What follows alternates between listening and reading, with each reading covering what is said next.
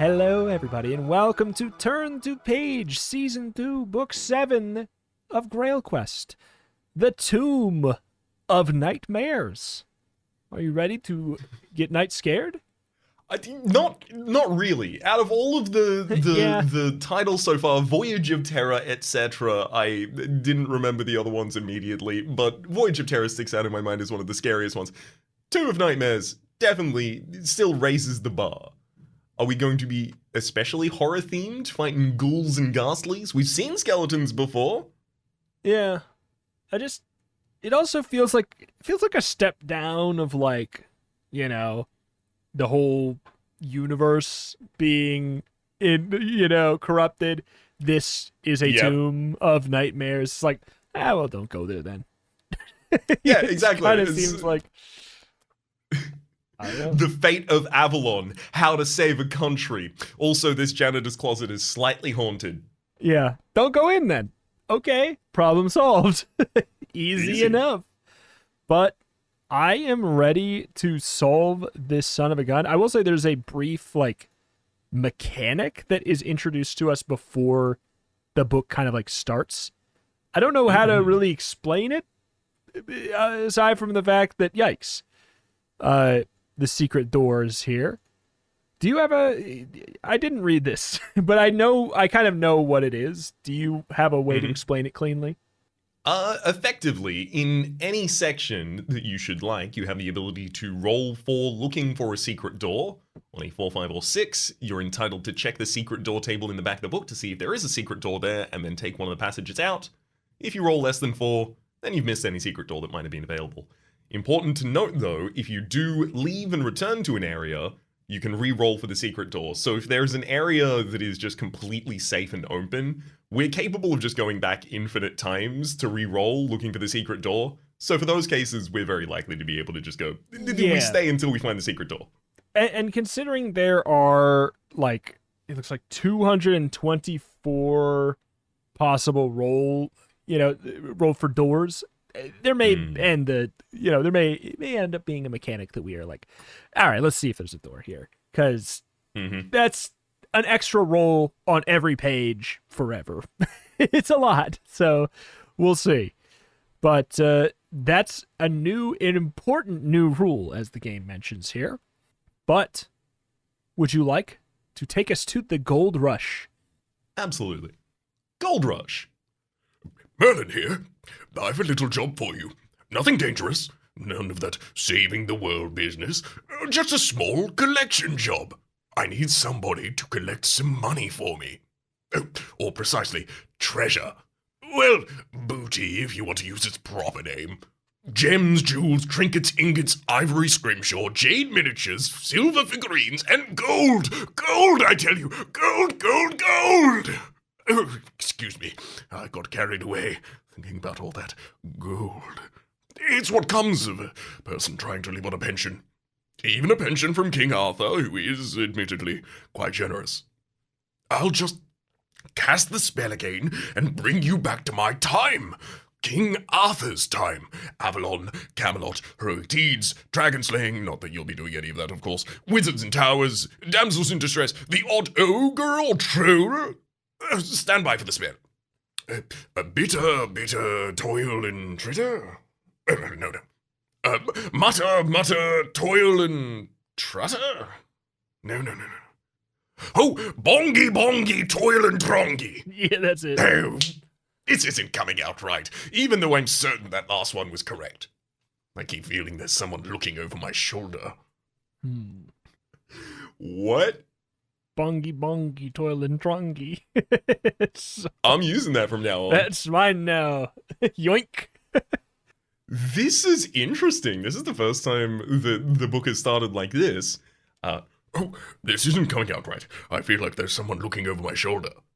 Page 1. Double, toil and trouble. You tell him impatiently as a silent And more or less painless. explosion inside your head transports you through the centuries to... What? The spell you were trying to remember? Double, toil and trouble?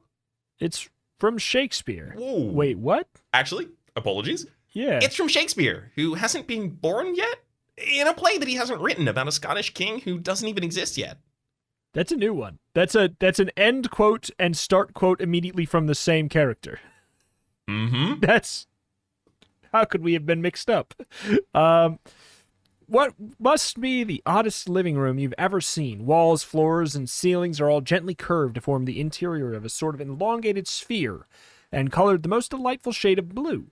Merlin has always lived in some odd places, but what can this one be? A rock egg. Says Merlin, who's obviously been brushing up on his mind reading. Some drunken sailor presented it to King Arthur. Since he hadn't any use for it, he gave it to me. As I was a little short of living spaces at the time, I moved in. Short of living. To your certain knowledge, the old fool owns a log castle in a forest, a bubble house at the bottom of Glastonbury Well, a hollow tree house, a magic cube house, a philosopher's barrel house, and a crystal cave. Each one fully furnished and equipped with spellbooks and alchemist furnace. He needs another house like he needs rabies. If this old fool's still reading your mind, he ignores it.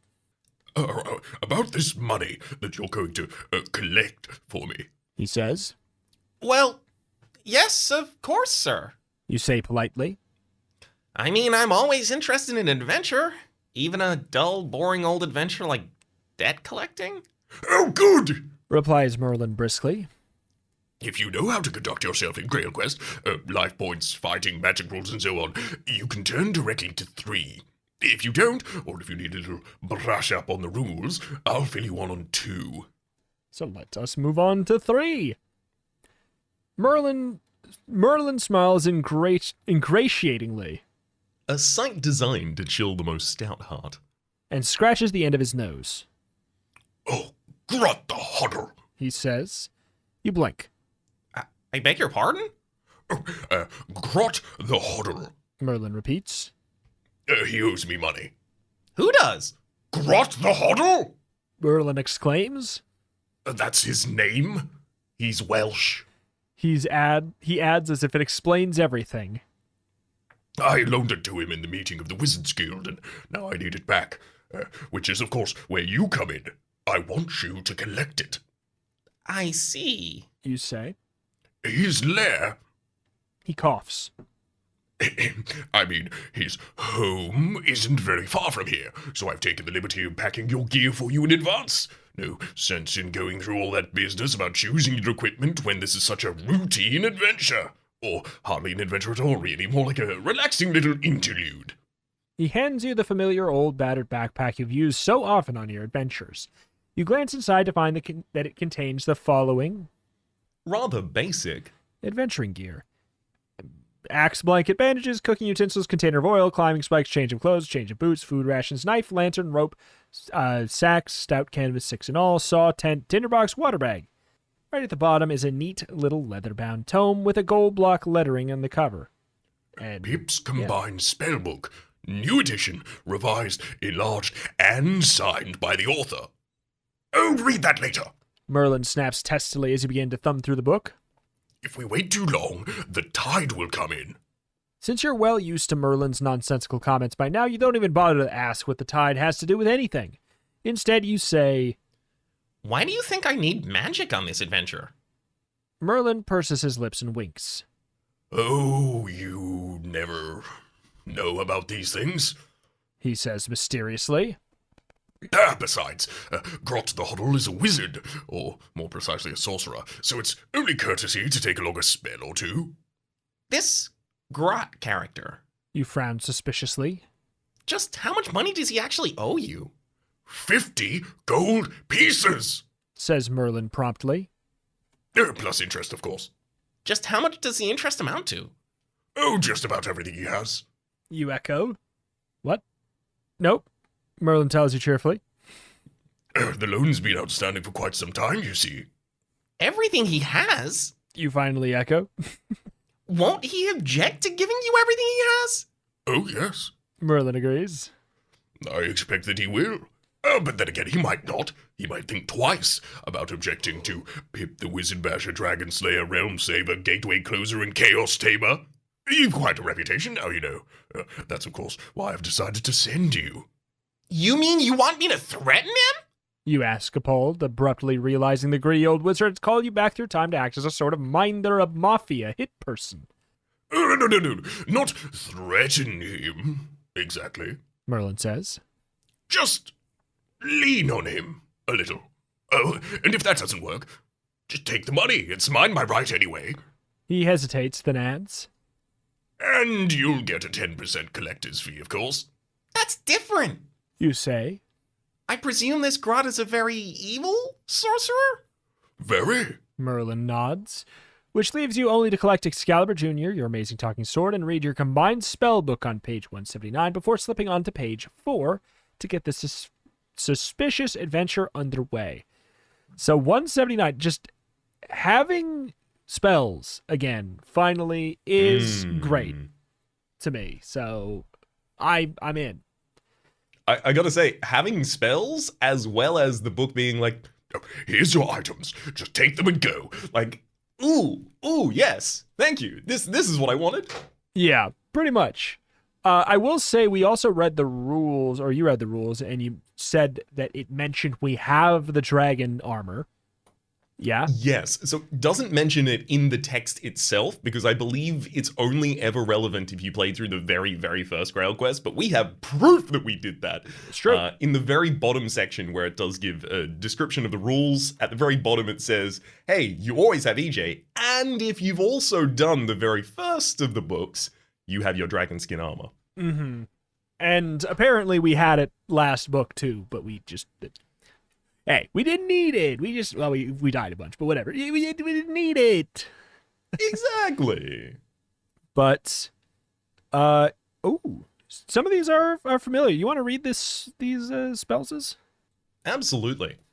We have Pip's Armor of Nearly Impenetrable Coruscation, which is 4 damage point reduct from any instance? Yeah. Huh. Any damage scored against the user. Additional to any other deductions like your dragon skin jacket, etc. Cool. Mm-hmm.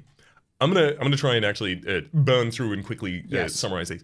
Pip's Outlandish Wall. More damage on your next attack that you do to an enemy. Pip's instantaneous levity and laughter causes the opponent to fall around laughing and miss rounds in combat. Pip's attacking dart, which is just a dart to attack an enemy, does damage. Pip's immunity to poison has to be cast before poison is taken, but prevents the poison from killing you. Pip's instant neutralizer, and it opens magically locked chests and doors, counter effects a spell. Pip's immense rapid repeater allows us to take 2 strikes in any combat session, for the entirety of that combat session. The very special spell of invisibility, which can only be cast once, but then says the sections where can only be cast once, can only be done in sections where invisibility is labeled as possible, but does, as you might expect invisibility to do, and apparently has huge effects. Firefinger, which we remember from the very, very first book, zap your enemy for 10 life points. Fireball, which we remember from the same, zap him for 75. Pip's patent lock picker will pick a lock on a section on a throw of 6 or 2, better on 2 dice. Okay, yeah, pick locks. Makes sense. Pip's Incredible Duncher, which is a magical cap that makes you small. Pip's Amazing Legume spell, which makes friendly reactions from attacking vegetables. Pip's Instant Levitation, which makes you levitate 3 times over the course of the adventure. And then finally, Pip's Obliging Power Sword, which alters EJ's power. It'll double the damage by EJ on the next, but halve it on the roll after that. Huh. Must be used before rolling to determine a hit. Could you use that? You could probably use that with... Oh, interesting. Must be used before rolling to determine a hit, which does imply that it doesn't take combat action. Yeah. Mm-hmm. Which I will say, there's that one that makes your attack do plus 10 damage. So you could do that. Plus double it. I mean, maybe you got a stew going. Interesting. All right. Well, back up we go. It seems like we basically have, like, the gang's all here for the most part with those spells, which is great. Mm-hmm. All right. Feels very, very familiar. I just miss Firefinger. Like, it added this really interesting layer of strategy in such a simple way. Mm-hmm. I don't know. I remember so clearly each of the moments we had to, effectively pare a fight down to, okay, how many fire fingers do we need to expend over the course of this fight in order to survive against the average damage output of this enemy? And Medusa, effectively, is largely what I'm remembering in that instance. But, what fun that was. Anyway, page 4. All ready?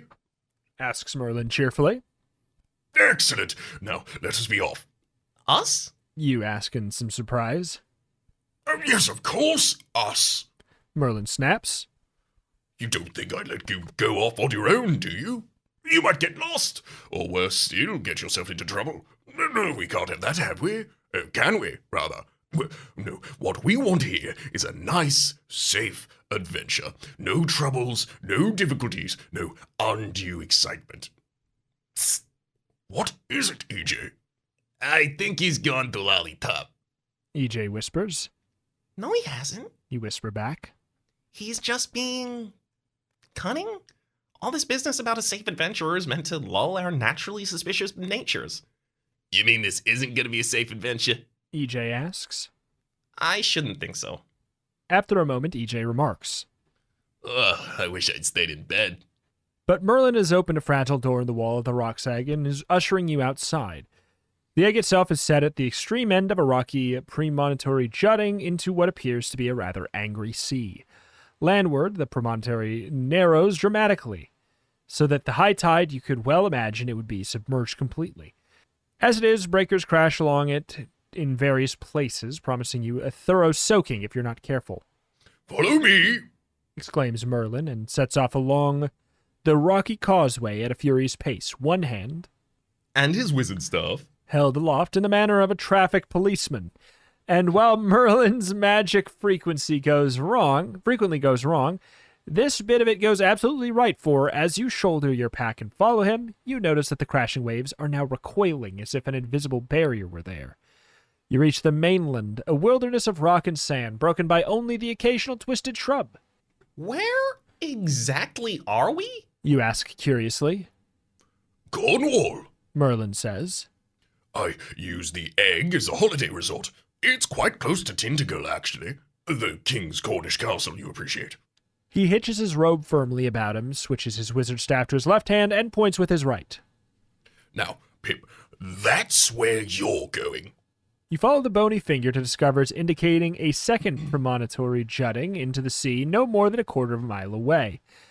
At the end of this one, bravely set against the waves, is a gray stone tower. Although rocky, the causeway is substantially wider than the one to Merlin's egg, and it seems to be a proper little road laid along it.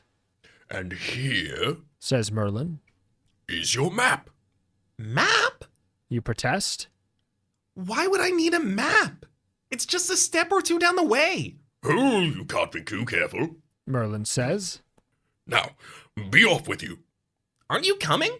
Oh, good heavens, no. Far more important things to do. I got you this far. You can surely look after yourself from here. He glances around nervously and begins to scamper back across the causeway to his rock egg. Hey, wait a minute! You call. You haven't even told me what this Grot character is like! I mean, how am I gonna recognize him when I meet him? He's quite old. Merlin calls back over his shoulder. In fact, he's so old, some people claim that he's been dead for years. But I shouldn't listen to that sort of wild rumor if I were you. And that seems to be all the help you're going to get from him on this safe little adventure. The landward end of the promontory leading to the stone tower is only a few minutes' walk to 47. If you want to waste time consulting the map he gave you, you'll find it on page 26. If you want to waste time, they're really trying to lead us on that one, huh? But it's additional information. Even if it's even if it's not information about the actual lay of the land around here, it's information about what Merlin thinks the lay of the land around here is. So I think it's still important. Yeah. All right, let's go to 26. Let's do it. What the heck? Hello? None of this is as it should be. According to this map, the keep to the west at the end of the promontory is a false keep. Whatever that may mean. While going north or east leads to death and destruction respectively in nasty surrounding places like Strangulation Forest and Doomglug Swamp. Those are some Goosebumps names right there. Doom Wait, log, I love it. Also to the south, it's pointing. Okay, well, I guess maybe. But the oddest thing of all is, according to this document, Grodd is dead, or if he isn't, he soon will be. Since they buried him, his tomb is clearly marked on the map. None of this makes any sense after what Merlin told you, but you're going to have to make a few decisions anyways. And the place to make them is on page 47. So That's so good. to the south, it points to Grott's tomb, and it just says Grott rip. R.I.P. He's got a headstone and upturned earth for his grave and everything. Yeah. Well, on to 47. That didn't take long. You're standing landward of the rocky promontory. This is the most I've ever said that word in my life. Leading to the gray stone keep of Grot the Hoddle. That neat little road you notice in the distance looks even neater close up. Very nicely surfaced for a wilderness place like this. Runs westward almost dead straight until it reaches the keep itself. Westward takes you to 13, eastwards 56, north to up the coast 65, or south down to 36. Okay. So, the neat little road you notice is even neater close up. So, I mean, if we wanted to go to the tomb to the south, we know it's down there. That would make sense, given our read of the map. Merlin himself said that we needed to go to the false keep, right? It's true. But he also called it not a real keep and called it and said that's where the keep is. So I don't know. I mean, should we go to our usual strategy of picking between directions, or would you prefer to head to Grot's tomb to get more information?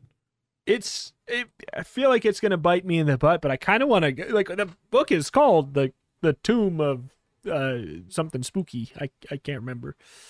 The Tomb of I think is what it is.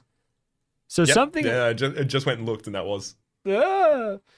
So I feel like I'm really curious because it would give us a lot of information really quickly. Is kind of my thought, whether or not it's the right path. I like it. I wouldn't mind going there. I just feel like, because it could give us some meta information. All on board. Same reason I wanted to read Merlin's map. Let's meet on 36. All right. The road twists and turns alarmingly, sometimes even doubling back on itself until you're hardly sure which direction your steps are even taking you. For a time, you seem to be traveling south as you did originally, then for certain you turned eastwards for a while, then southwest, then east again, then northeast. See, reps? Ooh. We got there. Fortunately, before your confusion gets too great, your eagle eye spots a signpost ahead. A single arm pointing northwards towards a sheer rock face just a little way beyond. And on the arm in Gothic script is written just 2 words. Grot's tomb. Tomb? Surely Grot isn't dead, because if he is, then how are we going to collect Merlin's money? Pretty easily, honestly. Surely even Merlin wouldn't want to turn you into a grave robber. Although you never know, of course. Frowning, you move past the signpost towards the cliff face, and sure enough, the mass of rock shows signs of having been worked at some time in the ancient past. Tunnels and passageways have been cut into it. Many of these are now completely blocked by fallen rubble, or so overgrown by thorn bushes as to be quite inaccessible. But closer inspection shows 4 entrances that could actually be entered. The first is a broad, stone-flagged passageway, which, however, reaches an apparent dead end some 30 feet into the rock face. The second is a narrow, gloomy passageway at the end, which you can just make out a closed door. Third is a wider, almost open-ended chamber, at the northern end of which closed double doors are clearly visible. And the fourth is a single door set in the cliff face itself, tight closed so that there's no means of telling what lies beyond it. What are you gonna do? Asks EJ curiously. A good question. There's still an opportunity to retrace your steps, but which will ultimately leave you back at 47. But if you wish to find out about this Grot's Tomb business and what it's all about, you can go in the first entrance on 7, second at 17, third at 22, or fourth at 51. Oh my, oh my. So 36. Wow, we immediately got another... I'll say it feels like we made the right choice, being offered 4 options like that for, like, going where we need to go. I just wonder if we may end up needing some information from other areas to correctly navigate these. Is how it goes. That said, I'm happy to learn that manually. Hey, that's kind of where I'm We have at. 4 doors here. We have spells it? as well. Like we got spells, we got armor that some other rookies aren't gonna have. Like we might be able to Very just true. face smash it. But yeah, the first is a broad stone flagged passageway which reaches an apparent dead end. Apparent dead end. Oh. Apparent dead end. What do you want to bet? I forgot about the secret doors. One of these is the northeastern door, right? One would assume. Although I can't really tell. Narrow, gloomy passageway. You can make out a closed door. Third is wider. An open-ended chamber at the northern end of which closed doors are clearly visible. I mean, I'm fine to kind of just go through. We said that our favorite number was 2, right? We chose that last book. We did. I will say, I believe the northeastern one is the fourth door. The single door set into the cliff face itself, tight closed, with no means of telling what lies beyond it. 51, we'll go to fourth door and then second. Let's do it. And also I rolled for our secret door, and there is no secret door here anyways. So, all right. Great, cool. You hesitate. Above the handle of the door is a large wrought iron knocker in the shape of a gargoyle face. Should you knock on 11 or just try the handle on 30? I mean, it'd be rude to just burst into someone's house. I mean, it's like, what's the worst that's going to happen if we try the handle? Like, Exactly. oh, I know that what's the worst that's going to happen. The gargoyle face comes to life and bites us. But I'm willing to have that be proven right rather than be rude. Exactly. Let's do it. I'd rather have my hand bit off in real life than be even a little rude. Legitimately fair. You try the handle. Oops. Also, let's roll for the freaking door. Okay. No, there's no door here. You try the handle and discover this door opens easily, leaving you in a large empty chamber. so- Wait, what? Did you not try the knocker? Oh my god. To be polite. To be Page polite. 11. Oh yes.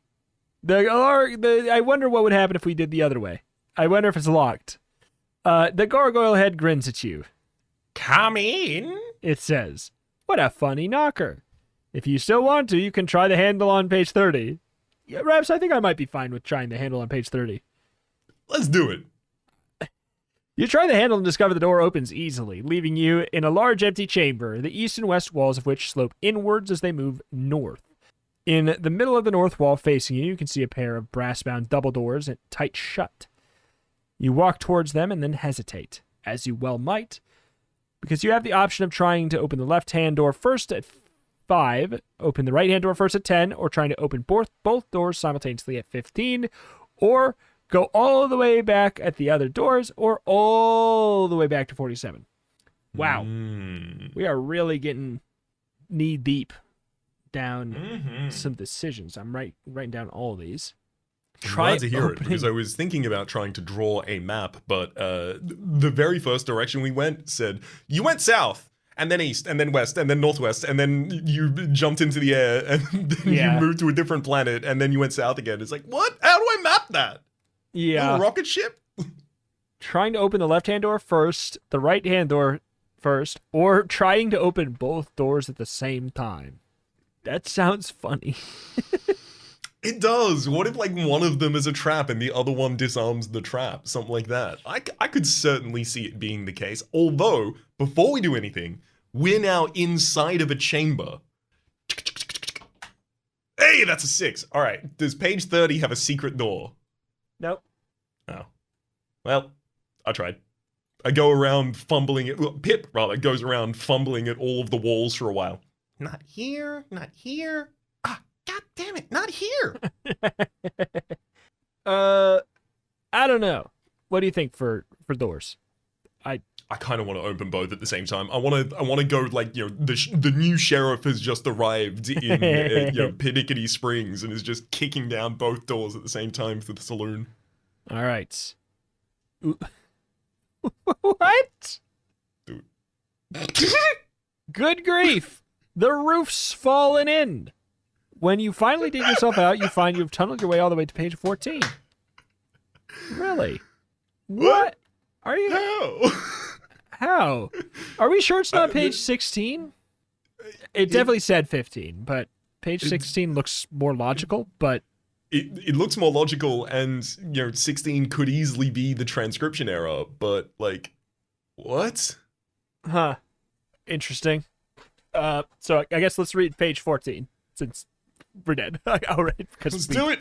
opened 2 doors at the same time. Instant death. I forgot how badly they built caves and mountains back then. Yep. That's a load-bearing door right there. Oh, but only if only if it's closed. It's not. Only one door. Well, that's it then. Knackered yet again. 1 dead Pip, a severe case of galloping rigor mortis. But don't hang about feeling sorry for yourself. Leap forward before you stiffen completely and roll up your life points again. Once you've done that, you can decide whether to return to the section you just left or start your adventure again from the beginning. There's pros and cons to both courses, so consider carefully. Whatever you decide, you must first record your unfortunate demise on the Deathometer on page 185 at the end of your adventure. It allows you to compare your adventure score with those of your friends who are making their feeble attempts to scrape through this adventure with considerably less expertise than yourself. Huh? I'm sorry to say that with our first death here, we are no longer capable of reaching the adventure rating of Adventurer Lord. If we die up to a total of 5 times, we can still become an Adventurer Knight. Then it's Master Adventurer, Senior Adventurer, Adventurer Novice, and finally, if we die 25 or more times, Bungling Nincompoop. Is it really? Death rate is the total number of boxes blocked in. What? Mm-hmm. And your adventure score is 1,000 minus your death rate. So it's literally Why? just 1,000 minus how many times you died. Why does it start at 1,000? Well, because I might die a lot. I know, but why isn't it just 25? It's like when you play one of those games that, every single score ends in 1,000, and it's like, You could just say you Final could have Fantasy. just... The top score could have just been 36. Why is the top score 36,000, then 46,000? Yeah. 46,000 is actually higher, I guess. That would be the top score. Yeah, it's like Final Fantasy. Like, my ult does 3 million damage. It's like, oh, sick. It did like 3% of his health. It's like, okay. Honestly, there is something I deeply love about a game that can, deftly avoid that and is like, 1. 1 is impactful. Enjoy your 1. I know. I love it. I'm a fan of 1 damage, sometimes 2 damage.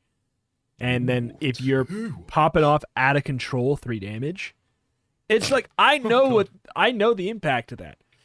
It does leave you with the weird space where upgrading from 1 damage to 2 damage is so massively impactful, it's ridiculous.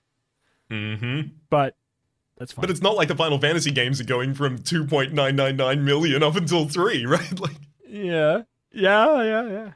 Increase your damage by 3%. Oh no, you don't get the option of getting 3% damage upgrade, 6% damage upgrade. Oh no, what a loss that is. Okay. I don't know how I'll survive. How will I survive with no 12% damage upgrade? Okay. Back to page 30. Left or right door? It's got to be the left door, obviously. Okay. That's on 5. It's a 5. Good grief. You've fallen down a pit. Roll 2 dice to discover how many life points you've lost. If this kills you, go to 14. You may climb. If not, you may climb out of the pit and discover that the door you tried to open has not opened. You may either try both the right-hand door or both doors simultaneously. I think we should try the right-hand door. Let's do that. I gotta tell you, I rolled a Snake Eyes. We're taking 2 damage, and our max HP was the second highest capable. With a roll of 11, we got 44 max HP plus 11 maximum HP from previous adventures experience. So we're on 53 after that pitfall. All right. Let's go to page 10, right? Absolutely. Good grief. You've been struck by lightning. Or rather, zapped by a Firefinger lightning bolt attached to the door that you just touched. The door itself, however, remains tight shut. You lose 10 life points. Now you can try the left-hand door if you'd like. No. Hey, let's give that a go. Wait, what if we try them both at the same time? You know what? I now definitely understand why the roof fell in. Yeah. Okay. All right. So wait, 51. I believe. What was 51? Oh boy. Oh, that was the handler knock. Something? So 36. Yep. 36 will get us back to the entrances. We have the first, second, and third at 7, 17, and 22, respectively. We said we were going to go to the second, so let's go to the second on page 17. Perf. The gloomy passageway runs north only a short distance before ending in a door. On the door is a plaque inscribed with the words, Death lurks beyond this portal. which you must admit makes a change from a welcome mat. If you feel this message is simply psychological warfare, you can try the door on 62, or you're quite free to zip back out and try another entrance. Yeah. You know? I think death, the metaphysical concept of death, resides here. I think that's it. That's my pull. If we go in, we just see a Grim Reaping dude. I want to do it. I want a Harley Davidson t-shirt in real life. Hell yeah, brother. Vroom, vroom. Creak! The door opens slowly, slowly at your touch. You pause to draw EJ while the door itself is open, only a crack. Then you bravely fling it fully open and leap forward, right into the arms of a skeleton. This is feeling more like Goosebumps, where they're like, it's all bad, nerd. Joke's on you. All the options kill you. Hack, slash, cut, thrust, stab, kick, gouge with lightning fast reflexes. I've played Parappa. I know what that's. You fling yourself into combat mode, sword flashing, dice rattling. Then you lower your sword sheepishly and put away your dice, having suddenly realized this isn't an animated skeleton, just a mortal remains of some previous adventure long gone to 14. The bones, it appears, had been wired together and hung up behind the door as a frightener. You step forward, boots crunching on the bits of hacked-up bones scattered all over the floor. You're standing in a high-ceilinged, hexagonal chamber with stone-flagged floor and dressed stone block walls. It's bone-dry, musty, and silent as the tomb. Appropriately enough. There are double doors set into the northern wall. Let's open them both at the same time. You can hopefully open these double doors on page 6, but in a place like this, it might be worth searching for secret passages, which you can do at 12. Well, speaking of, I guess we should probably... I'm going to tell you what. I've checked, and there wouldn't be a door even if we rolled. All right. Mm-hmm. So I do feel like checking for a secret passage will murder us, but I also want to do it because I don't want to know that it was the correct choice and we just didn't search. Here's my offer. I guarantee it won't kill us, and it's because the game is still at this point trying to teach us to use secret passages. And if in your tutorial you're like, here's how you drink a health potion. Whoops, it went down the wrong pipe and you died. Like, no one's using a health potion in your game. It's true. Let's see if Game Design 101 holds up on page 12. Bit of luck there, Pip. You have not discovered a secret door. Oh. You've actually discovered 3. Oh. 2 lead into narrow little tunnels, one of which runs southwest, the other southeast. The third gives access to a wider corridor running east.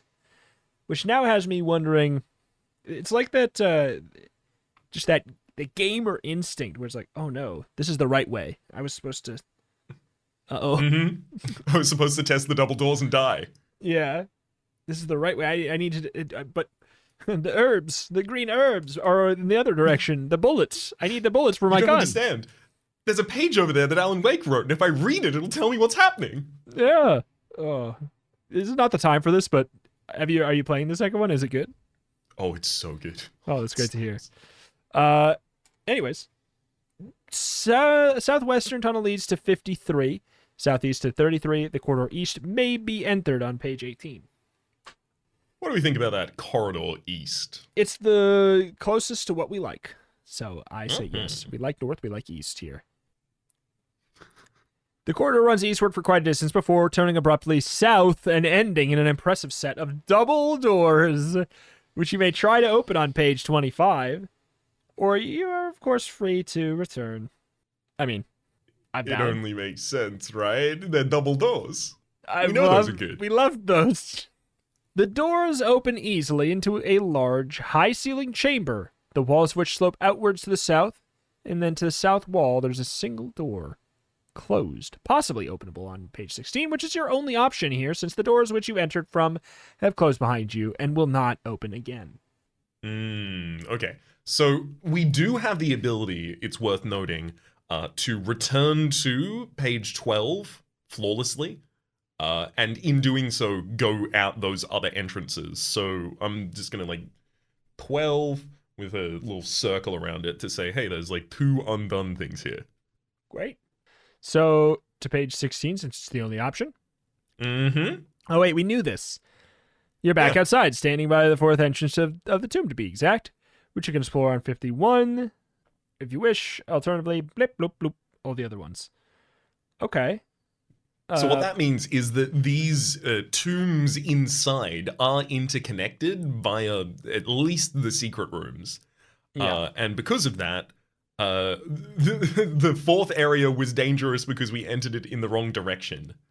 Yeah, interesting. Second area seems to give us access possibly to... I mean, it had 3 secret doors. Maybe the second area gives us access to each of the other areas. I don't know. Let's go to page 12. And I like the idea of exhausting pathways. I love it. Southwestern or southeastern? Southeastern is still at least a little east. Perfect. 33. The tunnel runs southeast for only a short distance before ending in a one-way door. As you step through, you find yourself in a large chamber open to the south, but with double doors set into the wall to the north. Even a passing glance will tell you going south will take you outside. If you want to leave, you can still try the other entrances. But you also have the option of opening the double doors with a flourish on page 80. Okay. With a flourish. I mean, I've always wanted to open double doors with a flourish. I tried to do it recently, but they killed me about it. All right. Let's go to page 80. They wouldn't do it twice, right? Thunk. As you fling back the doors with a flourish, you have just enough time to catch a glimpse of the solid wall beyond the built-in spring-loaded mechanism that launches a spear that impales you directly through the belly button. Assuming you have one. And protrudes alarmingly out the back for a loss of 20 life points. Hanging from the end of the spear is a scrap of parchment on which is written the words, I did warn you. Signed, Grot the Honorable. If this unexpected development kills you, go to 14. If not, twisting the spear while screaming loudly will remove the weapon from your body. After which you may leave this disastrous chamber, go outside, and select another entrance to the tomb. All right? Let's see. Back to Well, page... so that doesn't give us any new options whatsoever, and we don't even get to keep the spear. We get to keep the wound. We don't get to keep our belly button anymore. All right. No, we no longer have one. Let's just go to 53. Let's exhaust and let's see how many ways this kills. Or do we just have a large belly button? Yeah, let's go. The secret passage ends in a one-way door, which gives you access to a second passage running due north-south. What? Due north-south. Yes, so it's going up and down. It's Oh.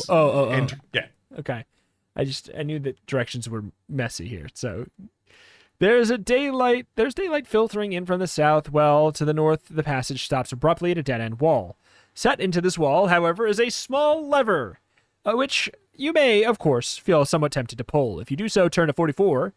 Should you prefer to find out about the daylight by going south, turn to 8. 2 options.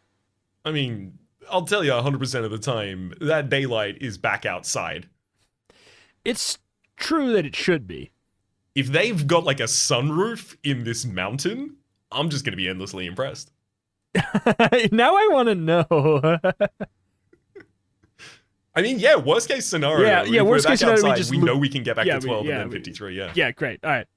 8. You're back outside, standing by the first entrance of the tomb, to be exact. All right. So let's loop-a-doop all the way back to 44, I guess? Absolutely. So that would be heading back in through the secret entrances and then going north in that tunnel instead.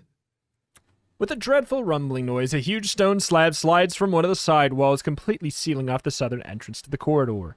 You stand in utter darkness, wondering what to do next. And with limited options, one might add. You might try running at the stone slab with your head, in which case turn to 24, or waiting patiently to starve, in which case try 14. or pushing back the lever the way you found it Which EJ considers far too easy a solution. on page 68. Okay, so 44, we actually have options. 24. We do indeed. Let me Just just quickly... die. We can also No secret door, never mind. We can also just die on page 14. That's appealing, that's appealing. I mean, running into the stone slab with our head cannot be good. It can't Alright, so be good.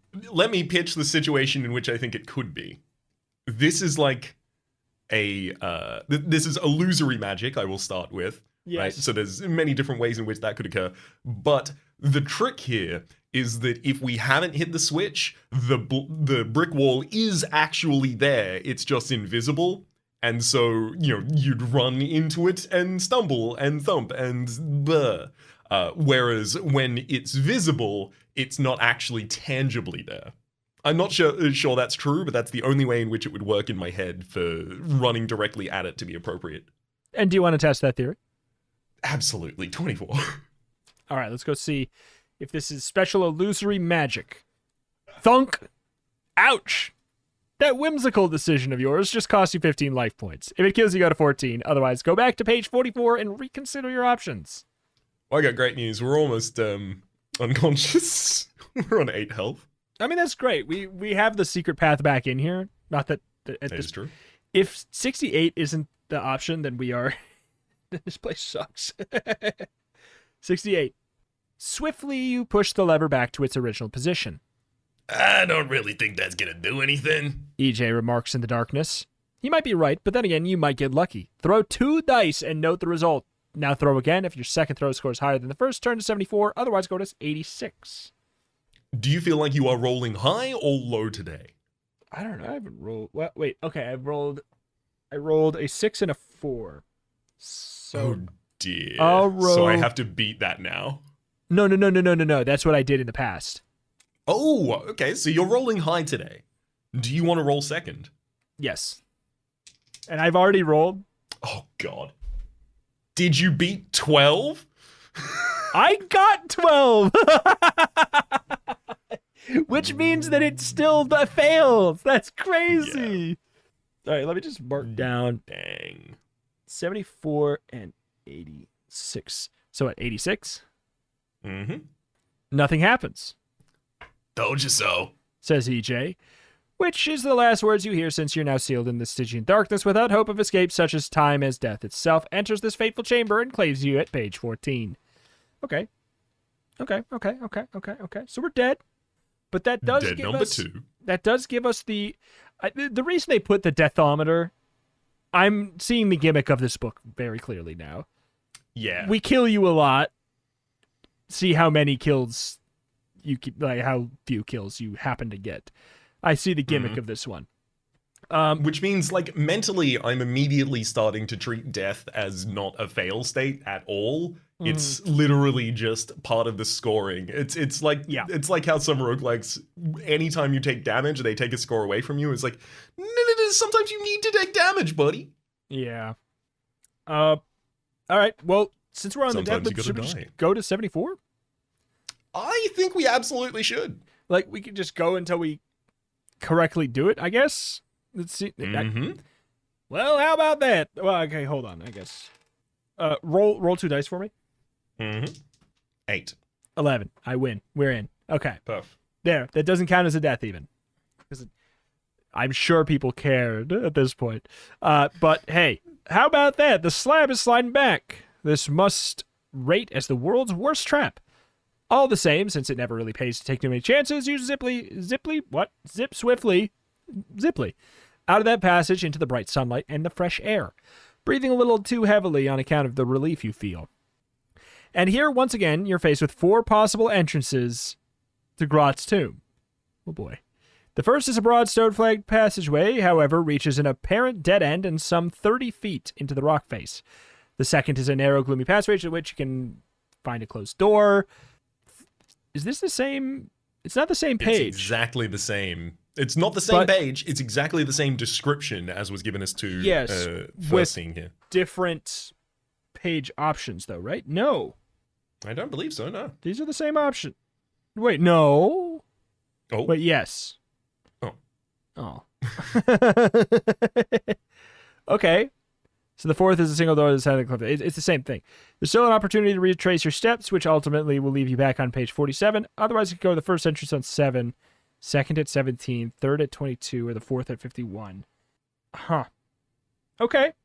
Okay. So we've been in through the second and we've been in through the fourth. So I believe 7 and 22 should both be new entrances for us. okay. It's 30. Oops.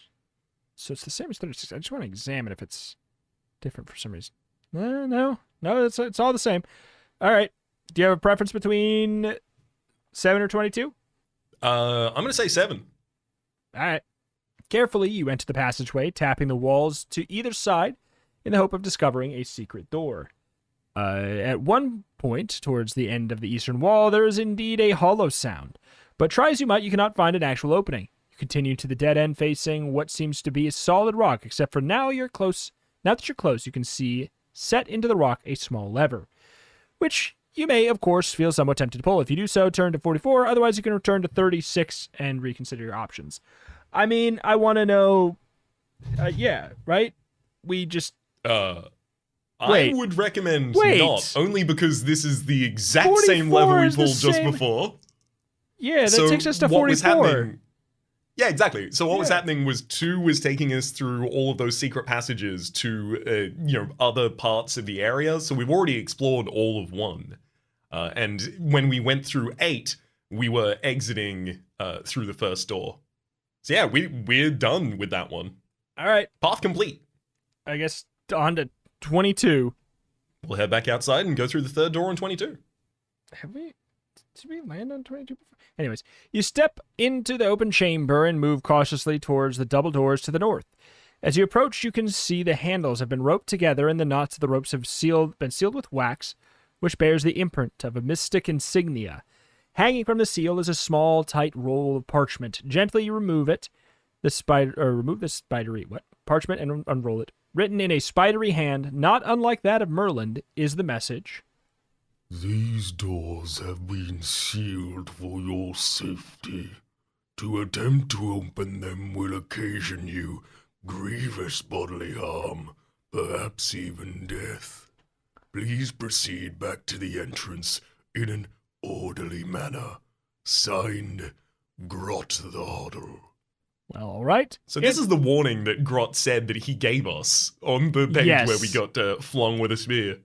Interesting. Does that mean Grot isn't dead after all? If he is as eccentric a wizard as Merlin, he may just be living in odd places. But be that as it may, what are you going to do about the message? If you want to leave, you can still try the other entrance. Nope. But you definitely have options. The option of using Alt EJ to cut open the rope, which allows you to open the double doors with a flourish on page 80, which we have done. Mm-hmm. So that was how we earned a new belly button. Very true. So, okay, we've done 74. 62 to 6 is the only thing we haven't done, right? And where was 62? That was when it was it was early on.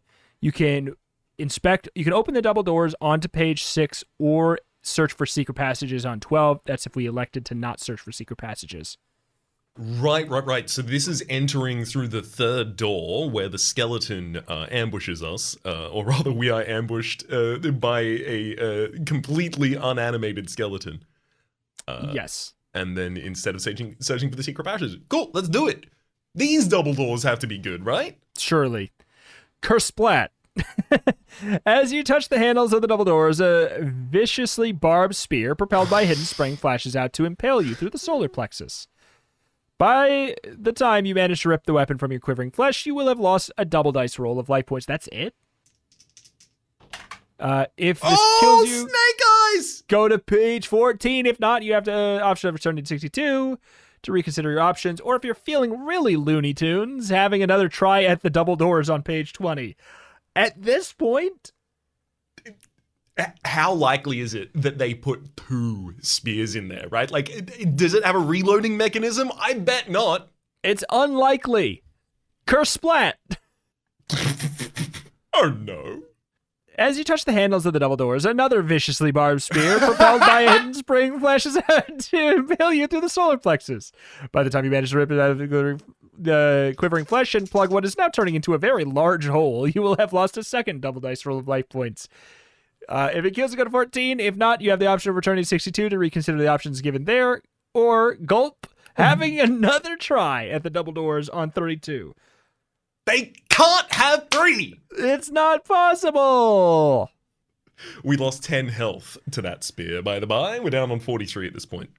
All right, 32, where there cannot be another one. Not at all. Kersplat. That is the sound of the spring trap set behind the double doors. Fortunately, quite harmless now, since it's run out of spears. You step through and the doors, and silently behind you, of their own accord, they close. You spin around and try to desperately open them, but to no avail. Quite obviously, you're trapped, perhaps forever, in this. You turn around to figure out where exactly you're trapped forever, and discover you've entered a long, dimly lit gallery running due north-south. Along the right-hand wall are hung 7 full-length, life-size portraits of what appear to be giant dwarves. Along the left-handed wall are huge oil paintings of graveyards. To the northern end of the gallery is a dark archway beyond which you cannot see. And here's an interesting development. Lying in the southeast corner is an old sack of the sort of adventurers would frequently use when they can't afford a backpack. Inside it is half a bottle of healing potion, good for 3 doses, each of which will restore a double dice roll of life points. Somebody's loss is your gain, Pip. Okay, we've unlocked absolutely a new whole section here. If you want to examine the portraits closely, turn to 21. If you like to browse along the graveyard scenes, 27. Search the right-handed wall for secret doors on 38. Left-handed wall on 50. Take a closer look at the dark archway, turn to 69. Holy moly. So we just had to get to... What does that teach us about the book we're going to be reading here? We needed to avoid searching for secret rooms actively, and we needed to take a spear to the chest twice and say, yeah, let's go again. Re-up. Yeah. Another one. I kind of like it now. All right. Do you have an immediate lean out of these available pages? I do not. I was taking all that time to write down the plethora of options we now have. Sounds great. I would really like to look at those portraits. They're giant dwarves. I like the thought of that, and also, yes. And also, it doesn't seem dangerous, and it seems to just be information. But we will see. Exactly. No. On closer inspection, the portraits turn out to not be giant dwarves at all, but a small selection of Grot the Hoddle's ancestors. Each portrait is identified in small brass plaques set into the bottom of its frame, and the 7 are, in all their own voices... All right. Thangthain the Terrible, the father of Grot. Goody Scratch, the grandmother of Grot. Boris Droopdangle, the great uncle of Grot. The Reverend Lancelot Bong, good friend of Grot's mother. Langren Stokes III, Grot's great-grandmother. Doomdark Moonshine, the great-grandfather of Grot. Hal and Aaron O'Shaughnessy, Grot's second cousin, twice removed by Undertakers. And that is Raps's audition reel.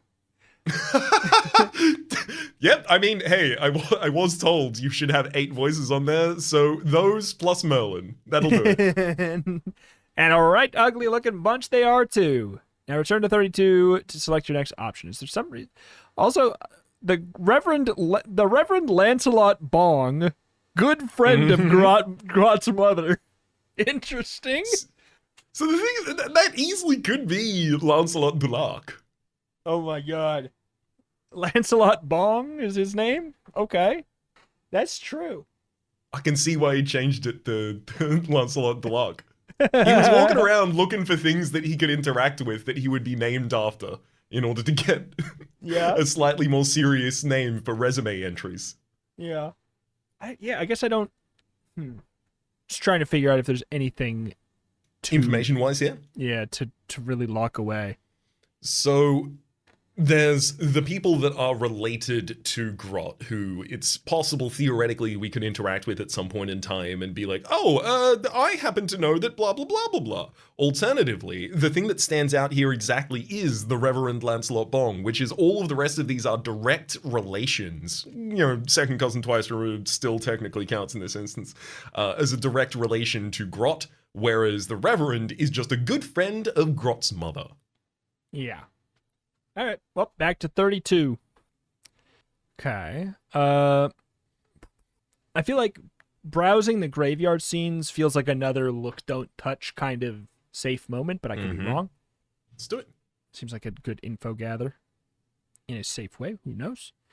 These scenes are quite tastefully executed, considering the subject matter, indicating an unhealthy obsession with tombs, open graves, rotting corpses, and the like. Several are identified by rhyming couplets, which is a typical example reading. The grave of Scrat who ate his horse. He's dead, of course. Now turn to 32 to pick another option. Scrat who ate his horse. If these things become relevant, I'm going to be over the moon about it. Yeah. Search the right-handed wall for secret doors. Left-handed wall on 50. Should you take a looking close archway on...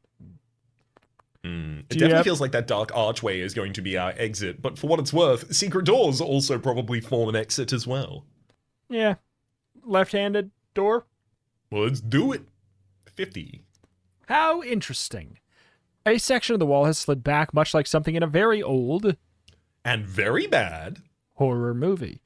Revealing a westward running corridor. Westward Ho at 67 will take you where the corridor leads, but you can also go back to all the other options.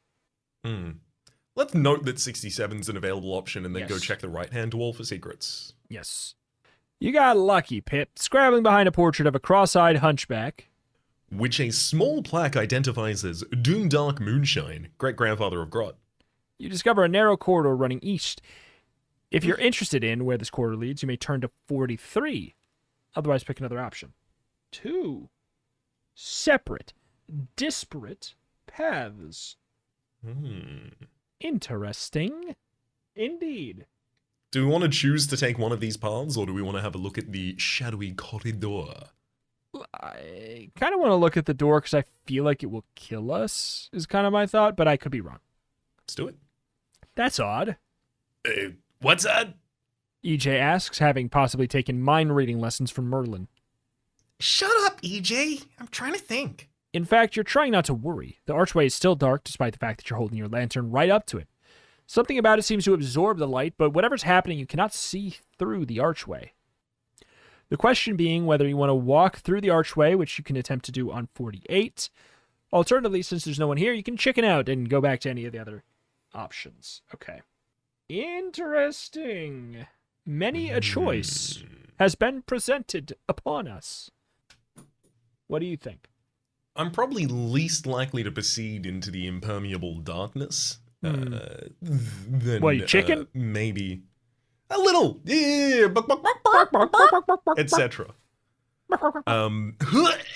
That's an egg. I think one of these secret paths leads to the east, and oh boy, that sounds good to me. Yeah? Wait, which one was that? Safety. I believe that was on the second one that we checked. Cannot remember which the second one we checked was. 38, quarter running east to 43. Yep. 43. Curse split. No. You're in an east-west Or west-east, if you prefer. corridor, which ends in stone steps downwards to the east and a door to the west. You may descend the steps to 28 or open the western door on 23, but doors have been so darn nice to us. Although I imagine that western door takes us immediately back into the room we just came from. Probably. Should we then cross that off and confirm? Or... Sure. All right. You find yourself in a rectangular room which seems to have been lined floor, walls, and ceiling with some type of blue metal sheeting. An open corridor running west while the closed door is set in the middle of the east wall. The western corridor will take you to 58. If you're interested in the door on the east wall, turn to 43. Or you may, of course, search for secret doors on 72. Huh. Huh? How? We went east from a previous, and So I'm going to assume that it's one of those secret doors that's one direction, and as soon as we went through it, we were now in a position where we don't have the ability to return through that same secret passage to the previous one. yeah, I think so. So the east wall 43, we have been. That's how we got here. Western corridor 58, or search for secret doors on 72. I'm happy for either. I believe that 58 is where we've been. Have we? I don't have it marked off anywhere, but that doesn't mean it doesn't eventually. It's all good. You want to find out? Like to? Yeah, let's go check it. Let's go find out. Since this seems wacky. 58. Wait, what? It might be another instance of two different pages referring to similar. Yeah, Area this and is text. this. Yeah, it is the It's all the same options as before, but it's on page 58 instead of page 32. That's interesting. So they're all the exact same options, though, bringing us to the same, the archway, the secret walls. Yeah. Okay. All right. Confirmed. So we have that confirmed. So let's go to 72. Let's finish off that path. Perfect. Looking for a secret door. Secret door. Wahoo! Wahoo! Yep, you found one. Slap bang in the middle of the southern wall of the chamber. It opens into a roomy corridor, running due south for 50 feet or so before ending in a closed door, which you may try to open on page 46, or ignore by returning to the chamber you just left from on 23. Why would we ever just, unless we know that this is bad? Nope, we don't know it's bad. We've got to figure that out manually. Yeah, let's go to 46 to find out that it's bad. Curse the door. Which proves to be one way after it slams shut automatically behind you. Opens into a corridor running east-west. The western aspect leads into a door on 52. The east, the corridor runs and turns sharply south to end in a door opens to 25. Okay. 52. So either of these lead to somewhere we've been, as far as you know? We've been to 25 before. Okay. So I'm going to say we've been to 25 before. Let's go to the western aspect on 52. You open the door and step forward, boots crunching on the bits of hacked up bone. We've been here. We've been here or somewhere basically like this. This was where we were, this was, I guess, the third entrance. This was where we found the skeleton and assaulted ourselves with its inanimate remains. But interestingly enough, that was on page 62. So this is another one of those where it's like, huh. So we're getting, huh. There's so many duplicate pages that they're just like, yeah, I'm not going to send you back to 62. You're going to have to go here to find out that you're screwed in the same exact way. All right. So that loops us back around all the way back to 43, in which we would choose to descend the steps instead. Yeah, that definitely seems... So this is taking the passage on the left-hand secret door in the gallery in order to get back into that corridor and then descending the steps. I like that because descending the steps to me is, you know, the universal game's way of telling you, hey, you're making progress. That's the hope. 28. Funny smell down here, Pip. A mixture of rot and gas.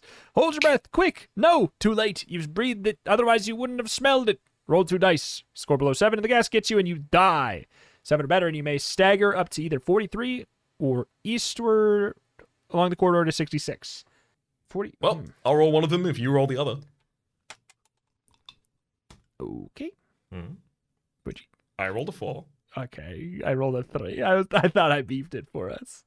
No, that's all good. 7 or better, and you can stagger. All right. Either to 43 or eastward along the corridor to 66. 43 is where we came from, right? It seems to be what it's implying, but we came from 46. No, we bent 43 is way back. Yeah, we've been to 43 a while ago. Cool. Let's go eastward along this poisonous corridor to 66. Get our kicks. On page 66. Afraid your troubles aren't over yet, Pip. Inhaling that gas costs you 15 life points of lung damage. If he kills, you go to 14. If not, you can go up to 43 or through the door on 49.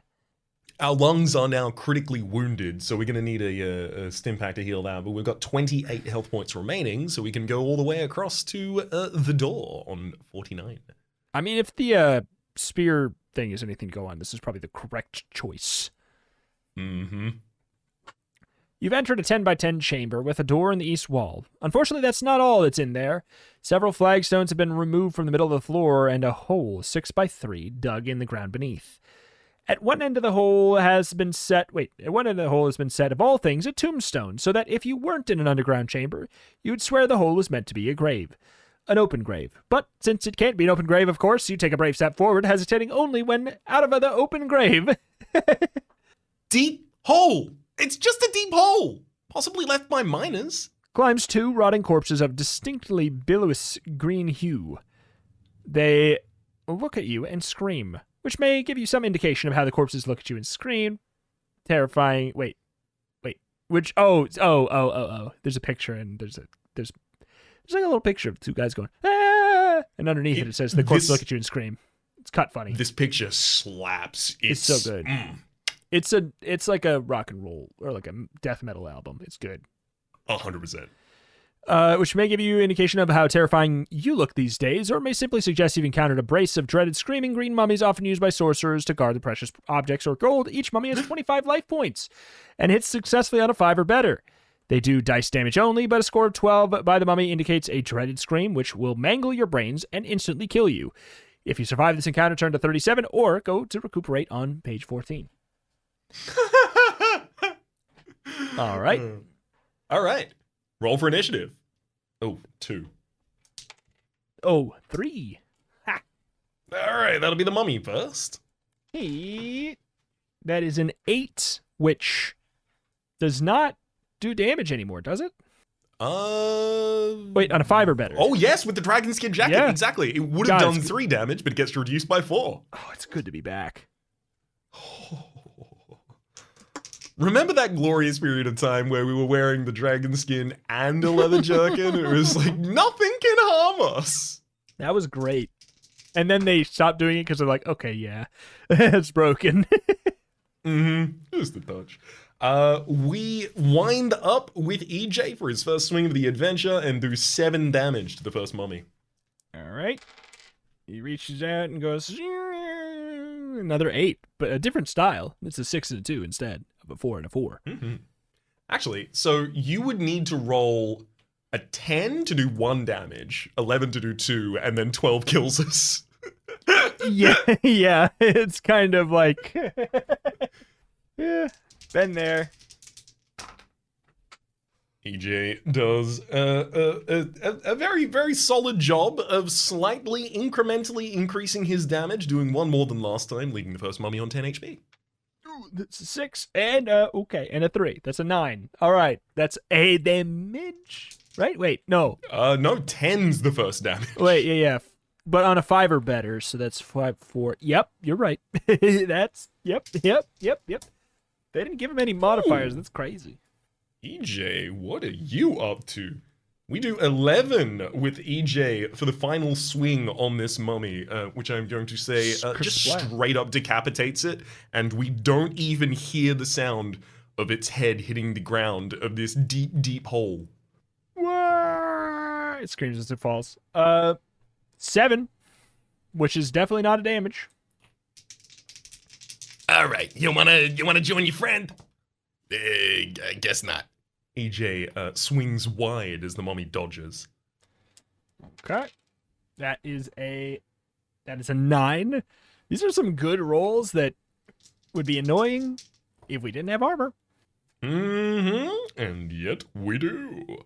And what we also have is another 7 damage for the first strike on mummy number 2 with a slash across its chest. That is a 6, which is a hit, but why even?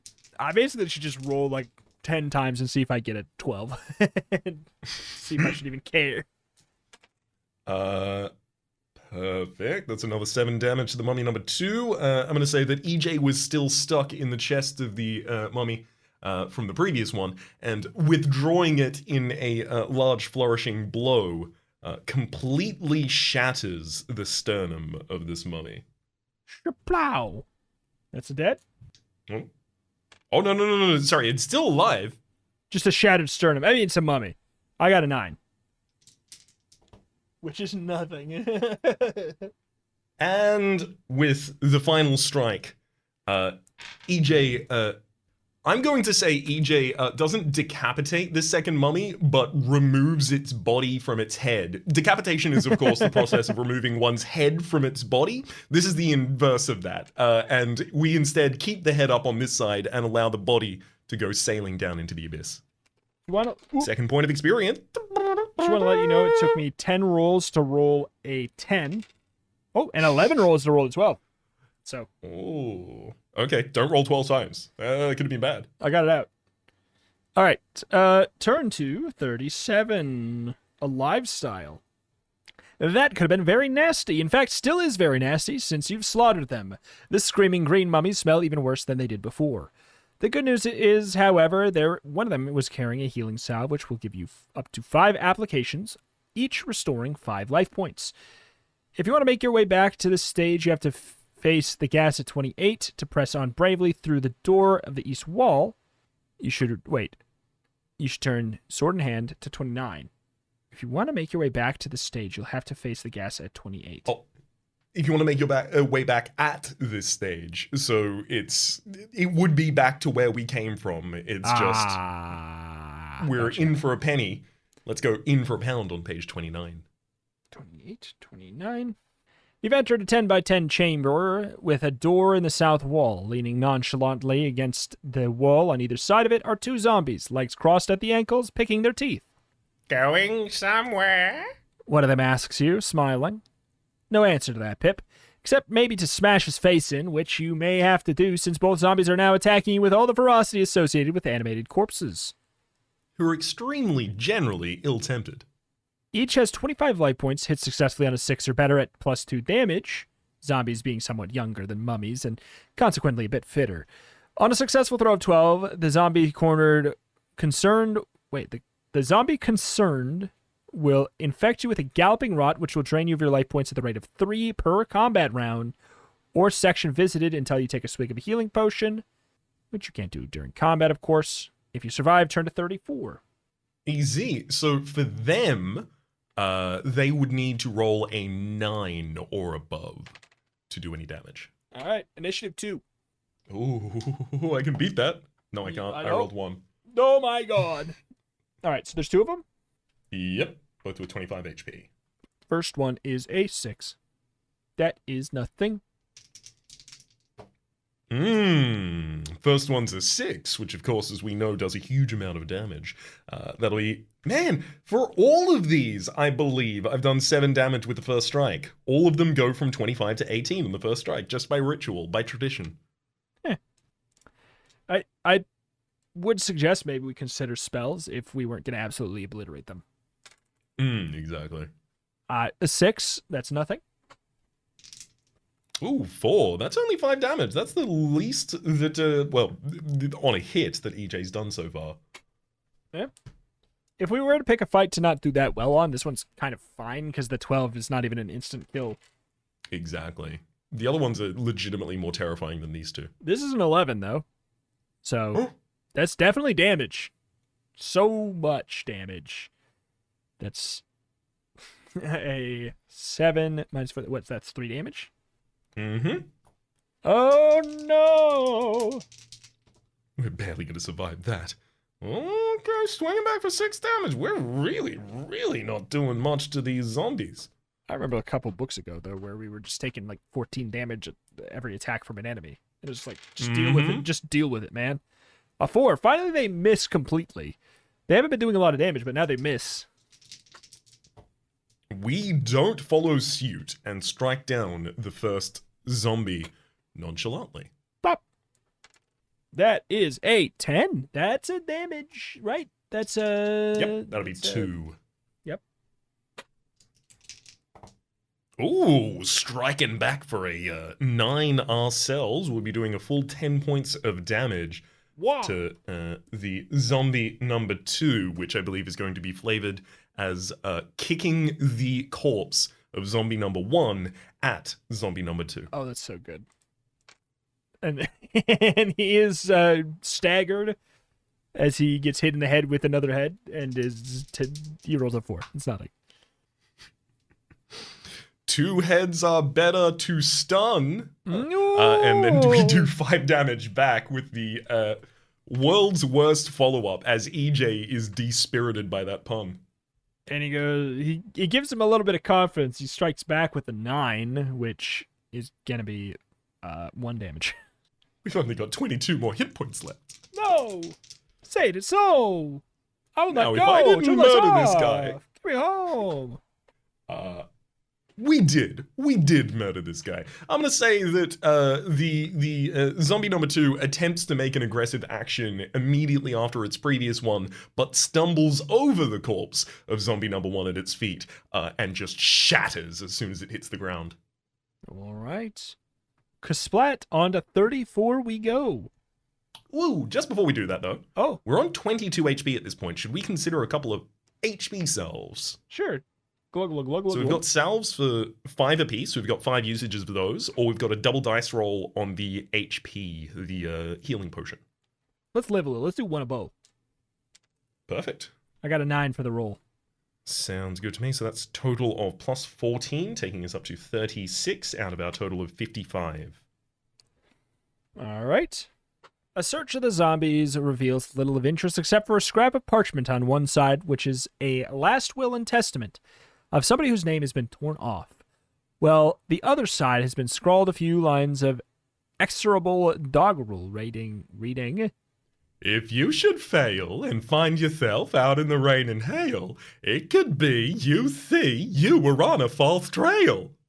Interesting rubbish. If you want to retrace your steps, you have to face the gas on 28. If you press on bravely through the door in the south wall, you should turn sword in hand to 41. I mean, it only makes sense to continue persisting. Pretty much. 41. You've entered a 10 by 10 chamber with a door in the east wall. Immediately flanking it are 2 coffins, out of which rise 2 saturnine gentlemen with large canine teeth. They're dressed in dark suits and cloaks. Don't suppose you brought the garlic, did you? Each vampire has 22 life points, strikes on 5 or better, does plus 3 fang damage. If he either throws a 12, you will temporarily become a vampire yourself for 1 round of combat and attempt to bite yourself in the throat instead of attacking. This contortion will take you 5 life points. Okay? Uh-huh. So 5 or better and plus 3. So these are guys, they got potential to hit. Which means if they roll a 7 or above, they will be doing some damage. Yes. Initiative is once again a 2.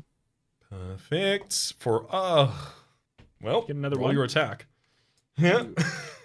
You gotta roll. Okay, well. I got a 3. He bites his own neck. Ooh. Oh, that cost him 5 life points. For the contortion of it all.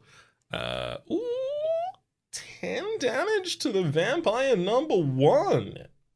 Whoa. EJ, Ah. as we strike, EJ belches a little and goes, Sorry. I had garlic for breakfast this morning. Oh no, blah! And he rolls a 4. It's a critical garlic waft. Perfect work, EJ. And oh my god, that's 2 6s. EJ just eviscerates the first vampire entirely. And in this one, it's not even trying to stab it. It's just EJ recognizing what the gentle waft of garlic did before and just summoning up a much larger belch. Oh my god. Next one rolls an 11. That's definitely damage. It's an 8. That's 4 damage. Is it 6? Oh, it's on a 5 or better. 3. Yeah. So it's a total of 5. Yeah. That's fine. Better than a 12. Rude. Because it sounds like a 12 is the damage and the vampire thing, I would assume. Yes. Yeah, And it absolutely. would have to be. EJ tries to summon up the courage and the wherewithal and frankly just the gas to do so again, and manages a tiny pitiful little pip of a burp, and the vampire chuckles to himself, and in doing so bruises his ribs for 5 damage. And he's been caught chuckling on a 6. That is, well, I mean, that's a 0. 0 damage. They caught me chuckling. Blah, blah, blah, blah, blah, blah, blah. Blah, blah. Blah. EJ takes just another chunk of the enemy, takes him down to 9 HP. All right. That is a... I got himself snapped out of it a little bit. That's an 8, which is going to be something. That is a I believe 2 damage. All right. Oh, come on. All I gotta do is just nick him. And I do. EJ nicks the vampire, and as it turns out, the vampire's carotid artery is directly below its 4th rib on the left side, which is so happens to be where EJ struck. Don't ask me how the anatomy works for the carotid artery to be there, but the vampire bleeds out. As the vampire is bleeding out, he's trying to cup the blood and bring it back up to his mouth to drink at the same speed, but it keeps slipping through his fingers, and he loses enough vitality to fall over. That's our 6th point of experience this adventure. Oh, if I knew I was so tasty, I might have just eaten myself. It's me, vampire. My blood type is a ragu. All right, to turn to 35 because we are alive. Hell yeah. In the pocket of one of the vampire's cloak, you find a bottle of bright red healing potion. It looks and tastes a bit odd, but it works okay. 6 doses, each restoring a double dice roll of life points. In the pocket of the other, you discover a silver key, and it strikes you that this must be a key to the door in the east wall. What? Hey. But an investigation discovered this door to be unlocked. If you want to retrace your steps, you have to go to 28. Otherwise, keep going, sword in hand, to 55. I mean, why would we turn around now, right? It strikes you that this must be the key to the door in the east wall. So one would assume that means earlier. But then it says, but on investigation, you discover this door to be unlocked. I feel like... But then it says the door is on the southern wall. I think the directions in this book are out of whack. It feels like you're trying to read a compass inside a giant electromagnet. Like, it's just spinning all around, and I'm like, I guess I must be spinning? What? Yeah. Well, 55? 55. Well, at least this isn't another 10 by 10 room. This chamber's, in fact, much larger. Larger? Larger. It's larger. Empty except for what looks like a series of giant budget perches swinging from the ceiling and with a door in the northern wall. This door rivets your attention instantly since above it is in a prominent notice you'll find. Grot's treasure room. Keep out. Trespassers will be eaten. You've done it, Pip. You've found the treasure room. Have we? Every evil wizard has an evil wizard's treasure room where they keep the things that we use to kill them. Yeah, but for me, it's more just like, I just looked down and we're an hour and 36 minutes in, or ish. Could it be that we've... Surely not. Let's see. You've done it, Pip. You found the treasure room. Loot and booty beyond your wildest dreams lie just within the door. Joyfully, you rush forward, forgetting to check those damn perches, which is a pity, because there's a dragon roosting on one of them, and the creature has 45 life points, strikes on a 4 or better, and does a terrifying +3 damage. What's worse, it will breathe fire on a throw of 10 or better, scoring an extra +10 damage. Chances are you'll be heading for 14, but if you get out of this alive, you may turn to 39. Well, I mean, we definitely use some spells. It's spells time, absolutely. I will say a fireball kills it. It would. Now, we would have to roll to create the fireballs. That's true. I mean, the enemy doesn't reduce incoming damage themselves. Correct. We could also go for the double attack. Pip's Immense Rapid Repeater. I do like that. Yeah. And we could go in for a double damage blaster or something. I don't know. So what's the plus damage one? It's The plus 10 damage? plus 10 damage. Pip's Outlandish Wallop adds plus 10 to the next damage caused by the weapon, by the next blow rather, delivered by the user. This is additional to damage shown by dice and weapon damage. But it takes three health to do that. Yes, so no matter what we try, no matter even if we succeed casting the spell, even if we fail, it costs 3 HP. Yes. So, I mean, I'm down to try to do that and double the damage for 6 health, because it could be cool. So there's Pip's Outlandish Wallop, and then the doubling would be Pip's Obliging Power Sword allows Pip to alter EJ's power. When applied, it will double the damage caused by EJ on the next throw, but halve the damage caused on the roll after that. It needs to be used before rolling to determine a hit. Plus 10 damage caused by the next blow delivered by the user, and will double the damage caused by EJ on the next throw.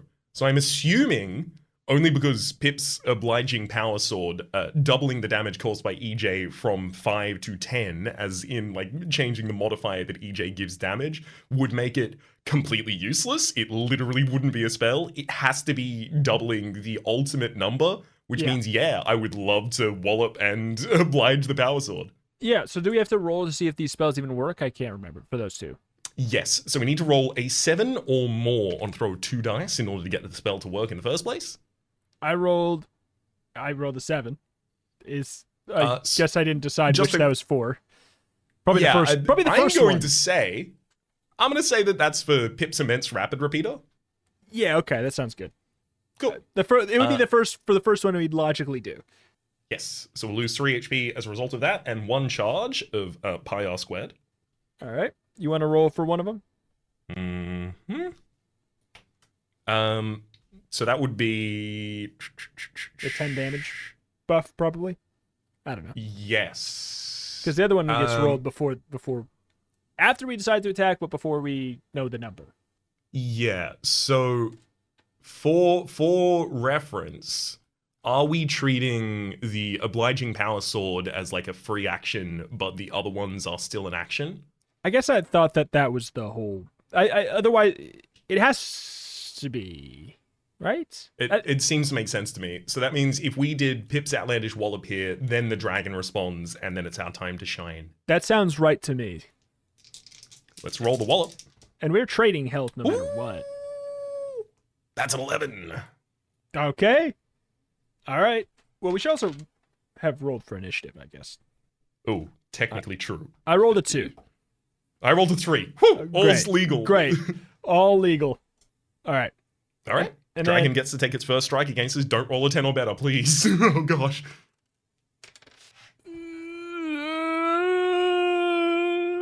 8. Not good, but also fine.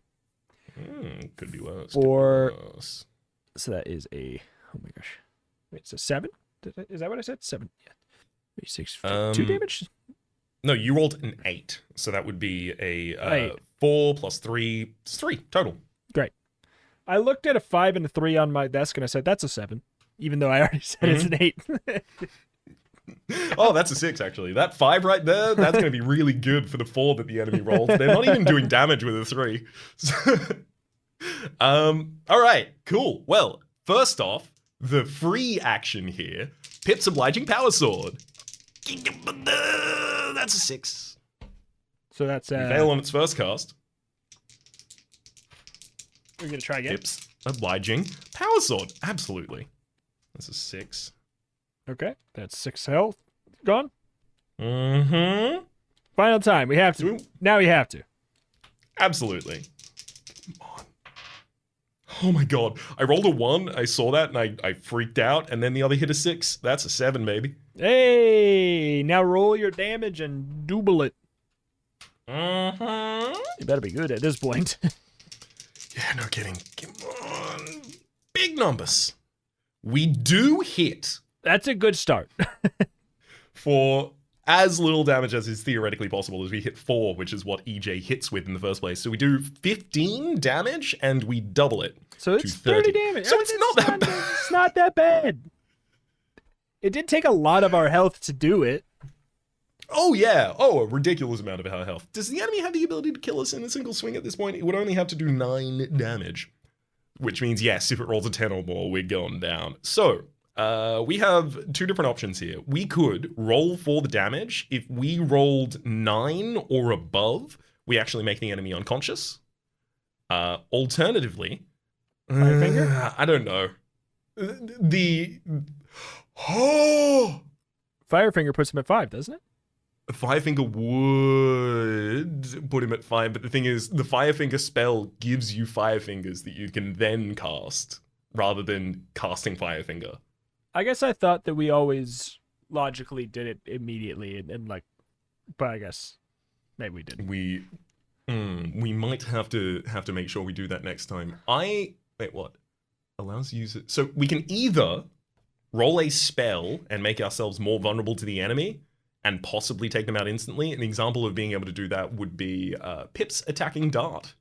That's just 10 damage straight to the enemy. It's literally just like a Firefinger for us, basically. Yeah.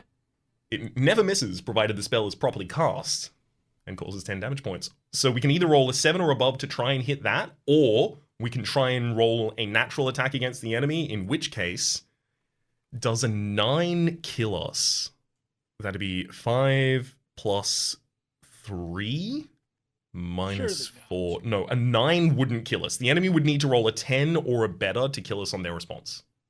I mean, I'm willing to chance it, but also I'm willing to spend the resources. So, on you, Pip. I'm gonna spend the resource of the Pip's attacking dart, and the reason I believe this is the right thing to do is because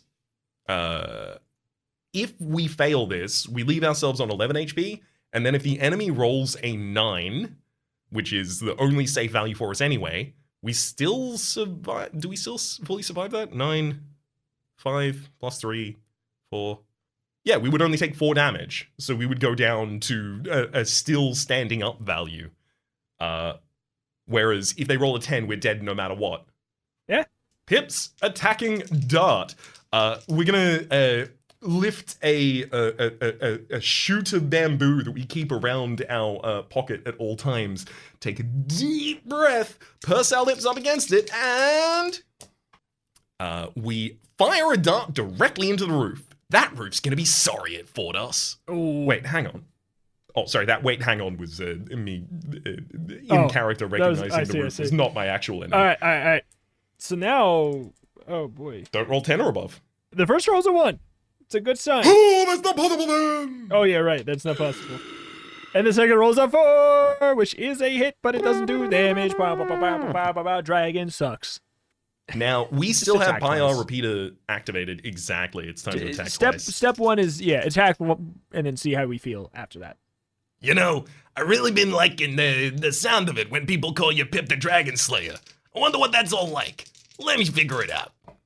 EJ figures it out with aplomb as he strikes across the point on a dragon, and it's really difficult to tell this point because it happens for a long area. The bottom of the neck and the top of the torso. Any of that general space, EJ strikes. Kerplant. All of that available space, frankly. And the dragon goes down for the count. Kersplat. Would you like to heal for many? Oh, I would love to heal. We Let's have heal for many a 8 health. unused potions from HP. Okay. I'll roll. I got a 7. I got a 9. So 16 16 total for from your me. 2 usages. I'm going to roll 2 as well. A 7 and a 6 is another 13, 16 for a total of 29. That would take us back up to 40. That seems good to me. Cool. We have 4 remaining health pot charges. We have some salve too, right? We do. We have 4 remaining salves Great. as well, each of those for plus 5 HP. If we wanted to get back to maximum, we could use 3 salves. but I fear that there is still a likelihood of turning to a page that's like, you're dead, buddy. Go to 14. Yeah. All right. If you get out of this alive, you may now turn to page 39. Okay. Just 39. Wait, 39? Yeah, 39. If you take the time to skin the dragon, you can use the hide to make yourself a dragon skin jacket, which will act as a -5 on any damage scored against you in any future adventure. It won't be any good to you now, of course, since tailoring dragon skin is slow, painstaking job, only to be tackled when the present adventure is finished, which won't be too long now by the look of it, so swiftly you race towards the door to the north, and it is locked. But if you happen to be carrying a silver key, turn to page 42. We got a dragon Right before we do jacket. That is going to be handy in the future. -5 instead, yeah. Right before we do this, though, should we prepare ourselves with fireballs and Yes. and fire fingers? And then maybe we potion up after that. If this actually is the finale, which It would be wild. They wouldn't have used any numbers from 100 up. they would have, I bet, on the other locations. That's true. That's true. So you rolling the potion, the spell? Sure. Well, I'm rolling for Firefinger first, which we cast immediately without a problem, which is great. Oh no, Firefinger is one of the spells that says once cast successfully, it may not be cast again. Same for Fireball. Gotcha. So we can do it as many times as we want, but it keeps on taking health Uh, because it's once cast successfully. so it would still probably have the same thing of the others. Of you can try and cast it 3 times and then it's Gotcha. done. Yeah, that's right. That That's is- right. Yeah, for Firefinger itself, just if you ever cast it successfully, you now have 10 charges of Firefinger for the future. Great. Roll for fireball. Perfect. That Please is an 8. Love it. And then maybe we take a salve or so. We are down now on 34. So like 2 salves gets us back up to 44. Let's do it. Let's do it. All right. Ooh. If you happen to be carrying a silver key, turn to page 42. Otherwise, retrace your steps through the gas on 28, which they really want us to do. But on to Let me 42. have a quick look at our inventory. Silver key is in here. Oh, well. Carefully, you insert the silver key in the lock, and carefully you try to turn it. It won't turn. It's the wrong key. You scream in anguish and beat your head violently against the door. Then you pull yourself together and try turning the key the other way. And the door opens, allowing you to peer in and view the incredible scene on page 64. What a breathtaking sight! What an incredible display! What a dazzling cornucopia! You've entered a chamber so stacked with treasure that it almost unhinges your mind. Chests of gold and silver, caskets of gem, racks of ivory, piles of jade, everywhere you look is booty worth a king's ransom. This is the big one, Pip. There's enough here to keep a Merlin happy and give you a small bonus. Say a few 100,000 billion. For living expenses. There's even a solid gold wheelbarrow in one corner to help you carry off the loot. And best of all, you've won through again. Your skill, courage, and intelligence have beaten off every adversary and taken you directly to your destination. All that remains is to collect up as much as you can shovel into that wheelbarrow and troll back to Merlin's rock egg house. Oh, I don't trust any. I don't trust it at all. Too easy. It feels too easy. To determine the value of the loot, you can pack into the golden wheelbarrow, roll 2 dice 10 times, and add the results. Now multiply your answer by 1,000,000, add 500,000 as the value of the wheelbarrow itself, and your final total is the value of your haul in gold pieces. There's a half-hidden door in the west wall, which opens to a narrow tunnel directly leading outside again, from whence you can trundle your wheelbarrow directly to 45, where Merlin is waiting to lavish his gratitude upon your deserving shoulders. Asterisk. I mean, I put that there. I don't... We'll see. We'll We'll see see. if that's the case. Would you like to roll 5 sets of these 2 dice and just add them up yourself? Yeah. And I will do the same.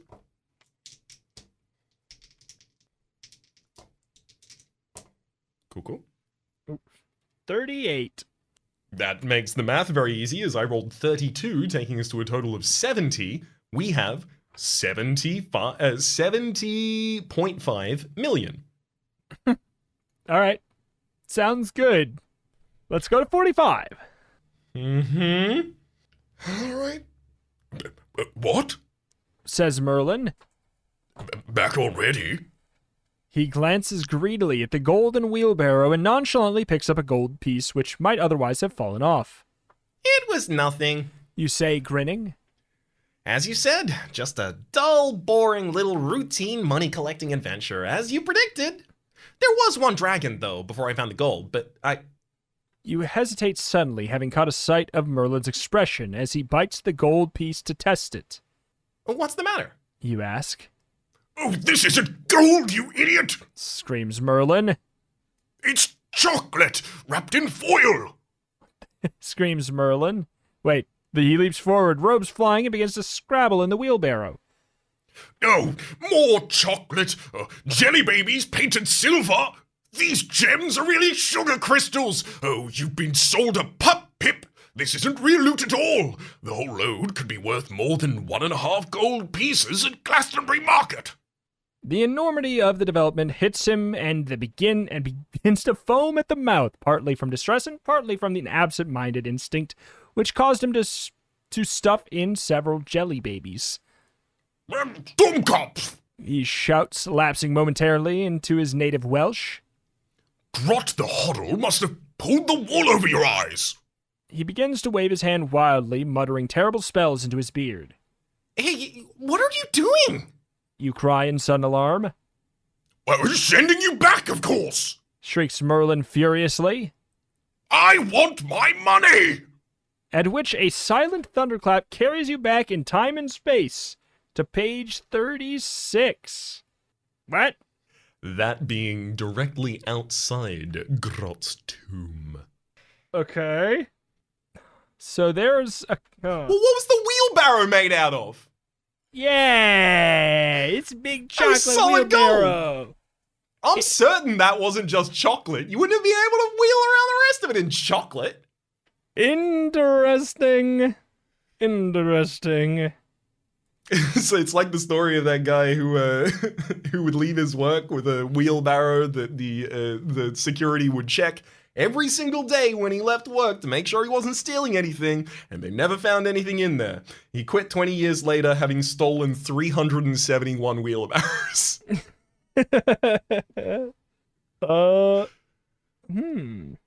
You know? This is interesting. This seems like a... Because here's what I kind of want to do. Is I kind of want to take time to look and cross-reference the pages we've been to with the secret doors to see if we got screwed over. But because we definitely did not roll every time. We didn't roll every single time because that's tedious. But there are a couple other... Yeah, there's a couple other things here too. There's the secret door and then the portal. But I think perhaps that might be something for us to handle tomorrow. Sounds like a good idea. All right. It's a whole new day.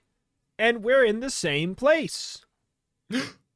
Outside of the 4 different tomb options that would purport Grot to be dead, though we seem to believe otherwise. I think at this point, it'd be... okay, you know what? There's 2 options that I'd be okay with. He's not dead, or he is undead. Those are both fine. Okay. Could I interest you in the possibility that he's extremely dead and we just have to hunt down a bunch of red herrings until we find his grave and then grave rob? No. Okay, fair enough then. All cool. right. I hope he's undead too. Yeah. Some sort of a ghost, ghoulie, etc. So we had on page 32, we had a couple loose ends. This was Kersplat. Oh, this is the page where we've opened the door with the spring-loaded spear for the 3rd time, hoping we didn't get impaled, and it actually did not impale. We had 2 options unexplored here. 67, which... Wait, what? Wait. No. 67, sorry? 67, which comes from page 50. Page 50, which is the secret door in the left-hand wall on page 50. So that those would leads to be- 67. Those would be, I believe, the ones behind the portraits of every think single so. person Grot ever met in their entire life. Yes. And then there's also the Dark Archway on page 69 that leads to page 48. So, do you have one you want to examine first? The part of me that begs towards the simplicity of symmetry definitely wants to go for the left-hand wall after the right. Me too. Me too. Hell yeah. 67. But with how much symmetry there's been in here, I almost feel like we're going to get to Merlin and he's going to teleport us back in the exact same way. This is just also chocolate. This one's melted even. Why did you even, all right, 67. The corridor runs due west for some distance before depositing you into page 23. Have we been here? We've been here. Don't know. Oh, yes, this is the room that was lined with the blue metal sheeting, which I don't Yes. fully understand. Yeah. It seems relevant, but... Yeah. So, okay, all right. Dark Portal it is on page 48, if that's a page we've just already been there. Dark Portal? Wasn't the darkness on... Dark Archway?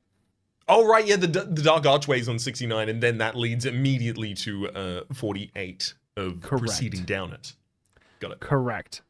All right. So far, so good. You're in a gloomy corridor running due north for a short distance before reaching a three-way fork. The left leg of the fork runs to 54. The right leg runs to 63. The corridor in the middle continues to 73. Or you can go back through the dark portal on 82. Wait. 82? Okay, that's not where we came from. Yeah, let me just... Okay, first of all, let's mark down all these, because this is a whole new set of options, I think. Yes, I was going to ask, do any of these ring familiar? 63, 73, 82. 54, no, 63. A lot of these are one number off of places we've been, which is honestly a good sign. Okay. Yeah, no, I think all of these are new, including trying to return through the Dark Archway, which I'm exceptionally curious if that's just a death. Let's do it. Yeah, let's just do it. Let's find out. 82. Something's wrong here. You've stepped in, but you're certainly not stepping out. A rising tone is ringing in your ears. You're beginning to vibrate. The atoms of your body are pulling apart. Do we need to go on with this? Yes, we do. Your feet are exploding. Your head is simultaneously expanding and contracting. Your eyes are crossing. Your sight is dimming. The world is revolving and the universe exploding also. But all will revert to normal. Or as normal as it ever gets. On page 14. Okay. The two So things you're that 100% explode. right. Yeah, the two things that explode are feet and the universe. Everything else, no. Yeah, no. Our, Everything else is fine. our eyes There's just no crossing, sight universal dimming, head is expanding and contracting. That's all fine. Just no feet. All right. Well, I'm glad to know that is death, so I'm not like, are they trying to get us with a cheeky little, just turn around in the dark forest and then go through where exactly. you came to teleport to the right. Yeah. Do you want to go forward, left, or right? Haha, all of them were bad. You were supposed to go backwards. Yeah. Ooh, aren't I tricky? You're supposed to go backwards while looking forwards. Okay. All right. So, back to 48. There is a left leg of the fork, right leg of the fork, middle. None of these are... Wait. Oh, northeast. Right leg runs northeast on 62. I think that our decision was made for us then. Absolutely. Does it not run on 63? Yes. The corridor runs northeast for what feels like a very long distance, then turns due east. Just beyond turning, you see a door. Between you and the door, you can see a lizard, which has been on a very rich diet since it stands nearly 4 feet tall, high at the shoulder. It's not attacking, so you can certainly retrace your steps safely to 48 and select another option. But if you want to keep on the way you're going, you should know that this overgrown brute has 35 life points, claws at +2 damage. The real problem with the lizard is its tongue. Flicks out on a throw of 3, 6, 9, or 12, holding you immobile for a combat round. If you survive, you're free to continue east through the door to 78. I mean, it feels as though we should do a lizard attack. It feels absolutely like we should. Do we want to consider any of our spells? Because we're not even in combat yet. That's true. Let's see. 35 life point. 35 life points. The damage is not that scary. +2 on a 6 or higher is fine. Yeah, for +2 on a 6 or higher, what, they have to roll a 9 or above still to do any damage to us? Yeah. Okay, yeah. Worst I case don't know. scenario, even if they immobilize us, they're probably not doing damage on the next round anyway. I think that it's going to be a tedious fight, but I don't think it's going to be that bad because of our armor. All right, let's get it done then. Rolling initiative. 2. 6. Ooh. Getting the absolute drop on this lizard. EJ runs into the fray. The lizard tries to catch us unawares with a quick tongue swipe, but EJ's even faster and slashes the lizard's tongue for a total of... that is damage, certainly 10. Ooh. Slaps back with a... What is that? It is a 10, which is damage, but is not a stun. 1 damage! It's not a stun. So, as far as scary numbers go, we actually probably want a 10 or a 12, I guess. Yeah, legitimately. Blah. He goes, bong. He tries to do another one of those, this Yoshi tongue smack from a distance situation. Yeah. And instead of managing to grab around our arm, which we were otherwise protecting with, we've substituted EJ, and the tongue finds itself effectively just wrapped around a blade in quite a body horror sort of fashion. I only describe this to this detail as we've rolled 2 6s. No. This is maximum damage for EJ. Oh, my lord. Which would be 8 + 5, 13. All right. Bong. He hits for an 8, which is not damage and not even a stun. This poor idiot. I am so sorry, Yoshi. Is that a 12 again? So. Yeah, and EJ strikes him and he's dead. It's a 12, but I was like, nope. The extension of this joke requires something so extreme that I'm not comfortable with it. It's also just like the most brutal thing at this point would be disregarding his life so bluntly that you just say, and then he dies. It's like, it's almost so cold that it's worse. So. You know what? EJ is about to strike the killing blow. We get a close-up in the eyes of this lizard as it flashes back through its lizard life. And EJ stops millimeters away from the eyeballs of this lizard about to slice and goes, You're not even worth it. Get out of here, kid. Oh my lord. And he scrambles. Bong, bong, Yoshi. He does say his name, doesn't he? He doesn't just say bong, bong, bong. Yeah. So we're free to continue east to 78, which I guess we shall do. that makes the most sense. It's either that backwards or we wait here until we starve and die. All right. Free to continue east to the door, 78. Remember that lizard you killed to get in here? Nope. Nope. Didn't kill him. Didn't think about him. Didn't regard him once. Actually, yeah, I don't even remember. There was a lizard? Lizard? You mean Yoshi? This must have been where he EJ, lived. do you know anything about this? Nah. This must have been where he lived. With 4 of his friends. Each giant lizard has 35 life points. Claws at 2 damage. The tongue flicks out on a throw of 3, 8, 9, or 12. Holding you immobile for a combat round is the same thing. If the lizard kills you, go to 14. If you survive, you can examine a chamber at 84. Oh boy. Of the things that are occasionally missed from the visual aspect of this, oftentimes the thing I lament the most is not being able to show the artwork that is in the book. In this instance, it's the pure comedy of the formatting, where at the very end of one page is, remember that lizard you killed to get in here? This is where he must have lived. And then waiting until you roll over to the next page to say, with 4 of his friends. Single sentence starts with a with. Incredible. is pretty good. Is pretty good. I would not mind rolling or using something for the sake of speeding things up. Maybe. How about we resolve two of the lizards at once? So effectively, if EJ attacks, EJ does the same damage to two lizards. If they attack, they do twice as much damage as they otherwise would have done. That seems about right. Yeah. Cool. So then we just have to resolve against effectively two even gianter lizards. 5 initiative.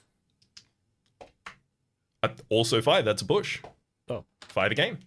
2. The flip. The number on the opposite side of the die. Thank you, Dicey Dungeons. 35.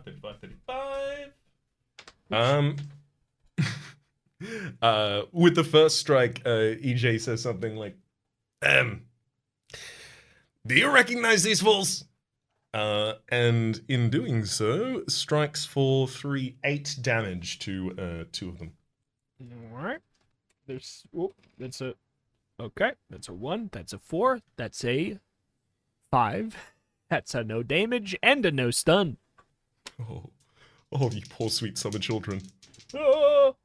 EJ's getting slightly less effective swing after swing here, is perhaps blunting the blade on their scales. Still manages to score through 6 damage to each of them, taking both to 21. Alright. We get a... Well, okay. It's annoying. It's a 6, so it's no damage, but that's a turn, so I guess I just roll again. Mm-hmm. Which is a much less annoying 8. That's nothing. It's nothing for either of them. Could you roll for them again, as both of them effectively have stunned us for a round? I guess that is true. That's another 8. Oh. Ooh, that's a 7. EJ, you shouldn't have. As in, I really would have preferred you do more damage. Regardless, that's 8 damage. The enemies now both move down to 13 in an unremarkable fashion, EJ. That's a 10. So that's a absolutely giga 2 damage. We're down to 41. We're bleeding. Oh no, an owie. Ooh, my thumb is itchy. Ooh, I'm gonna need a bandage. EJ is inspired into bloodlust by seeing them harm us, especially seeing them harm the hand that holds him otherwise. Hey, I need that thing steady! And attacks for 11 to each of them, knocking both unconscious. Yoshi. Okay. But that is going to be a fairly annoying 9. So let me just roll 2 more times, I guess. That is an 8, so that's nothing. That is a 7, so that's nothing. That's not a stun either. Oh, it's not odds. It's divisible by 3. Wow. Yeah. Oh my god. They just can't... It's such a... If we didn't have the armor, this fight would be really annoying and scary. With the armor, this fight is just like... Okay. Okay. Along that note, a special thanks to the commenter who mentioned that we were supposed to have had it in the previous one, as it changed the way in which we approached reading the documentation for this GrailQuest, and is almost certainly exactly why we have it right now and aren't feeling quite maligned by the way the game is treating us. It's true. It's our reward for reading all of the books. It's the completionist's reward. It's true. So that will be another 11 damage to each of our creatures on the first strike there. Get him, EJ. Speaking of 11, they rolled an 11, which is 4 damage to the face. Oh no. But no stun. If they do 37 more damage, we're going to be in real trouble, because then we'll only have 1 health left. That's another, what did that make? That'd make 7 for the enemies to go down to 17 easily. That is going to be an embarrassing 4. You shouldn't have. Really. You should have done more, you sad, sorry waste of creature. Exactly. If you wanted to live, or rather, not get callously disregarded by the sword that defeats you, then you should have acted differently in this instance. Unfortunately, you haven't done so, and we've scored another 11 damage, which is one short of knocking each of these unconscious on 6. There's a 10. That is 2 damage, but no stun. Oh boy. These little lizards. You poor things. You poor Do things. we roll a 2 or a 3, or do both of them explode? We didn't roll a 2 or a 3. And both of them explode. Alright. 12 experience total. If you survive, you can examine the chamber on page 84.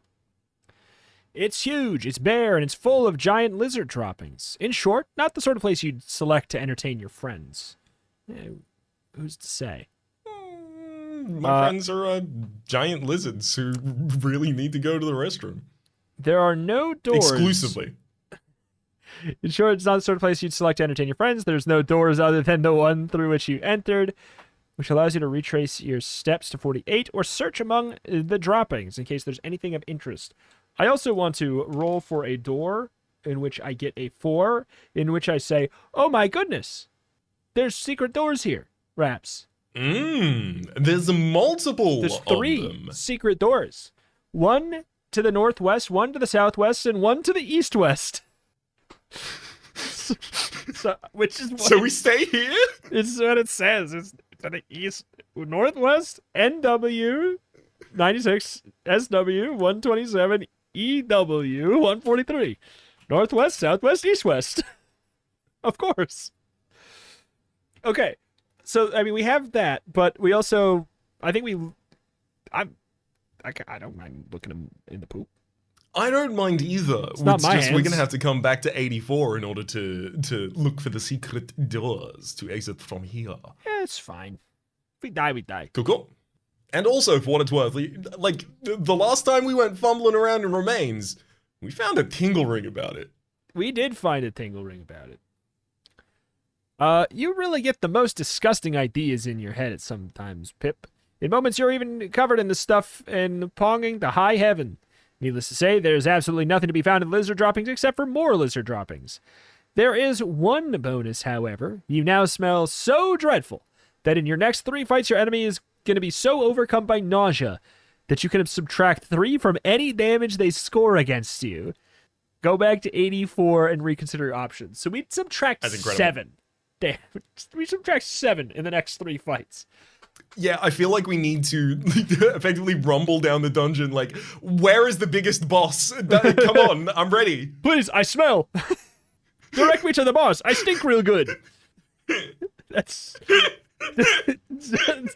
Link just walks up to Ganon's castle with his pants full of his to-do, saying, this is the best time to fight. I will smell so bad that Ganon shall not nary striketh me.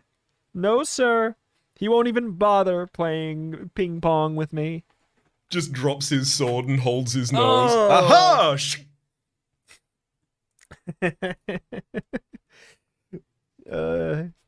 All right. Marking down the other east-west 143. Okay. So there's northwest, southwest, east-west of the secret rooms from 84.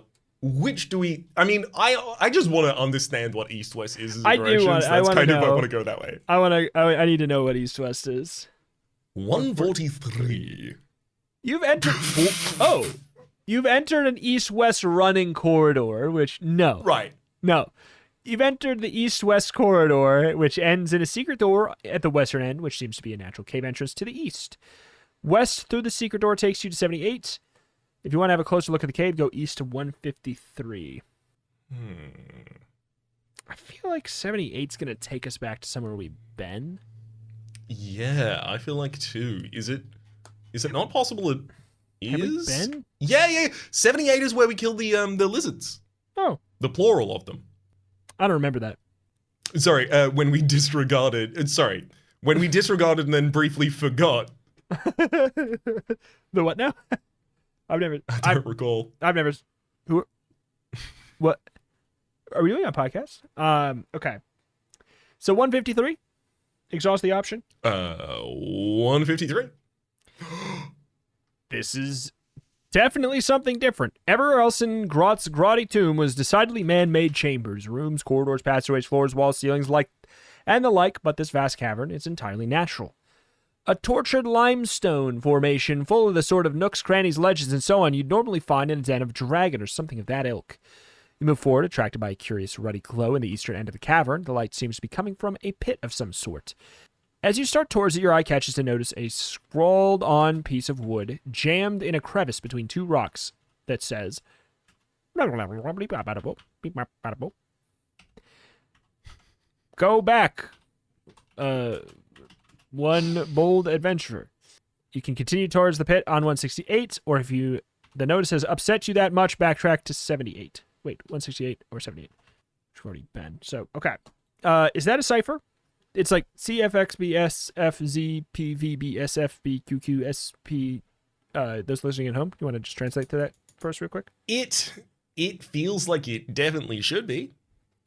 I'm not certain exactly what cipher it would be. It is not just a reverse of the alphabet cipher. Because that gets us Zuchu, Ake Yehu, Jwils, Yil Uf Run. Which I don't know, that maybe that means something to you, but it doesn't to me. I mean, go back. The placement of the letters, the fact that there's like BQQ and at the end like IFMM makes me feel like it's definitely like a straight substitution cipher. It's just like it has to have some sort of an offset, perhaps. Yeah. But it's weird. The notice says go back quotation or go back parentheses 1 bold adventurers or bold adventurer. Which if we go back 1, that takes us to page 152, which doesn't feel right. Yes, that wouldn't make sense. Go back 1. So it can't just be danger. No, because none of those would work. Because the first is 6 letters and then an exclamation mark. So what's like typically in that position? It can't be notice. Beware. Beware. Yeah, it's beware and the it's a bomb Fs. cipher. Yeah. It's beware because it's CF for the E. Yeah, that would make sense. All right, if I modify this alphabet that I'm decrypting by, can I get the right answer? The answer to that so far has been no. Okay, so it's beware. You are... I was going to... Yeah. BSF has to be R, is what I was going to say. Because the SF of RE, beware. approaching an...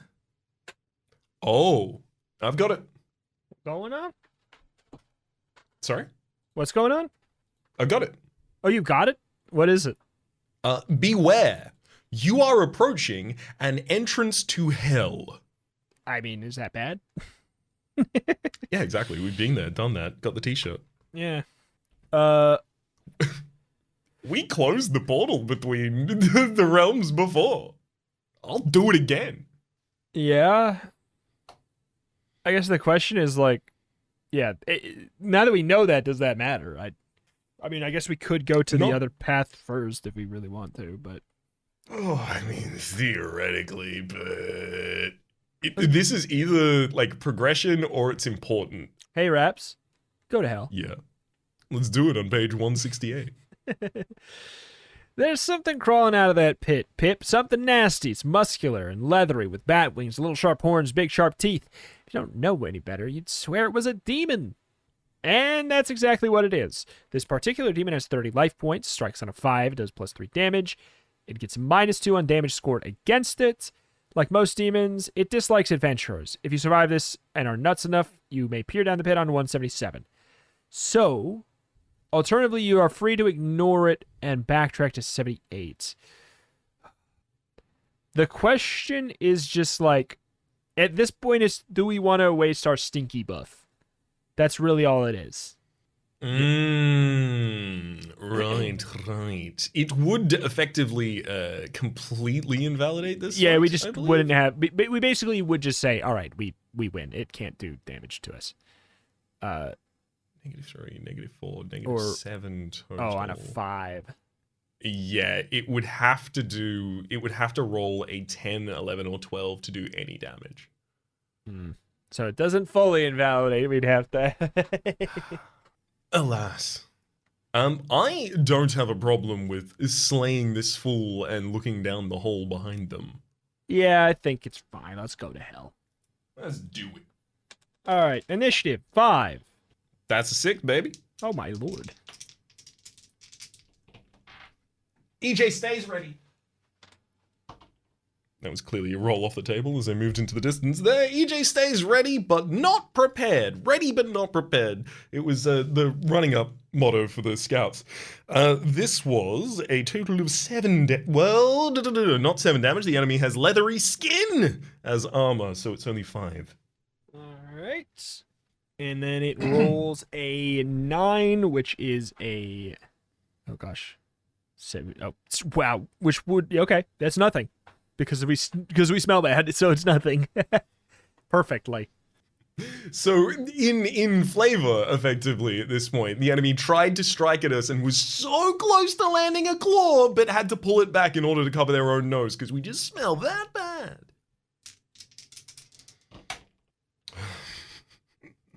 EJ likes spending time with this enemy and doesn't want the fight to end. And it's represented in the way that he rolls damage here. That's a total of 6 for only 4 damage to the enemy, taking him down to 21. All right. Nope. That's an 8, which we know we are too stinky for that to matter. It's the Yu-Gi-Oh! Abridged Seto Kaiba screw the rules, I have money, except screw the rules, I smell awful. Yeah. I smell so bad that I'm overpowered. In the least remarkable fashion, we chunk off another 4 HP from this demon, taking it down to 17. That's a 6. We're just keeping on going down. The non-impressive hits keep getting less impressive. EJ is siphoning some impressiveness off of it and manages to do a little bit more damage this time for a total of 6, taking the enemy down to 11. All right. Last one Bad wouldn't have bloody. hit even if we didn't stink. And this one definitely wouldn't hit. That's a 5. I mean, well, it hits, but it doesn't do damage. Ooh, that's also a 5, which does hit, and it does do damage. For a total of 4 to the enemy, leaving him on 7. Any successful hit will now drop this demon. That's a 9, which those keeping track at home is an exact miss. This guy sucks. I'm going to flavor their miss and our follow-up success of a hit as them staggering around the edge of this giant pit that seems endlessly deep. And at one point, we recognize the stench is overpowering them and boldly just move towards their nose, making them reel back and fall into the pit. We don't hear them hit the bottom. Oh, that was great. Splat. You... I'm a little taken aback. This is very, it's hard Nazgul, right? Oh, It's splat. so good. My nose. That's That's still what he's worried about after the splat. It lingers! I can still smell it. All right, 177. What? Am I wrong? No, you're right. It's just I didn't expect the first word of this. Struth. There are more of them. Just like the one you finally managed to slaughter, wings, horns, muscles, they're having a bath in a lava flow. Which is what's causing their ruddy glow. And amusing themselves by playing a game of chance using the incredibly rare Hellfire Halfpenny, so prized by the older generation of Avalonian adventurers. Roll 2 dice to discover how many demons are in the pit, and then think a bit. Obviously can't go down there in a lava flow, but since the pit isn't all that wide, you might be able to jump across it, which you can attempt at 185, or you can back off quickly before the demons see you and retrace your steps to 78. Or if you're feeling really wild, you might chuck the corpse down and hope that it'll provoke the rest of them to come out of the pit on 190. I mean, we have the buff. We have the buff. They would probably all be in the same fight, which means they're all dealing with that. I do wish that, or rather, I do wish to quickly look at our combined spellbook to see if there is anything that could render this fight against. However, actually, you know what? How many demons are there? 10. How do we make that a very quick fight for us? The most powerful way for us to accomplish that is pi r squared, obviously, being able to strike twice. I would also say we could pretty justifiably condense that. Why'd it have to be 10? Why couldn't it be? Honestly, 12 would be less annoying, because then we could condense it down threefold. Hell, we could just fight 12. We could just fight 12 and condense it down threefold, I guess. We could take the... yeah, I mean, if we make them even more of them. Yeah, I mean, why would anyone be mad at us fudging it to make there be more? Just, well, yeah. I mean... The actually. Okay, I've got a pitch. Okay. You know how they could only do damage on a 10, 11, or 12? Sure. If we successfully cast Panic, Pip's armor of nearly impenetrable coruscation, for the next battle, right? Is it for the next battle? Throws a shimmering, spinning wall of light around the user. It acts exactly like plate armor, subtracting 4 points from any damage scored against the user. What's more, this effect is additional to any deductions made for actual armor, dragon synergetic, etc. I have to assume that lasts for a battle. Yeah, let's do that. Let's literally be impossible to kill. Yeah, at which point, there's no point to automating the combat. Yeah. I will happily give like a flavorful description of how the combat occurs, but we don't need to roll the die because you literally cannot damage us as long as we can cast that spell. I rolled an 8. That's a cast successful. That's a cast, baby. Were there any failures beforehand? No. Oh, 6. So we even have 2 more charges of this for later. I mean, it's, yeah. We're kind of... Just the thought of us jump... I kind of want to move to 190 and see if we can flavorfully spin this. Like, instead of dropping the corpse down trying to get their attention at this point, it's so cowardly compared to what we're doing, which is just coming down and massacring them. Well, I mean... I assume that's what really provokes them, because we haven't even actually started the battle, technically, to be fair. We have cast Panic, though, for our next upcoming combat.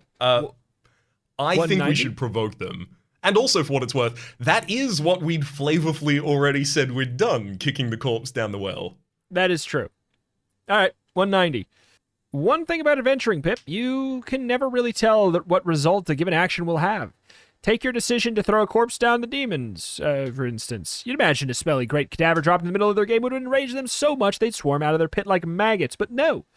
All you get for your pains is a Hellfire halfpenny flipped up in a half-hearted attempt to hit you in the nose.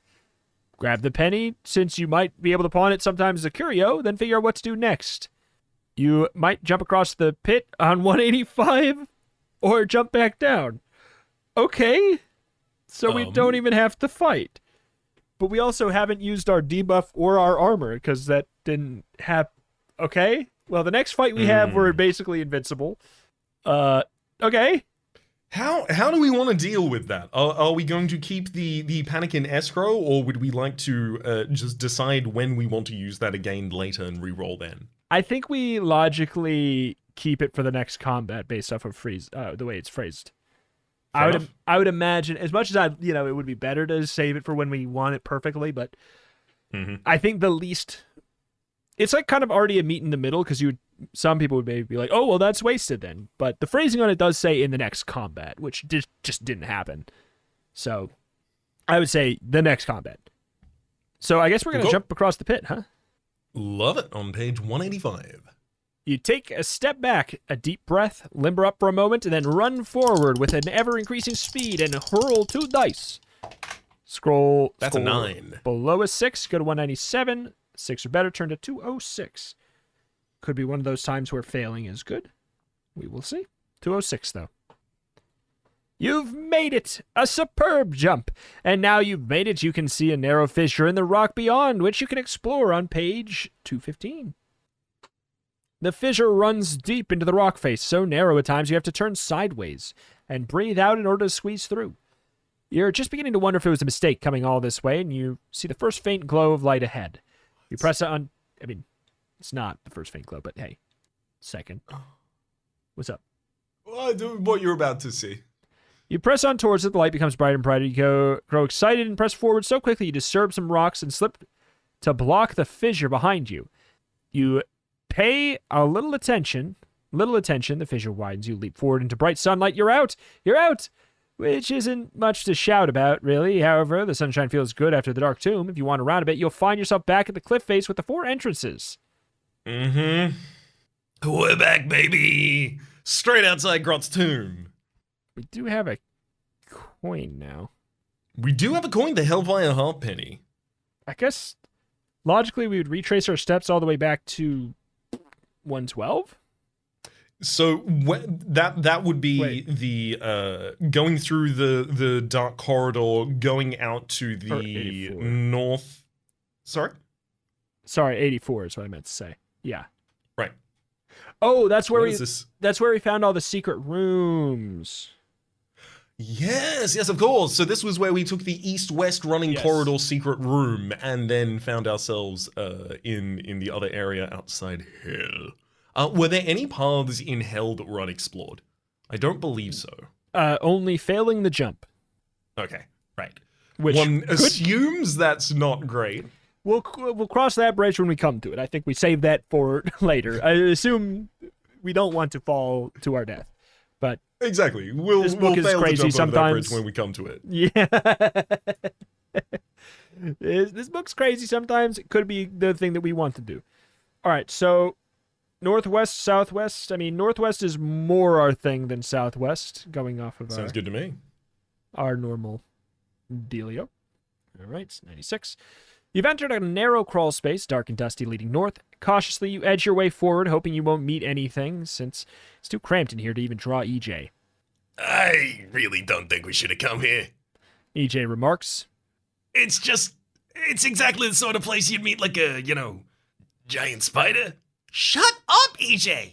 You tell him impatiently, not at all impressed with his obsession with spiders, giant or otherwise. Mark my words, says EJ. You turn that corner up, Ed, and you'll be going straight into some ravenous maw of a giant spider. Will you shut up? I've had enough problems without you rabbiting on about spiders and so forth every adventure, EJ! You'll see, mutters EJ. You turn the corner and come face to face with, no, not a giant spider, but a dead end, which means the best you can hope for is to crawl all the way back again.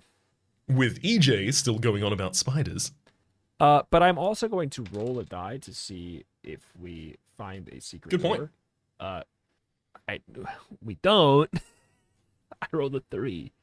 That's unfortunate. So we have to go back to 84, and then from 84, we already have the secret door open. So we just come back here? So we just come back here, which gives us the ability to test for a secret room here again. I got a 3. That's a no. So, ooh, we're going to keep doing that until we roll 4 or above, and what would happen? I got a 2. I got a 5. All right. I found the secret door! What? Wow! Northwest 87. What a mechanic that is. It's like, if you can... One of the most mechanics of all time. It's like the fact that it says you can check every time you come back to it, but you can always, like almost every single room, you can just keep coming back to it. It's like, then why is it a roll? I don't. It's just.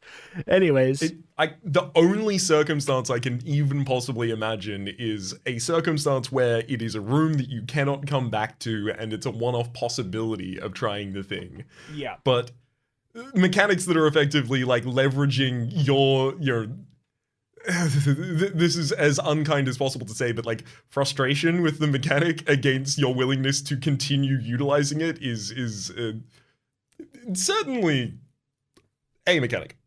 It's true. by definition. All right. Okay. So we move on to 87 then, as we find A secret door. passage in a secret passage. All right. A block slides back abruptly with a scrape of stone on stone. You inch forward and peer through. The secret doorway is open some 5 feet above the floor of a diamond-shaped chamber, the northern half of which is separated from the south by a network of tightly strung cables. Beyond the cables, in the northernmost point of the chamber, you can make out a small altar on which rests a massive gemstone, glittering with an inner light. You drop down cat-like and cautiously approach the cables. Although stretched tightly, there seems to be enough room to squeeze between them. And if not, it should certainly be easy enough to cut through them using EJ's razor-sharp blade. What do you want to do? Squeeze through on 103, cut through at 130, or ignore the gemstone on the altar altogether and go home? Yeah, let's go home to Freeman John. And the cows and sheep. Squeeze through on 103. I mean, so is the implication there that if we were squeezing through, we would be going to the gemstone to try and take it? I think so. And it's just how do we get there, whether or not we squeeze through the cables or we cut through them? Yeah. I mean, for what it's worth, like, if you've got the cables involved in a trap that is protecting something, special, like a gemstone or something like that, one imagines that if we are slip sliding between them, they suddenly become more taut on both sides, and we are bisected would be very generous, probably trisected or more. Yeah.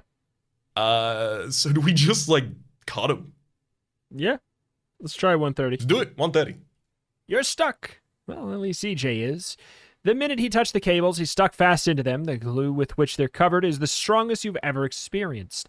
As you struggle furiously to free your sword, you feel a vibration on the cables, apparently originating in the gloom high above your head. Help! Oh, God, help! Remarks EJ and contorts your hand into a point upwards. You follow his indication and discover a giant spider is walking purposefully along the cables, a hungry glint in her bloodshot eyes. That brute looks like a real shortcut to page 14, Pip, but at least you can put up some sort of fight. Spider's 55 life points. Tears +3 lumps out of your life points with a throw of 5 or better. And to make matters a great deal worse, EJ's trap position, well done, terror, means you need to hit on a full hit of 6 or better to score only dice damage. But in case you thought you were getting off easy, the spider will inject you with a paralyzing poison on a throw of 12, holding you off immobile long enough for her to eat your head off, a circumstance which means 14 for sure. If you survive this nasty encounter, turn to 124. Otherwise, you know where to go. Rito. You'd fireball? But I would love to fireball! Yeah, I mean, It's exactly what it's made for. It's Let's just- roll initiative to see if they strike at all. yeah. We do have to roll to see if we hit with fireball, for what it's worth. Right? That is also true. It's a 7 or more to be able to actually strike with it. 1 3. on initiative for us. Okay. Yes. Don't roll 12. Don't you dare roll 12. That is 6, and that's it. It's a 6. Hell yeah. Roll So for fireball. you know what? I'm gonna throw these one at a time because it's a momentous moment. The first one, oh god, that's a 1. His second one's gonna be a 6, or that's a missed fireball. I have incredible news. We unsteadily raise one palm, and EJ is watching on with this what's it? It's like a kairos moment happens in grief or fear where the world stops for just a moment and you feel like you're perceiving things at a ridiculous speed. EJ sees that we're not making exactly the right sigil and gestures with our hand and shouts out, "Ah, god damn it, just cast the fireball!" And we follow up. We come through for our friend and cast fireball directly into the chest and through the other side of this spider for a total of 75 life points, which means it's a smoking corpse, baby. I want to say I rolled in solidarity and I got a 7 as well. Oh! So, Legitimately, the reason that I wanted to roll them one by one in that circumstance was for the exact possibility of the tension of rolling a 1 and then a 6, and then it happened. I'm over the moon about that. All right, 124. If you survive this nesting, I mean that's got to be what that's for. Like you got to fireball blast it. Otherwise you just have to be so lucky. It's annoying. It has to be. You move yourself into a position where it feels like you suddenly have to start using so many spells to account for the fact that you are otherwise not using a fireball. Yeah. Like attacking twice per round and both of them are fire fingers. And it's like, we'll just use the fireball. Yeah. We're fine. We'll probably have EJ in the later fight. Yeah. Anyway, All right. 124. Oh, that was so nasty, Pip. Remarks EJ. Who you would swear was sweating, if you didn't know that was impossible, rather. Yeah. You mutter grimly. Your eyes fasten greedily on the altar with the massive gemstone now within your reach. You step over the massive corpse of the giant spider and move on, Hey, says EJ. are you sure that it's all right to take that gem? I mean, it's on an altar. What's that got to do with anything? You ask him testily. Well, it could be cursed. Or, under the protections of the Elder God, which is really much the same thing. Or magically protected. Or even trapped. Or... He may have a point, even though he does tend to run on a bit. If you examine the altar and the gem carefully before touching either, go to 91. If you want to grab the gem and run, try 101, where you can, of course, completely ignore the gem and go home. Sorry. Go big is the only available option here. Go home is grayed out. Yeah, I do want to examine it. Yeah, exactly.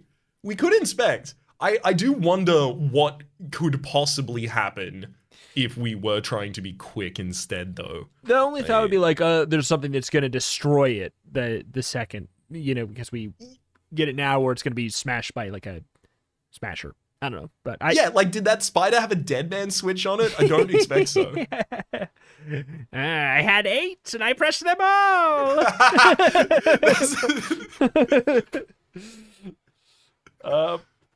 I think 90. Yeah, I think 91. I think we examine. I think it seems logical. Let's be real. It's trapped. The question is, does it matter? The gemstone really is very beautiful indeed, emitting that sort of inner radiance you would associate with magic. Or a curse, mutters EJ grimly. It sits upon a velvet cushion on the altar, which is itself a block of highly polished granite carved with curious designs. You just look at those designs carefully, EJ advises. You bend forward to examine the designs. Close up, they're no longer abstract, but writhe and flow magically to form moving pictures of an adventurer holding the gemstone and being bitten time after time by hideous snakes and scorpions. As you draw back from the disturbing scene, you notice the cushion on which the gem rests has been trapped with what must surely be a poison needle. If you still want to grab the gem and run, 101. Should you prefer to try your skill at disarming the poison needle trap, turn to 98, where if you succeed, you will be committed to taking the gem, or ignore the gem completely. So we have a spell for something. Like, is it opening something, or is it... What's the deal? So this, if you are referring to Pip's immunity to poison, Pip. Mm-hmm. The spell must be cast before poison is taken, and the spell renders the user immune to its effects, whatever the results are shown by the dice. The spell does not work if cast after the poison is taken. It comes in useful where the user wishes to sample some substance that might be dangerous. Interesting. Huh. I thought that was much more specific to, like, it's still Pip's immunity to poison, so we can still use it, I believe. Logically, it seems like it would apply here.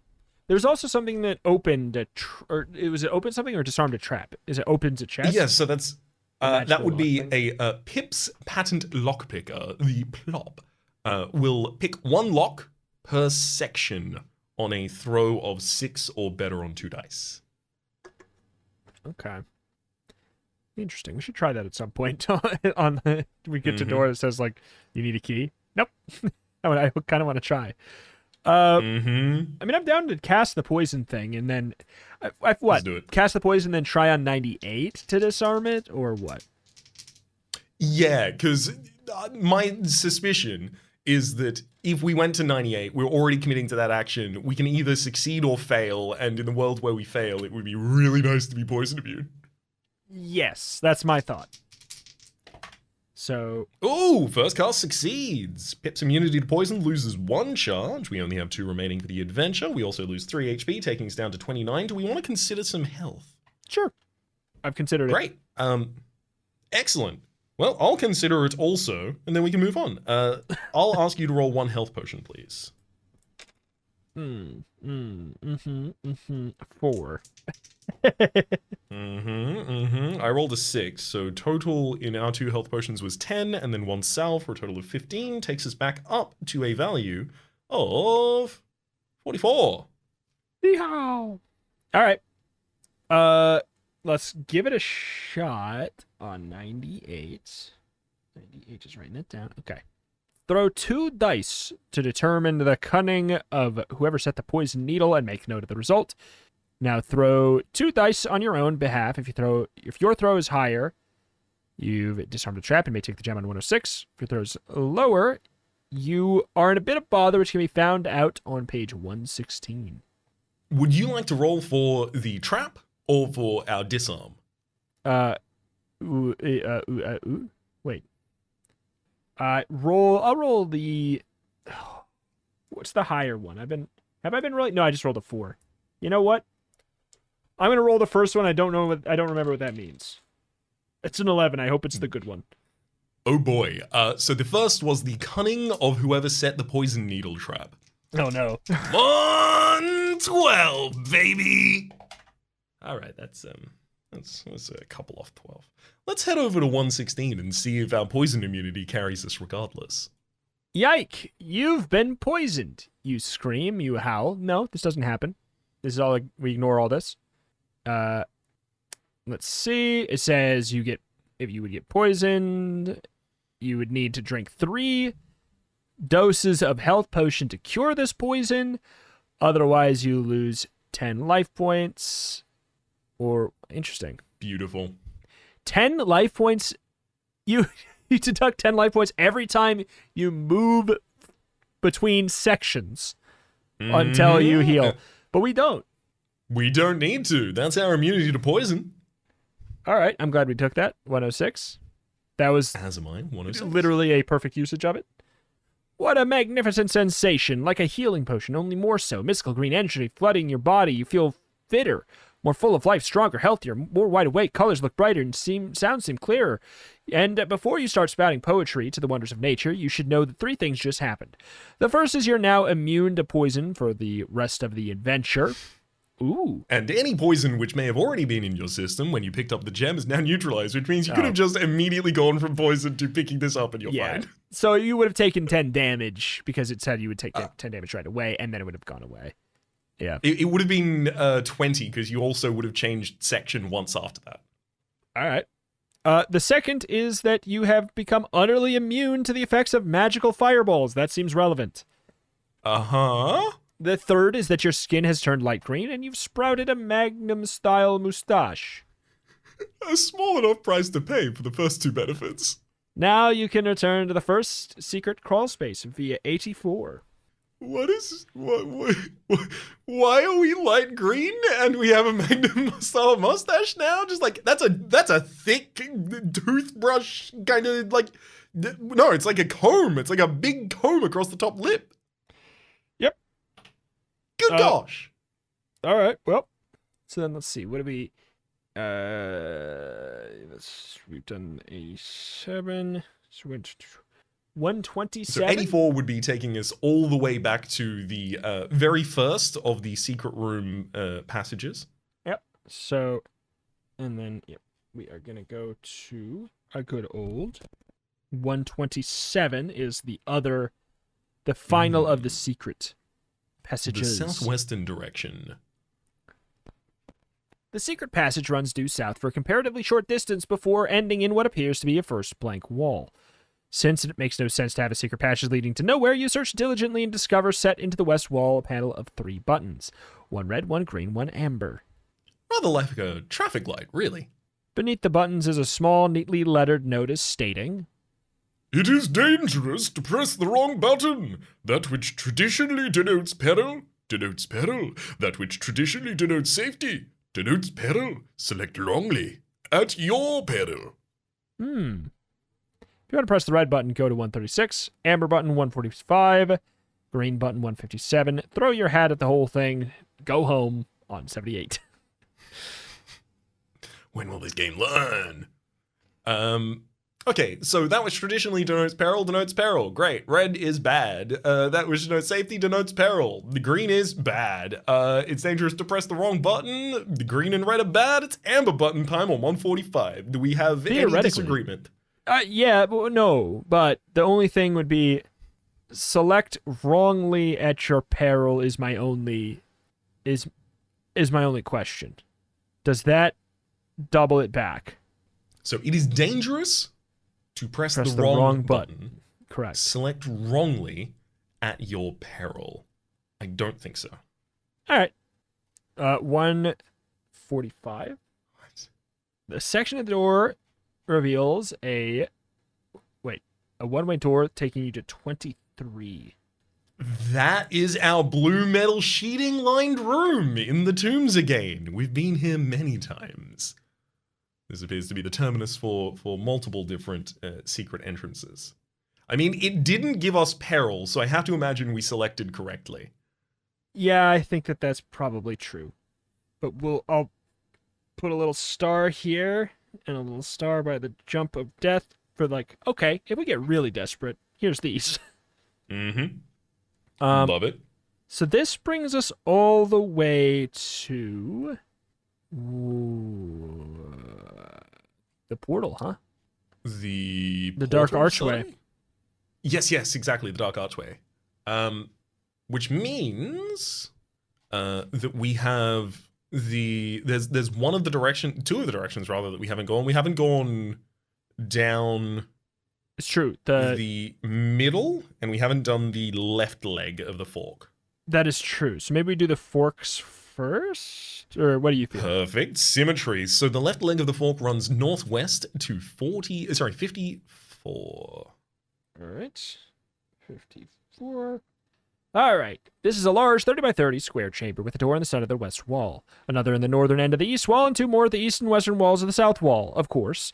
The chamber is empty except for a smallish mound of black powdery substance in the middle of the floor. If you want to examine it, turn to 70. The door of the west wall opens at 57. You can open the door of the east to 61. Eastern door of the south wall to 48. Western door on the same wall leads to 75. It's time to examine that mound! 57. 61. This is a lot of 48. There's 75. absolutely going to be a tingle ring in this. I'm certain of it. All right, so 70. Also, wait, what is this? 54? I also roll for a secret door, in which I find one. I roll and I find one. On page 54, there's an additional path to freaking 59. Oh dear. Should we Okay. take that, or should we head to the Let's examine the mountain searching? first, right? Yes. Yeah, it's usually there's stuff in here. This is pretty grody stuff, Pip. The mound seems to be composed of powdered corpses of thousands, maybe maybe a certain Maybe amount millions. of insects. Grody or not, an adventurer of your caliber might wish to take the courage in his hands, hold the old nose, search the mound lest it conceals something of importance. You do so, 79. Otherwise, here's the million options again. I mean, we're immune to poison. We are now. Yes, with the effects of the jam. Oh, I did not write the jam. GEM. Good. Yes, we totally are. There's no reason not to just fumble around in these. In fact, let's search with our face. Oh, good grief. You've been caught in a giant flypaper. No wonder there are so many insect corpses here. You struggle. Buzzing a little. But in vain. Whoever created this flypaper made sure absolutely nothing could get free from it. So if we're immune to poison, does that help? The only way to free yourself is to go to page 14. That's death. Well, all right. That's death number 4. All right. Jack it up. There's another death. All right. It's fly paper. It's not people paper, let It's alone not pip people paper. paper. I don't. How we just. Not a people paper, pip. People pleasing pip paper. Peter Piper? Oh, I heard about him. He's a jerk. 59. I kind of want to go to the secret passage first. Mm-hmm. That Let's checks do out. that. This corridor is damp. Unusual in a place like this, but definitely damp. It runs north-south. Opens to a chamber at 78, or you can go through a door south to 54, which feels familiar. Yes, it's back home. Or back to the last room. Perfect, which means it's time to open that chamber to 76. No wonder this corridor was damp. This chamber's full of water. There's a doorway directly opposite, but to reach you're going to have to swim. You may, of course, simply retrace your steps to 59, but if you fancy your chances as a swimmer, roll 2 dice, score 2 to 4, go to 81, 5 to 8, go to 92, 9 to 12, and go to 107. There's not a swimming spell, is there? There's not, but I was quickly having a look. Pip's instantaneous levitation allows Pip to levitate, but you're only allowed 3 times per adventure. If used indoor, it will lead to banging the head on the ceiling with concussion and loss of half current life points. I mean, we're indoors. I mean, right? we're definitely indoor. We would definitely be trading half of our HP as well as 3, as well as rolling for spell, etc. Do we want to try and swim instead, or do we want to try and invalidate this with a swim? With, Pip's levitation. I think let's try and swim. All right. Cool. Versus I will roll one of our die. Oh. If you will roll the other. All right, but I rolled. Ooh, Okay. I like the sound of that. that's a 5. Well, I got a 4, so that works fine. Assuming the 9 to 12 is what we want. I rolled. One can only assume so. Also, I'm curious. Roll another die. Tell me what you get. 3. Oh. Because I got a 9 when I rolled my... I just rolled 2 dice and we got there anyways. So, 107? Mm-hmm. Hoping that we want the best. There are, as you discover, Having managed to swim across. underwater steps which will assist you in reaching the door in the northern wall. They will not, however, assist you very much in opening it since the dampness has caused the old wood to swell, jamming it solid. You can always try swimming back, I suppose, doing the same kind of thing. But if you want to try breaking down the door by brute force, throw 2 dice at a time. If your second throw is less than your first, then you're too exhausted to move to the door and must try swimming back. If your second throw is greater than the first, then the door crashes back and shatters with sufficient noise to wake the dead, or whatever might be waiting for you on 89. So, all right. Deeply unfortunately, there is no lock that we can pick in this instance, so we should just smack the door. All right. First or second? I'll go second this time. I rolled like an 11 last time. I rolled a 5. Wait, isn't that good?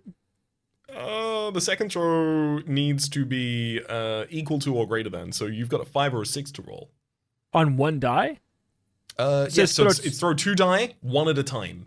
So I rolled a 5. Okay. Wait, and what is it? I needed to get a 6? A 5 or a 6. I did get a 5. That's a success, or that's just a push? Yeah, if your second throw is less than your first, then. So if your second throw is equal. Reading is hard. It's weird that we did a reading podcast. Hang on. You know what? This isn't your fault, buddy. The text says, if your second throw is less than your first, then you're too exhausted to move the door and must try swinging back. If your second throw is greater than the first, then you push through. It doesn't say what happens on the tie. It's usually the tie is on the positive side. Here, we've seen that established over the course of the series. We could otherwise treat it as a push and re-roll. I'll tell you what. I've already re-rolled. You re-roll as well. I re-rolled for the second one. Same thing. Just don't get a 6. I have great news. I rolled a 3. I rolled a 5 again. So, hey, it's irrelevant. All right. So, smashing over to 89.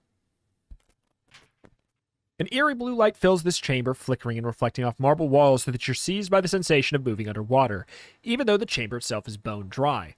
It's also a pretty huge colonnaded extravaganza that could only be a temple to judge by the murals of the devout idiots adorning the east and west walls. These twits, this motley collection of men, women, and children all seem to be bowing and scraping to a deity with the body of a man and the head of a fish.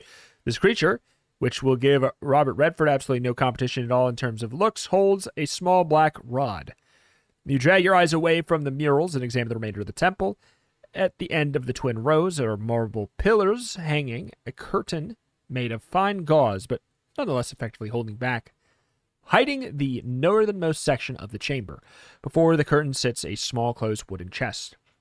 You If you want to risk drawing back the curtain, 99. Closer look at the murals, 114. 133 to examine the chests. Or you could just go home. No, I think not. 99, 114, And the 130. chest on 133. I mean, do we want to go for 133 first? More information and items? Or look at mural? I just don't want to open the curtain, because if there's someone else on the other side to go, bleh, I don't want them to teleport us away. Yeah, I'm with you there. Also, what page are we on? 89? We are currently on 89, yes. Hey, we found another secret door. Where's it go? East-west. Oh, perfect. East-west to 94. So we have the secret corridor here as well that we can go through. I know, yeah, just keep on getting secret doors. I definitely want to examine the chest. The question is just, yeah, is it good to do it first or not? Whatever, right? Let's do it. 133. What could go wrong? There's money in here. Gold and silver, both, along with a whole collection of seashells and pearls. All in all, it must be worth 1,500 pieces of gold loot. In good, honest loot. Provided you can get it past the crab that's guarding it. You can attack the crab on 111, risk drawing back the curtain, 99. Murals, 114. Swim back. Same previous options. So, crab tackle? Crab tackle? Yeah. I mean, we still stink, right? This is our last stink fight. Yes, we smell awful, and despite the fact that crabs don't traditionally have, as far as I understand it, extremely strong senses of smell, we smell bad enough that he still gets it. Yep. All right. This crab has 33 life points. Whoop, hang on. What? Hit successfully on a 5 or better, causing Yeah. +1 damage. We have a -3 and a -4, which means -7 to all of their incoming damage, which means if they roll a 12, they would do 7 damage. This enemy is incapable of damaging us on their normal strikes. Ba-ba-ba-ba-ba-ba-ba-ba. If you survive, collect your 1,500 gold, stinky crab gold. Wait a second. I was setting up the possibility of, so their normal damage doesn't do anything, but they've got this special hit. The thing is, the special hit is they poison us on a throw of 10 or my better, God. and we're immune! 1,500 stinky crab gold is ours. Yeah. And select your next option. Okay. Is bribing still a thing? I believe so. We haven't met anyone we can bribe yet, though. Yeah. All right. It's got to be look at the murals. I think so. So that's 114. Closer examination quickly convinces you that the people in the murals look very frightened, and tracing along the sequence of pictures soon tells you why. In one mural, old Fishbone, probably, is pointing his rod at a terrified worshiper. From out the rod is emerging a tidal wave, which is about to engulf the hapless human.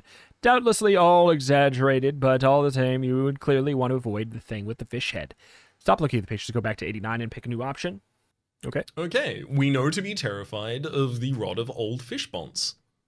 There was something there was like a phrase we got yesterday that someone said, like, when you find yourself blank and something raining, something bad. You know, that. Oh boy, do I remember this? I do not. If you something when something. Nope. It's something like when you're outside or something and it's raining, you've gone the wrong way or whatever. I don't know. Whatever. Maybe whatever. So, do we want to draw back the curtain on 99? I mean, yeah, we have to do that before we leave the area, certainly. All right. Just before we move on, though, you are referring to the scrap of the last will and testament off of which a name has been torn that the zombies dropped. And it said, if you should fail and find yourself out in the rain and hail, it could be you would see you were on a false trail. Interesting. I feel like that, since that hasn't happened, we're probably on the right trail, is my guess. Yes, That's probably precisely. That's probably it probably means we're doing things right then. Okay. I thought you were going to say, do you want to prepare a spell or something? For Would you like to prepare The a spell or inevitable- something before we flick back to inevitable- the corridor? yeah, the Wizard of Oz back here. I don't know. Is there something we should have for a fight? The thing that would make the most sense immediately to cast before the fight would be Panic for more damage reduction. What do you think? I think we should do it. I don't want to get, like, so many times we've gotten to the end of an adventure and, like, the spellbook is almost entirely filled with spells, not usage, rather. Yeah. All right. We fail our first attempt to roll it and lose 3 HP. That's a 5 instead of a 7 or more. That's a 9 though, baby! That's the last charge of Panic. But in our next combat, -4 damage. Well, -4 damage on top of -4 damage. And I wasted a crit rolling in Solidarity, which means the Appreciate enemies don't get solidarity it. regardless. That's true. It's off the queue. Yep. All right. Let's throw back the curtain on 99. Ah, good grief. Standing immediately behind the bold curtain is a huge creature with the body of a man and the head of a fish. It carries a short black rod. You step back. Hi. You say, smiling and waving. With your left hand, your right hand creeping nonchalantly towards EJ. Sorry to disturb you, sir. I'll just be going now. The creature raises the black rod and points it in your direction. Now, there's no need to be hasty. You begin reasonably. I mean, I just happen to be passing here. I haven't really done you any harm, have I? So, we might as well... A wave of blue-black light erupts from the rod, and frantically you hurl yourself to one side. And may even succeed in avoiding it. Throw a die, 1 to 3, go to 108, 4 to 6, go to 118. I've got a 6. That's 118 then. That's a 118, which theoretically is a success. The wave passes over harmlessly a little to your right. You tumble expertly, drawing old EJ with a flourish, and you regain your feet and drop into the old familiar fighting stance. You realize this means war, fish face. You hiss. That is very Goosebumps. On which slightly bitter note the fight is on. Fishface is a tough nut, having a total of 50 life points, striking on a 5 or better, only doing dice damage, but a 9 or better allows him to use that wicked rod which will kill you outright by drowning. The good news is that he hasn't managed to use the rod. If he hasn't managed to use the rod in the first 3 combat rounds, he can't use it again thereafter. If Fishface kills, you go to 14. If you survive, there's some pleasant surprises waiting on 125. Oh. So it's relatively likely that over the course of 3 rolls he would manage to roll a 9 or better, which deeply concerns. He's not capable of doing any damage to us outside of the outright killing, which means if we can invalidate his first 3 rounds, I don't know, maybe by making him laugh too much to do anything in the first 3 rounds, absolutely. that we would be able to completely invalidate the fight. Yep. Let's roll initiative to see if we could. Okay, 3, please. 2. Don't do it to us. I roll a die. Dude, yeah, you've got to roll his attack, and please don't roll a 9 or above. I rolled a 3. That could Don't roll go. a 6. That. Oh wait, you're right. I do have to roll a 6. I do roll a 4, so it's pretty good, but not good enough. It's no damage. It doesn't manage to do any damage to us. For what it's worth, we still need to roll a 7 or better on our Pip's instantaneous levity and laughter spell. Can't exactly recall the name of it. 1 second. Let me go down to the rules. It is Pip's instant levity and laughter. Oh, I was so far off. So this would cause them to fall about laughing so heartily that they miss 3 combat rounds. Tasha's hideous style. That's an 8, baby! Hey, get him, Tasha. Get him, Igwilf. I'll have you know, I did a symbolic roll of a crit right after that. So, all right. So, hee-hee-hoo-hoo, fish giggle for 2 turns, and then it's impossible for us to lose after that. The flavor of the ending of this fight is we could automate it, but we just did so effectively. It is incapable to now lose. The ending of this fight is the fish character lying on the ground, just heaved over in laughter, just curling about the stomach, almost in agony, laughing at the whatever incredible thing we've managed to summon in their head over the course of casting Pip's instantaneous levity and laughter. While they do so, their spine actually manages to curl past their body and crunches out of their sternum. The fish fan Ew. is dead. Yeah. Yes. 125. This is pretty sick making, Pip. The moment you napped off the last of his life points, Fishface disintegrated into a smelly pool of disgusting slime. But sick making or not, you brave the slime to pick up the black rod, which on a score of 9 or better allows you to kill any human or humanoid outright by drowning, but only in the first 3 combat rounds. That's so broken. You look around to discover that there's an altar behind the curtain, above which is a coral statuette of Fishface himself, labeled Fin Squandrago, God of Cod. The statuette looks quite valuable. About 500 gold pieces is a rough guess. If you want to take it, turn to 135. If not, you can try swimming back or retrace your steps to 59. I mean, we've already got the treasure. We've already got the treasure, but if I had to guess anything, this thing's poisonous, and it doesn't matter to us. All right. 135. 135. Greedily, you snatch the coral statue.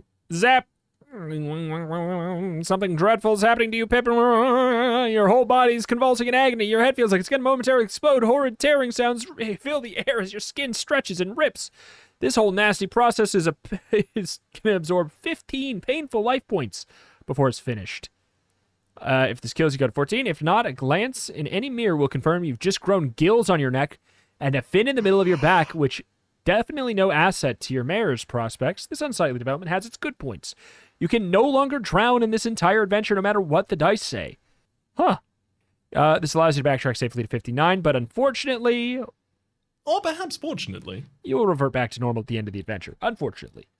Yeah, exactly. I would absolutely take gills if it gave me the ability to breathe underwater. That's what they is. That's what they do. Okay. We can't be poisoned. We can't drown.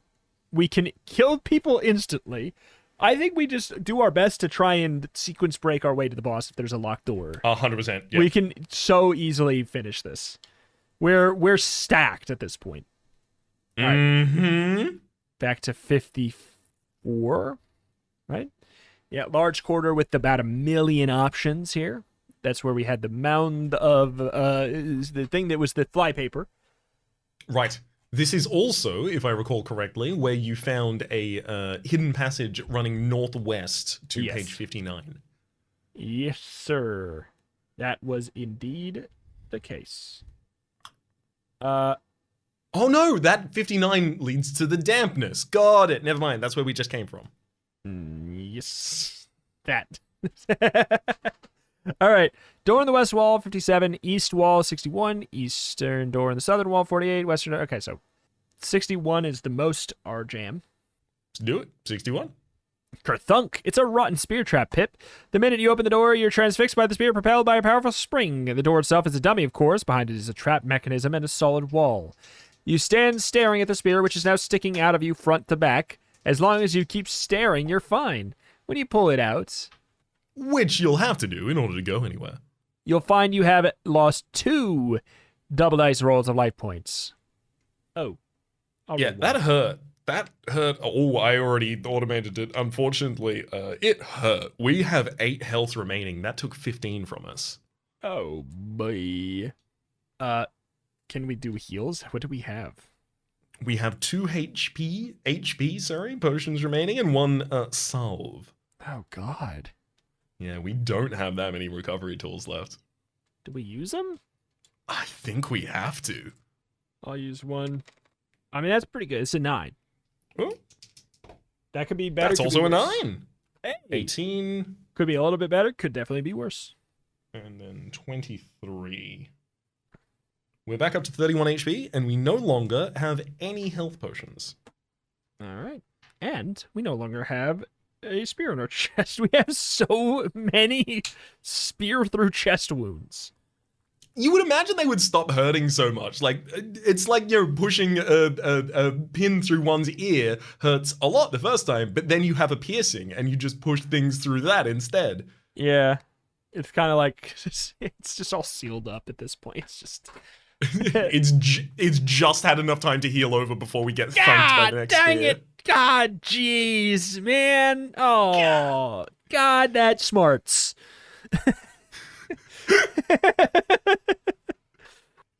I mean, it has to be in the realm of that smarts for our character to have canonically shrugged off at this point 5 spears to the chest through the body. Spears to the chest. Yep. Yep, indeed. All right. So wait, where are we at? We're at back to 54. Back to 54. This was a bad ending. So we have the Western Wall, and if I recall correctly, right, we've got Western Wall, the Eastern Wall on the Southern door, and the Western door on the same wall, right? Yep. You picked this Cool. time. Take it away. Let's go with the Eastern door on the Southern wall on page 48. So far, so good. You're in a gloomy corridor. This feels familiar. Nope, this is going back into the area in the gloomy corridor where we made the initial fork to get to 54. So it's nice to have that's an marked option. off too. Yes, that helps. Okay. Exactly. To the west wall on 57, I will select the guess? next one as well. West wall on 57 is what it's going to be. Good deal. This door opens into a corridor running due west, and ending in a second door. Itself is closed but unlocked, which turns into 23. Which... I recognize on sight that 23 is blue metal sheeting room. I know it at this point. All right, so 75 is our only choice then. Excellent. This empty corridor runs due south with 2 branch corridors running off west and a door in the wall between them. Have we been here? A second door is set into the I east don't wall, believe so. almost opposite the entrance to the southernmost branch corridor. Sorry, when the page is like that, it's like, this feels like I've been here. I don't know. It's just a bunch of directions. The last mentioned door leads to 85. You may explore the northernmost corridor west at 100, southernmost corridor west at 117, or the door between them on 150. And I gotta go up to a whole new section in my page here. This is the most writing I've had to do in branches, because we don't have maps. And in lieu of that, we just have a whole bunch of... Which I will say, I do prefer this. Yeah, Which I prefer like the plotting of it like a tree rather than trying to draw a cogent map, because good lord, the dimensions are impossible. Yeah. All right, so... Second door to the east. So the last mentioned door is 85. That one goes east. That's the best we've got. Oh, also 75. I feel Let's like do I it. should... Oh, no, I'm not going to bother. For no reason, I'm not even going to bother rolling. That's 85. Have we been? Not been to 85.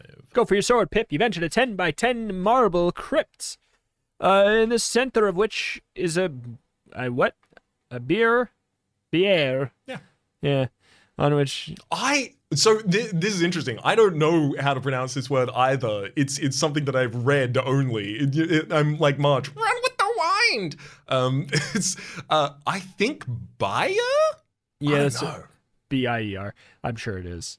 It's just one of those like, this only exists in books. It doesn't exist in real life, so it doesn't matter. It's one of those. On which stands a coffin from which rises a deathly pale-fanged figure dressed in evening formals and an opera cloak. You stand transfixed by terror as the bloodshot eyes of the creature slowly turn towards you, your knees turning to jelly, your blood turns to ice as it speaks. You turn to flee, but it's too late. Is it a ghoul? The creature says. Trapped in the crypt for the rest of its days? Is it a vampire, thirsty impaler? A cousin of Dracula or Vadley Impaler? Is it a ghost? I don't care to both, but it looks dramatic, like Rawl in the attic or an ogre. By Jove, there's a chance it's a white, although that can't be right. In fact, this slim creature is not what it seemed. It's the handsome and witty, renowned, poetic fiend. If this dreadful rhyme kills you, go to 14. If you survive, you may converse with the fiend on 135. Does it kill us? No, we survived. That actually, I really like how I like the poetic fiend so much. I like the poetic fiend as well. So that's 137. You bow quickly. What a pleasure. You say cynically. to meet once again with the poet laureate of the dungeon, the minstrel of the wilderness, the knight rhymer of Avalon, the Desist! exclaims the fiend, not at all displeased. You will turn my noble head with the eloquence of your flattery. Which was, of course, the point. Although you can hardly tell him that in past adventure the fiend was often helpful if buttered up sufficiently. Since he seems friendly enough at this juncture, you venture to say, Sir Fiend, my master, Merlin, has charged me to seek out a fellow necromancer by the name of Grot the Huddle, this being a personage who owes him but 50 golden pieces. Merlin assures me that Grot is alive. The only indication I have of him in this tomb also clearly suggests to me that he must be dead. Can you, in your almost infinite wisdom, throw any light on this puzzle? The fiend smiles broadly, half blinding you with his pearly fangs. Indeed I can. He exclaims. For no more than several hours ago, I was engaged in the composition of a heroic ode in iambic pentameters dedicated to this very mystery. Allow me to read it to you. With which he extracts a piece of parchment from his voluminous cloak, squints at it briefly, then declaims. When Grot he was a little lad, his interest turned to all things bad, and so it was in later years he turned out worse than most he feared, had become something of a witch, then later changing to a lich. His enemies, so it is said, thought him alive, yet saw him dead. You see, Says the fiend. it's all perfectly simple when you have the explanation. What's a lich? You ask curiously, never having heard the term before. A creature, usually a warlock or a wizard, a sorcerer, a magician, or something of that ilk, who uses foul magics to sustain himself beyond the terms of his natural life. The fiend tells you. Consequently, he becomes something quite similar to a zombie or an animated corpse, a similar undead, except, of course, that he has never managed to die in the first place. And that makes him extremely dangerous. And Grot the Huddle is dangerous? You ask, with a sinking feeling you already know the answer. Lethal. Replies the fiend. Unless you're able to recite a 4-line death ode when you meet him, none of your magic's gonna work, and you'll fight him at -3 damage on any damage you might even score against him. If I were you, I would take a little time right this minute to compose and learn a death ode in advance. Which sounds like good advice, but should you compose the ode yourself on 126 or ask the fiend to do it for you on 132? Ooh. Feels like I really want to hear more from the fiend. Which has me it has me concerned because it's like well, do it yourself. But can we do it? Oh, we absolutely could. Okay. All right. 132. Oh, how very flattering of you to ask. The fiend exclaims, blushing with delight. Just, how much were you thinking of paying me? In point of fact, you haven't been thinking of paying him anything, but better not to mention that in the view of the fiend's notorious temper. If you want to offer him 10 gold pieces, 128, 100 gold pieces, 139, 500 gold pieces, 155, no money to offer, or offering everything you have, however little, go to 166. I mean, I'm down to just give him. Yeah.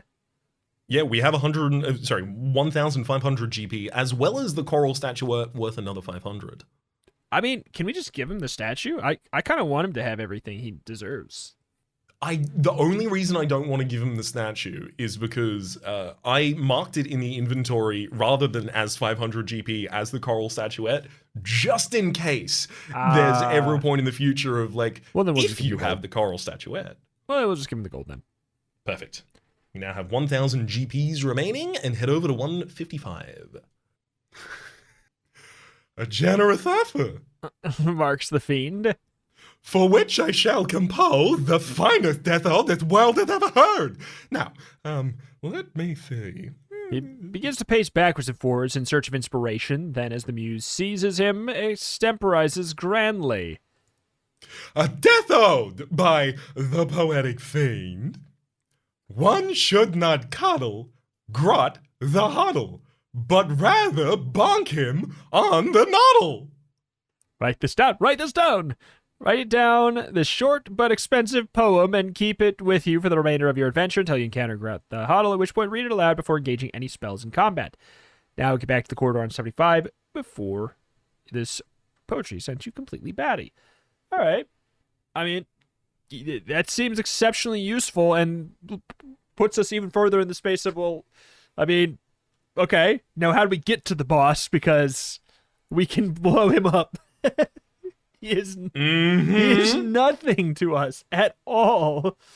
If only the Poetic Fiend would also tell us about the location where we could find this man. All right, northernmost, southernmost, or between them. I guess northernmost, right? Isn't that one of our things on 100? I guess we go with that. Let's do it. This corridor runs east-west, forming a T-junction with the north-south corridor to the east. We can turn due south at the west. You enter the north-south corridor on 75, return to the southern corridor west by going to 88, which, as far as I'm aware, we have not done. I don't believe so. Have we done 75? 75 is, yeah, that's the corridor that's the branch. Right. Where we got Cool, here. cool. 88 then.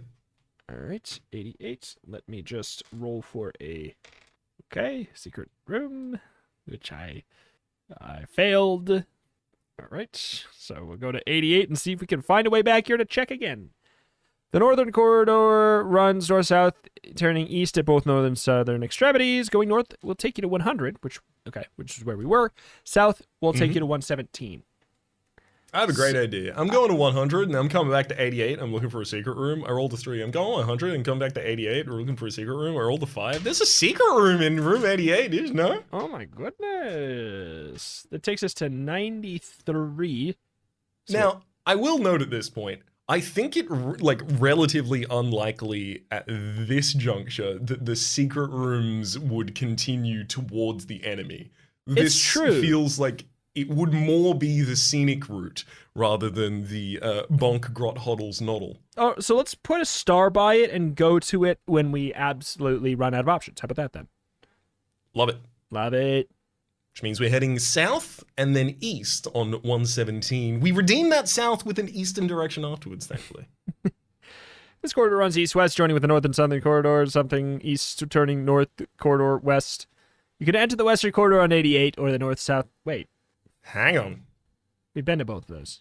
We have. Oh, which means if we go back to 75, we have the ability to take the other option, which is not 100, not 117, not 85, but 150. 150. Wow, wow. Wow. And it's a door rather than a corridor. Bats, Pip! Thousands of them! This is a real nightmare! They're flying all over the room like a swarm of bees! But they're bats! Most of them are trying to avoid... Not just like a swarm of bats. They're trying to avoid you, admittedly. There are several vampire bats among them, which are trying to have you for lunch. Roll 2 dice to determine how many vampire bats are sucking at your life points. Each one has 5 life points. Will strike on a 4 and drain 3 life points per round, irrespective of what the dice may indicate until you kill it. Oof.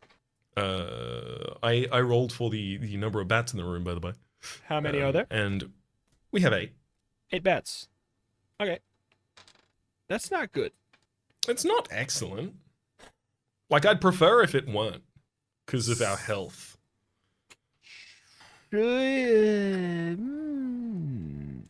So, how do we utilize our abilities in such a fashion that we can render these nerds dead? The only thing I could Is it even possible? think of would be they go twice a turn, which feels like it's our last charge of it, right? No, pi r squared, we actually only have used 1 charge, and we used it successfully. Okay.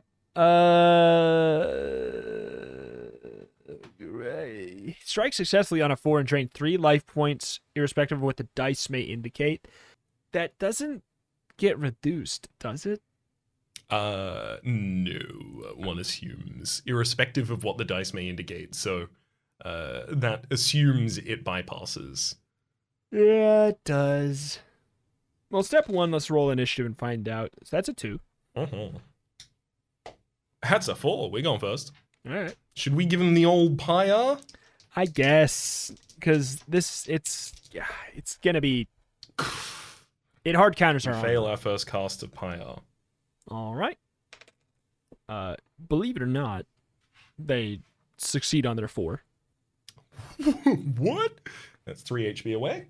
You lose another 3 as I attempt to cast Pyre again. Come on, come on, come on. This is going to be really embarrassing if it doesn't work. That's an 8. Yay! And then in a follow-up strike, Yep. because we have 2 attacks this round, I'm going to just EJ doesn't even use the sharp side. It just smacks with the blunt side the bat pommel. out of the air straight into the ground. All right. Another bat goes, would you believe it, a success of a 10. Rude. All right, well, We at have least 19 health remaining least chop and down 2 7 bats. bats remaining. Please cut down 2 bats. Okay, so I'm going to say that at this point, the bats are flying directly towards us, and Pip stands over to the side and says, "Swing, batter, batter!" and knocks 1 bat as it comes within striking range of EJ, again, with the blunt side, and sends it hurtling directly into another bat, taking 2 birds out with 1 swing. 1 scone. All right. Would you believe it? They get a success of 6. You know what? I don't believe it. Yeah, what are we doing now? Do an attack. I will murder them in response. We are down to 16 HP. But I do think we live this. They're but down it to still 3 bats. sucks. yeah, we're gonna have to consider like dreaming after this. You're not gonna believe this. What? They didn't possibly hit us again, right? They hit us with a 5. It was close though. Oh no! We have managed to reach our first not killing. So the second one still does, which means the next combat round we could still take out the remaining 2, which means it would be indistinct. All right. You're gonna believe this. They didn't hit us? Oh, I guess we haven't. I guess I expected you to know by now that they were gonna hit us with a 9. My approach is to be naive and allow the world to be on its own conscience. This is going to be a lot of experience at the absolute least by the end of this. We're almost at the. Don't even need to roll the second dice on that one. The first one's a 6. That smacks a bat. And the second one does also. I'm going to say that the other bats, the non-vampire bats, recognizing that I am exclusively targeting the vampire bats, notice there are only 2 remaining and just swarm them. And then by the time they disappear, we have the cartoon effect of like just a completely cleaned, stripped, completely clean bat skeleton just falling to the ground. All right. And that is 8 full experience points for us, which, would you believe, we Yes. level up. Yes.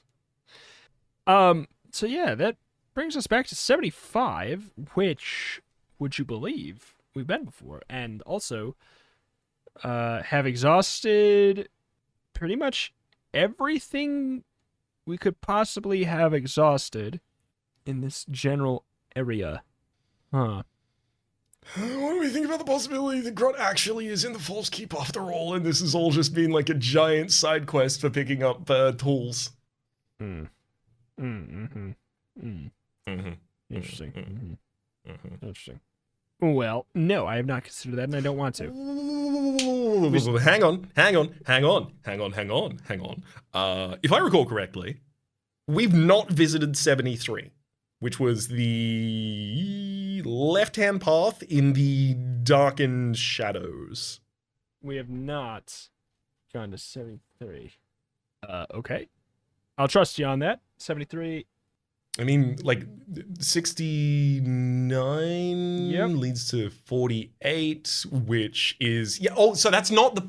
We were doing both of the forks first, right? We just exhausted the second fork, Yes. and now there is straight down the middle of this gloomy corridor that's to right. 73. 73. Which, Right. of course, where is it going to be if not straight down the center of the corridor, right? Yeah. Bravely, you press forward until you fall into a pit.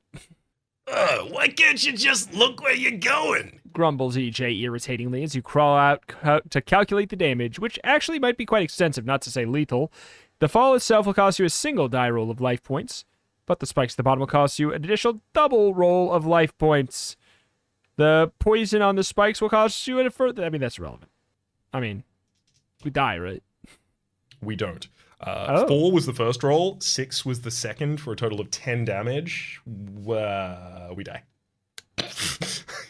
And I was looking at the number 19, but as it turns out, our health number is 10 at the moment. Not anymore, baby. Ooh, it's 0. Hell yeah. Which means we chalk up another death. Yeah, that's another death for the deathometer. We're no longer capable of getting even the second best score. We're down in the adventuring rank. Although, we're now back at 73. It's true. I'm gonna quickly roll for the damage it would do to us. It's really taken as much as it can. That's a 14, leaving us on 41 HP at the bottom of this pit. Well, right. So... Now, for no reason whatsoever, I'm just gonna quickly roll for a secret. Oh, that's a 4. As it turns out, by the way, there's a secret room on 73. Oh my god. Which is... What does that say? It is leading west-west on West, page west 122. to 122... Parentheses 0. Oh, yeah, maybe. Well, I'll put a star by that. Same thing, like, since it seems like those are not required paths. Who knows? And then maybe we go to 48 first. Or wait. Wasn't 48 where we just came from? Wait, 73. Oh shoot! Wait. Oh, is there not? Oh, so we have to go to the secret. Mm-hmm. Oh, because it's okay. All right, secret it is then. Let's do it on 90. Not? Is it wait, is it 90? Mine says 122. Oh, yeah, go to 122. Oh, what? Does it take us to... This is interesting, Pip. Not to say a little disturbing. The passageway you run runs west-east and descends towards the west. Border of the point is filled with a dim but definite... and extremely eerie green glow, the source of which you cannot immediately discover. The easternmost end of the passage is sealed by a door leading with a nasty trap to a dark corridor, which will eventually take you to 48. The westmost end leads to a flight of narrow steps, descending to a gloomy depths of 90, which... Why does that feel familiar? Because you just said it twice. Because I mistook. I looked at that passage and I was like, oh, we're going to 90. But, like, have we not been to 90 already, though? All right. I can confirm that we have not. All right. Steps to the east descend into a square stone chamber dimly illuminated by the ubiquitous eerie green light. A figure stands in the center of the chamber. As you drop your hand to the hilt of your sword before your eyes adjust sufficiently, you realize this is no living being, but rather a life-size statue in granite. You move closer to inspect the figure, noting as you do there's no exit from this chamber except for the stairs leading to a secret passage and the pit. The chamber itself is a granite flagged and walled, with the ceiling comprising massive interlocking slabs of granite. The statue on closer inspection is a horror. It crouches leering on a granite pedestal, blank eyes staring eerily. It's the statue of a creature that was once a man but is now little more than a wasted animated corpse, richly dressed, yet somehow exuding evil. Good on Grot for being transformed into a lich and wanting the statue to represent him as the lich. Yeah, Good on exactly. God. Too many of them have their form of visage up there. Just absolutely good on you for being comfortable in your not-so-skin.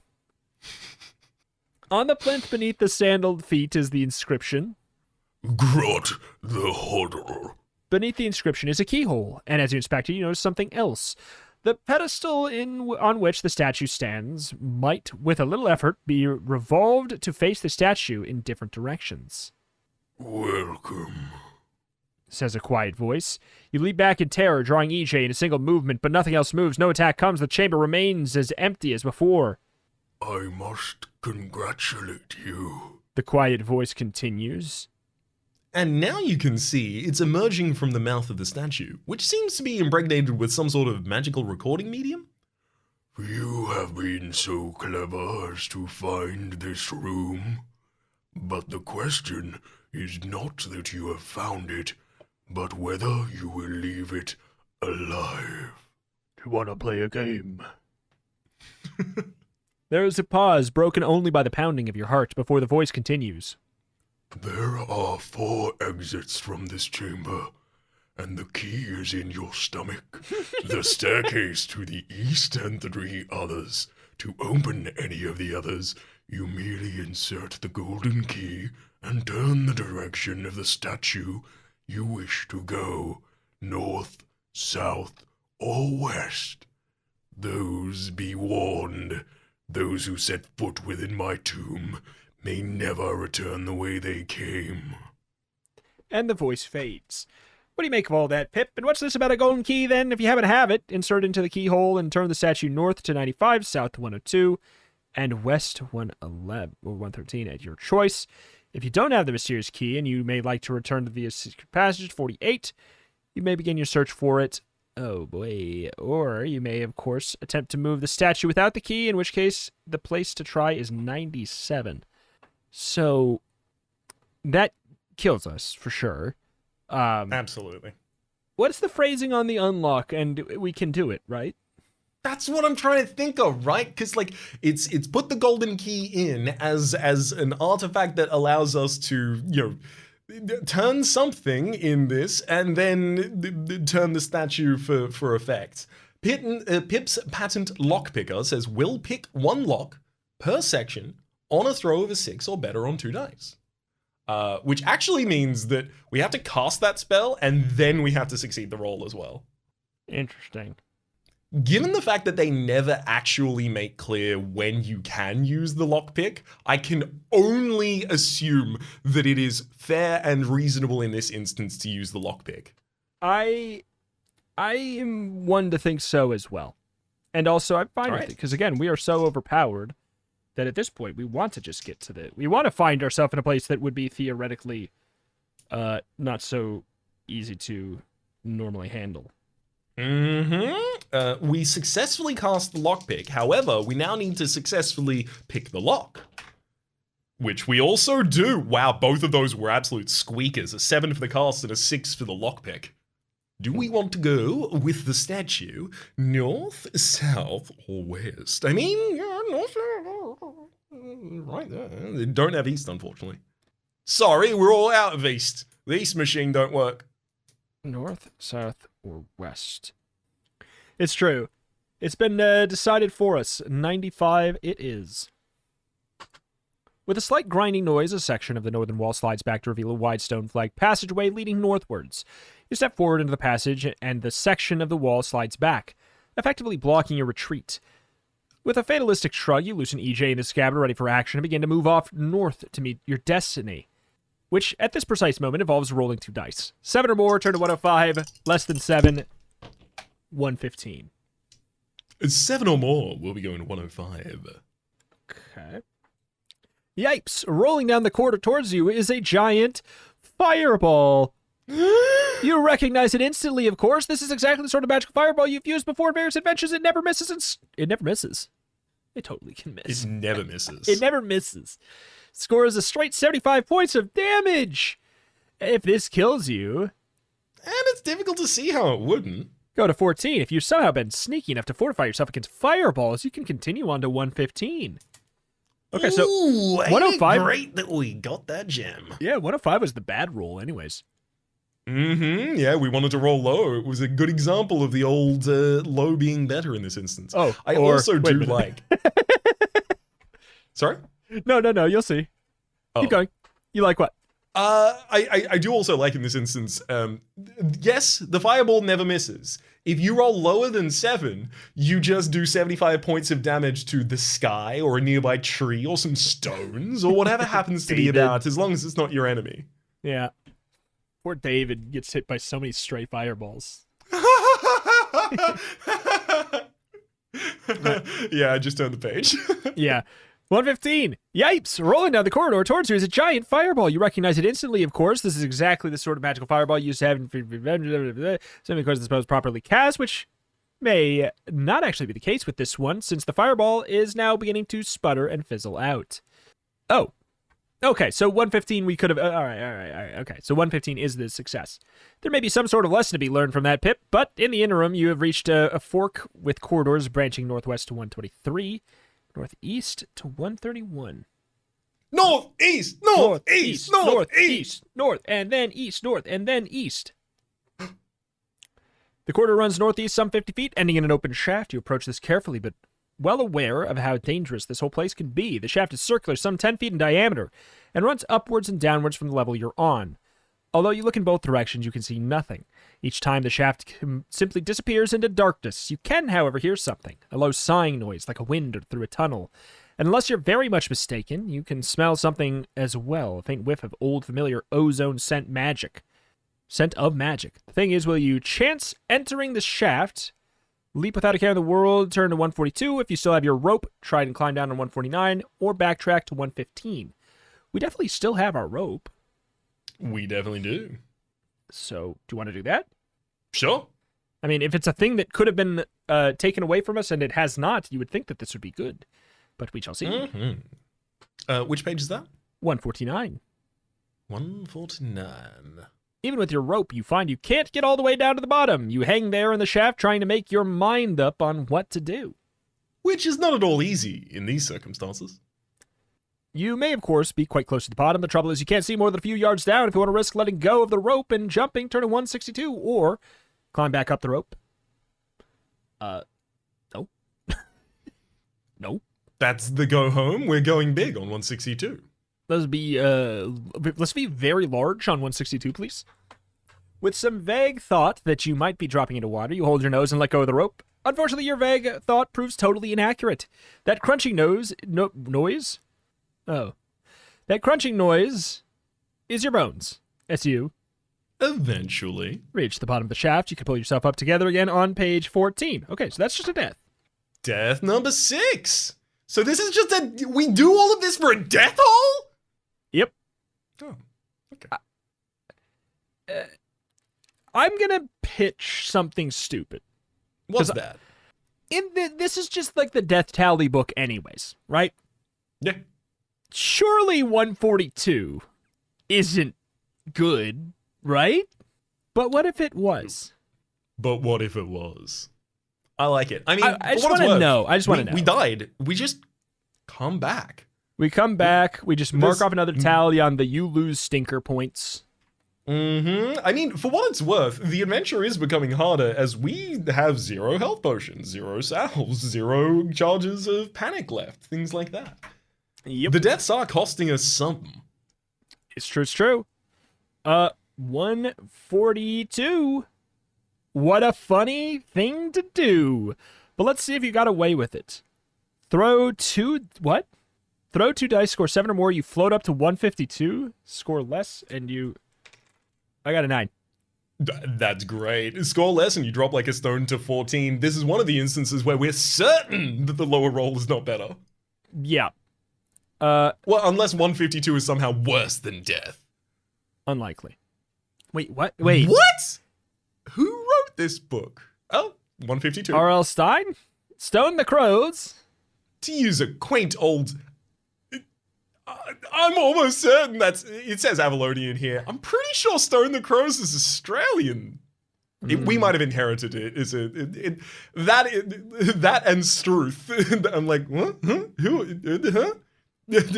A country folk? I see. You're floating. Levitating, to be precise, zipping upwards like a rocket. Or more accurately, a hot air balloon. Heading for clunk. That was the sound of your poor old noddle striking the top of the levitation shaft, losing a full 10 life points in the process. If it kills, you go to 14, or you can step out of the shaft at a higher, more interesting level of 164. What? I'm going to be honest, Raps. Yep. I wanted to see how we died. I'm upset that this is a path. I'm so sorry we got bonked on the noddle instead. My noddle. But there had to be something. Like, it is wild that if you try and use the rope to climb down, you are guaranteed to die. It makes no sense. If you try and go further, rather than if you just jump from the top. This is like the very first Give Yourself Goosebumps books of jump off the bridge and then, yay, wind saved you. Like, instead of trying to cross the bridge. Yeah. All right. You step out of the gust shaft. of wind that would remove your skin. Exactly. Into the blinding sunlight. You blink a few times until your eyes become accustomed to the light. You look around you, standing by the side of a winding road. What? Which will, if you take it, lead you to 36. If you have any users of PIL left, you can go back down the shaft, leap into the shaft, cast a spell, turn to 174. If the spell doesn't work or you want to decide you want to jump without casting it, turn to 180. I hate Try jumping without casting. It was a bad idea. Have we been to 174?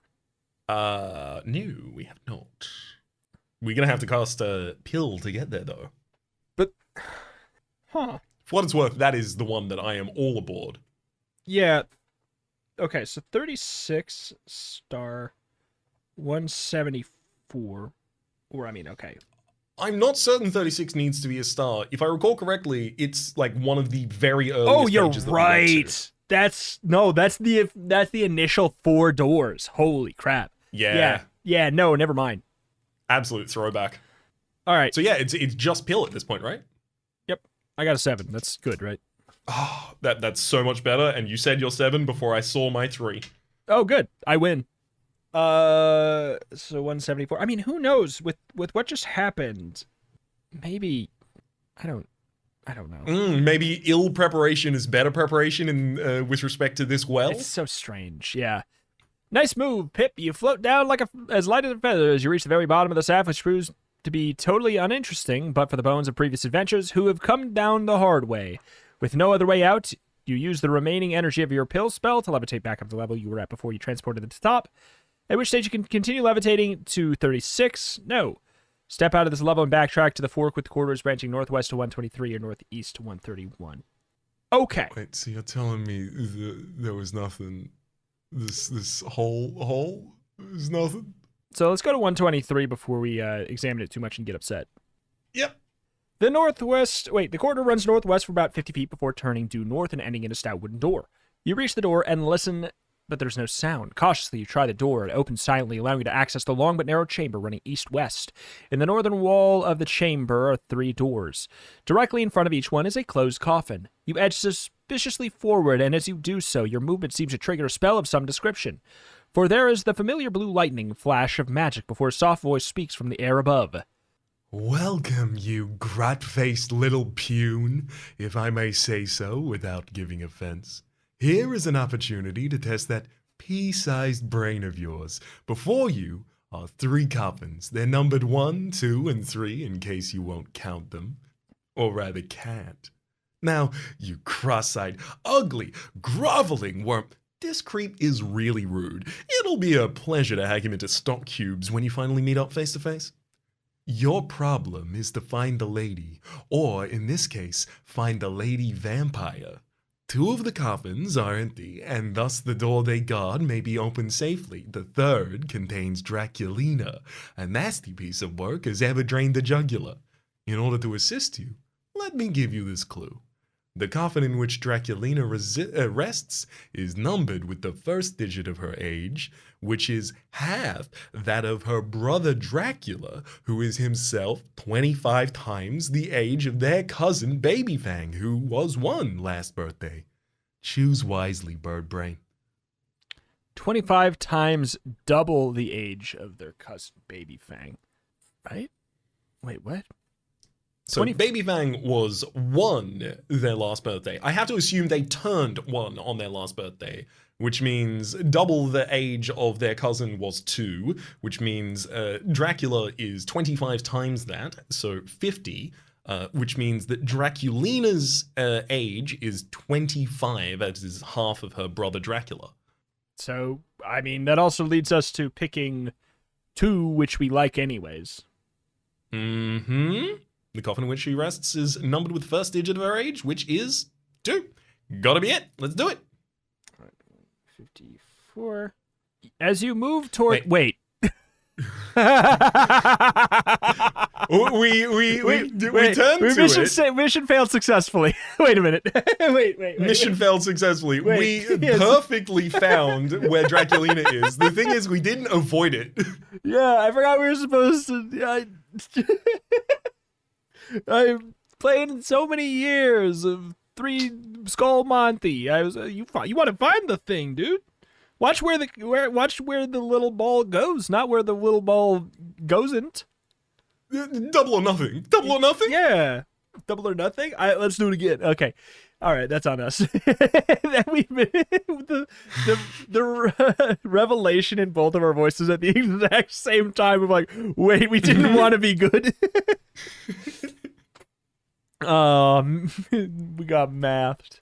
As you move towards the door, the coffin lid abruptly crashes open to reveal a slim, pale, beautiful lady with straight black hair, low-cut gown, and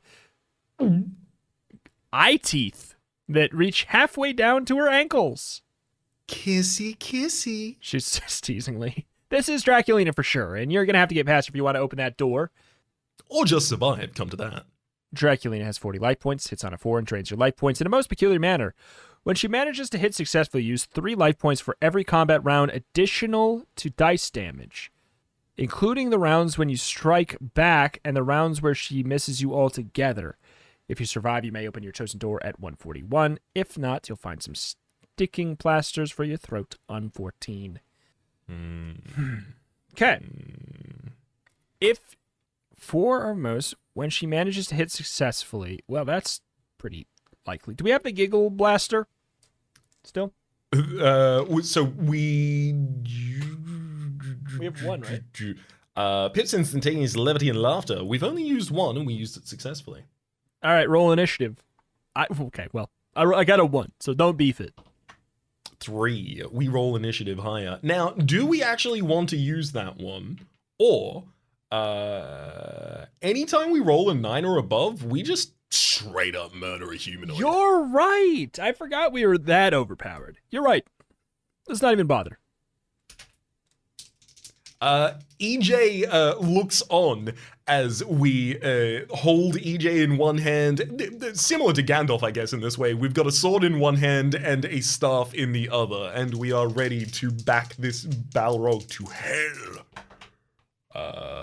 That's an 8. 1 short of an instant kill, but it will, however, do a total of 9 damage to Draculina.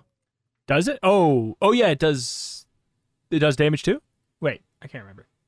So if I read the rod correctly, and I will quickly look for its rules, but it was effectively just if you roll above, where is it?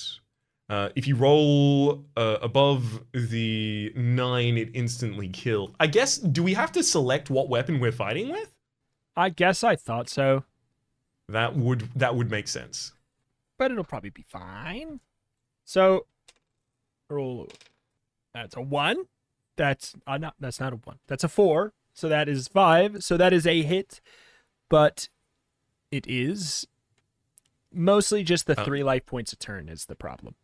Yes, we'll lose 3 life points for every combat round, additional to dice damage, including those rounds when you strike back and those rounds when she misses you altogether. So does that mean in our turn and then her turn? Yes. Because a combat round is both of our turns. Yeah, no, it's saying for every combat round, So you strike back. Twice per combat round? It says including those, yes. Including those rounds where you Okay. strike back and the Cool. rounds where she misses you altogether. So yeah, it's... Okay. Coming to our turn. So we will have done no damage to her because we're attacking with the rod. Just roll good. But Just time roll for good. another rod attack. Just roll good. Oh, never mind about that. Just roll good. I tried my hardest, but I did not. We'll lose 3 HP. Great news. The miss is with the only thing that can be a miss. But the truth is it doesn't really matter. It's only the 3 damage drain that's going to really do anything to us.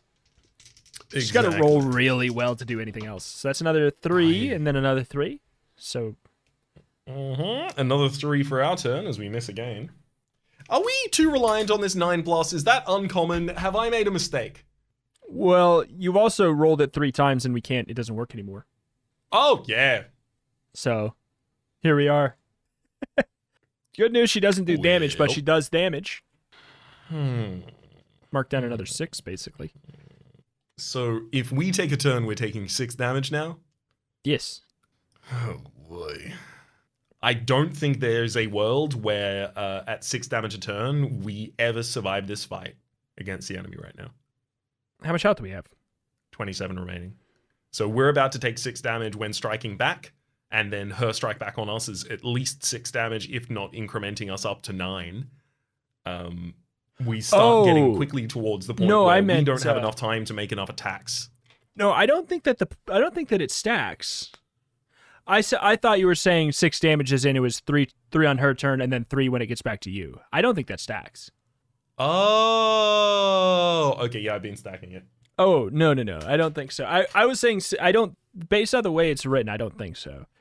Okay. We're all good then. We're on 30, and we do have the time to actually strike back. EJ. So even if we hit with the rod would have done 2 damage because it was an 8 and a 6 or above is a hit.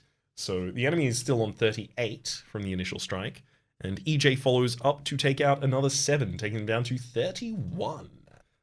We go down to 27 on that turn, though. I'm actually kind of upset to see a 3 here, because the fact that I rolled 2 misses on a 4, but it wasn't the first turn, is actually upsetting. Oh well. Those would have been useful. We'll take another 3 damage for that turn, another 3 after this roll. Oh my god. EJ really doesn't want to take her out. That's 6 more damage, down to 25 for the enemy, and down to 21 on ourselves.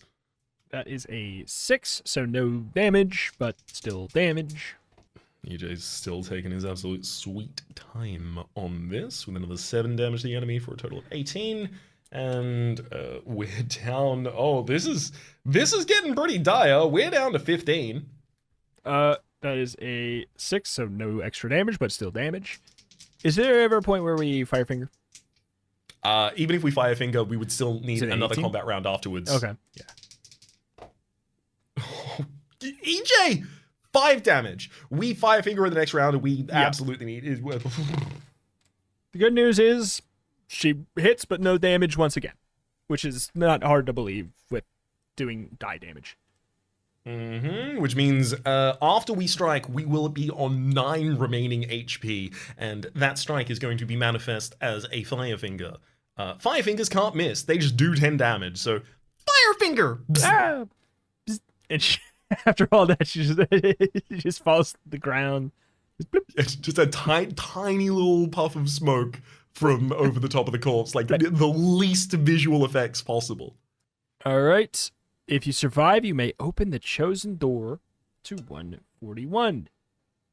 Good grief. It's a garlic store. No wonder Draculina was so anxious to prevent your coming in here. Strings of garlic onions hanging from the rafters from a sort of garlic bread curtain, which makes it impossible to see very far into the room. I want a garlic bread curtain. Not that it worries you, of course, since with so much garlic about, the chances of being attacked by a vampire are precisely zilch. Which is more than you can say about your chances of being attacked by a werewolf. The creature's leaping at your throat before you can say Jack Robinson. Although, why you'd want to say that's a mystery. The werewolf has 25 life points, fangs for +3, absorbs -2, unless you happen to be fighting it with a silver sword. This is significantly less scary. Is it? My only reasoning for it not being less scary is that we currently have 9 health points. Oh. I actually still think it's less scary. Very, very fair. I am keen to see your working. I mean, he hits on a 6 with +3. I mean, it's not good. Okay, it's not good. We should have definitely pushed Podioned. He's doing 1 damage. Yeah, I mean, if we had any Podioned, that would have been great. That's we would have right. had to start using Dreamtime. All right, well, step 1, let's roll for initiative. Once again, you're going to have to bungle it. I got a 1. I also bungled it. That's a push. All right. 2. I got a 2 as well. That's another push, baby. All right, 3. I'm 2. walking up. Oh my God, Raz. I liked 2. I stayed. Don't hit me. We're supposed to walk up together. All right. I'm so sorry. That is a. I got good news. That's a 5, so it's a miss. So we have 1 round of messing up. So that's fine. That's fine. So, could I possibly sell you on we Firefinger and then just hope that he doesn't kill us next round? Because Firefinger doesn't get reduced by their armor, does it? No, wait, hang on. Did we fight? What did we decide on that? It was one or the other. I think it was that it does not, I thought. But I don't remember. we made so many rules. And what about the hit him and then stun him dart? So that would be the Pip's attacking dart. Allows user to launch a magical dart against an enemy out of combat range. It never misses and is properly cast. And if properly cast, rather. If we cast a spell, we go down to 6 HP, which means anything will put us on the ground. Dart never misses, will do 10 damage. An enemy so attacked cannot immediately strike back. Unless he has a long-range weapon. I see. All right. I mean, there's nothing wrong with going for the Pips attacking, doing 10 damage to the enemy, and then, boy. How do we not die? I suspect. Luck and fireball. Oh boy, I would prefer luck out of these. Yeah. All right then. I should we just try and strike normally? Rather than spend resources? And we die. We mark a loser point. Exactly. I'm not trying to play towards that out. I'm so glad I said that. Oh, that's Snake Eyes, baby. All right. That's a 5 again. So start rolling good.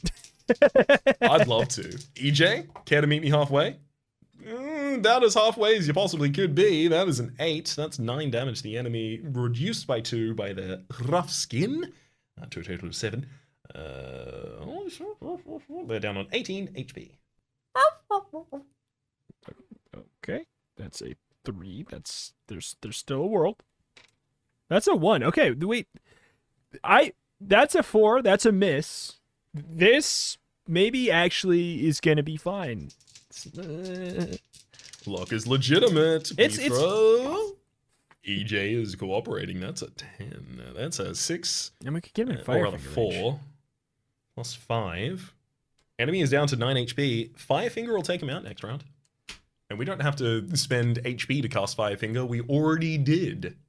All right, that is a 7, which, if I remember correctly, is not anything. That's 4 damage, which is completely prevented by our dragon skin jacket. In response to that, we raise a fist and then extend the pinky.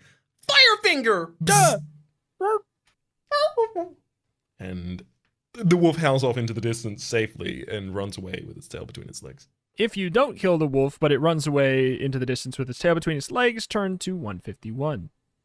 I'm so glad they had an entry for that. And there's nothing we can do to heal ourselves at this point. We could sleep. How do you feel about sleeping? Never done it. What do you think? I mean, worst case scenario, we die. Yeah, but if we don't do it. So, would you like to roll for the dream time, whether or not we get a 5 or a 6, which would save us from having to even dream? I got a 5. But cool. We just get a double dice roll of health. Do that, but I'm gonna roll again. Sure, we get 8 health back. All right, this is one of those times where I kind of want to lie and say I got something else because I got a 5 again. And then I got a 3 because I wanted to go until we failed. So we get 2 for Completely free, fine. And then a third one that is not for up free. To 25 HP, and then we have a dream on our third rest. And that is a dream of a faulty wand creates a magical counter resonance when you are casting a spell. Throw 2 dice. Score above a 6 and add the result to your current life points. Score 6 or less and deduct it from your current life points. We roll 7. We just get 7 more HP. In addition to the roll that you get for resting as well, by the way. Dreamtime can just be so generous like that? 12. Yeah, Dreamtime can be good. Okay. So that's 19 more health. Okay. All right. The amount of times sleeping in this is that healthy? we've healed, sleeping can be good for you, apparently. The amount of times that we have healed to exactly 44 in this campaign is wild. We're back up on 44. Wow. All right. 151. You're not out of the woods yet, Pip. The body of the wolf is changing, elongating, twisting, shuddering, distorting until it changes into a rather hairy, very squat thug of a man who launches himself upon you, growling furiously. Like he's from a B movie that also has 25 life points, fangs for +3, absorbs -3, unless you happen to have the silver sword. Okay, so same thing. But this time It's we're literally much the healthier. same fight. I rolled a 1 for the love of God reps. 3! Wow, I'm sorry, what I can't a walk roll. up with you this time. I got a 2 on the next one. Oh, and then a 6. Okay, never mind. Can't walk up. So I feel comfortable killing this guy. Just That's kill him. fine. Yeah, we it's just- not a dog. It's a man. This is expendable. That is 7, which is 5. The enemy takes 5 damage and goes down to 20. All right. Rolls and gets a 10, which is got to be damage, right? Mm-hmm. That's That'll be 4 plus 3 for a total of 7, minus damage. 4 for 3 damage to us. I'd rather take it now. Mm-hmm. One more strike back against him. That's a confident one, EJ. Love to see you mustering that up. That's a 9 for a total of 5, 5, -2, 8 damage to the enemy, taking him down to 12. All right. Swingeth again for a 7, which I believe is not damage. No. That's the exact number they would need to beat in order to do any damage to us. We could, if we so wanted, expend a Firefinger to completely just end the fight, or we could continue fighting normally. It really comes down to whether or not we think losing any additional HP is a risk at this point. Let's just Firefinger. Why not? We have Go so for- many. Bzz. Beep. Oh my god! I said Firefinger! And we extend this time the ring finger directly next to the pinky we previously used. It gnarls up as it sends a bolt of lightning through the chest of the very squat thug of a man who'd launched himself at us. I like visualizing the Firefinger just being like and just like a very quick it's that in like literally one frame. They're like on the floor like all right. It's one of those things they show in a show, and none of the characters can discern what's happened, and then they have to later go back to freeze frame footage to be like, oh look, you can see the proton going here. Yeah, that's right. He's firing individual subatomic particles. Yeah. If you killed this man, turn to page 163. All the hassle with the werewolf has hacked down quite a few of those strings of garlic onions that you were hanging down all over the place, allowing you to see the most curious artifact lying among the bits of werewolves strewn about the floor. It's a beautifully made golden replica of a golden garlic clove, which, needless to say, you promptly add to whatever small accumulation of booty you've already managed to loot. You can also see the exit door in the north wall chamber leading to 173. If you don't want to go there, you can always backtrack. 173, right? Yeah, 123 and 131. We'd previously gone to both of the other forks. You've entered a metal-lined room with no visible exit on the northern wall, a lever above which is neatly engraved with a notice stating, Pull! You hesitate. On occasions before you have pulled a lever like that, the floor's given away, the ceiling's fallen in. You examine the floor carefully, but solid as a rock. You reach up with EJ, prod the ceiling, but as far as you can tell, it's perfectly sound. You look back at the lever. If you decide to pull, you can find out what happens on 208, or you can go home. Rito, I yoink it. Boink. Yoink! No, it said pull, not yoink! Damn it! Bop it. Twist it. Screw. All right. You're momentarily... Wait. Oh, No. yeah, this is it. It's 208. You're momentarily blinded by a sudden flash of light, but you blink things back into focus. You're still in the same metal-lined room, or are you? Better go to page 23 to find out. I happen to recognize that as a blue metal lined room that is just in the middle of the caves. So it looks like very commonly here, they teleport us back to this constantly. That's a thing they intend to do. I'm seeing 23 at the accumulation of too many of these pages. So I guess the question is, Yes. do we check a different coffin? Because it seemed to imply we're picking a door behind them. Oh, So you're there right. are actually You're three. right. There are 3 doors there. So we're I not mean, actually we- at a dead end. We did also get the golden clove while we were doing that. Let's check one of the other doors. So 1 or 3. from What do you the think? coffins. Let's go with 3. I'm going to go with 3. 154. I'll go with 3 too. Sorry, I jumped on it. The gun. Jumped on it. The gun. As you move towards the door, the coffin lid abruptly crashes open to reveal nothing. An empty coffin, which allows you to open the door safely and enter the chamber on 129. Okay. What? What? I will not steal narration in general from you, but as you open the door, there's a flash of light, baby. Strike it forward over to you guys. Open the gun on 23. We're back to 23. All right, let's try chest number 1. All right, 140. What's behind door number 1, Monty? It's disappointment. As you move towards the door, the coffin lid abruptly crashes open to reveal nothing. An empty lid. Go to 129. What? Okay. So that's 129, which is our brief flash of light before we find ourselves back in 23 again, which means that whoever was telling us don't fight the Draculina in this one lied. The only way to get anything from that entire branching path was to fight Draculina.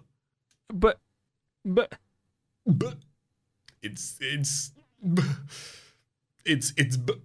time. It's a very experience to have been through. Hopefully that golden clove is important. So, the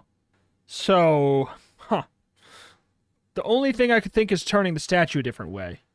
Yeah, that's the only last thing that I can possibly think of. So let's do that, I guess, on page 90. I'll just do the next one. 102. Yeah, I don't like south or west. Let's go 102. Yeah.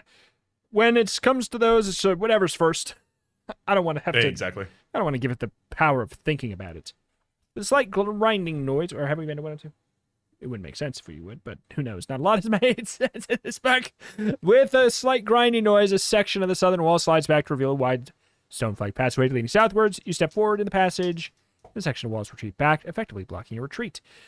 With a fatalistic shrug, you loosen EJ in his scabbard, ready for action, move off north to meet your destiny. That exact page has been listed before, but I think it was...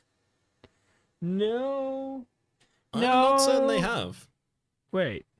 No, wait. No, yeah. No, I don't think we did another path from 95 that had basically the same writing. But yes, we have exactly. not. Yes, but it was referring Yes. to 101 and 111, if I recall correctly. Yes. Or 102 and 112. Yeah. It was also separated by 10, but I will say, I simulated the roll. We've got an 8. We're going to be landing over on 109. Oops. Good grief, a bolt of lightning crackles down in the corridor towards you. And there may be more where that came from. Throw 2 dice to determine how many bolts are headed your direction. Any throw above 10 counts as only 1, since, as you'll instantly recognize, these are magical Firefinger lightning bolts. For each bolt, deduct 10 from your current life points. Oh, okay. So Firefinger is not deducted by armor, because otherwise it would not say. If this kills, you go to 14. If you survive, you may continue on to 119. That's a good point, well made.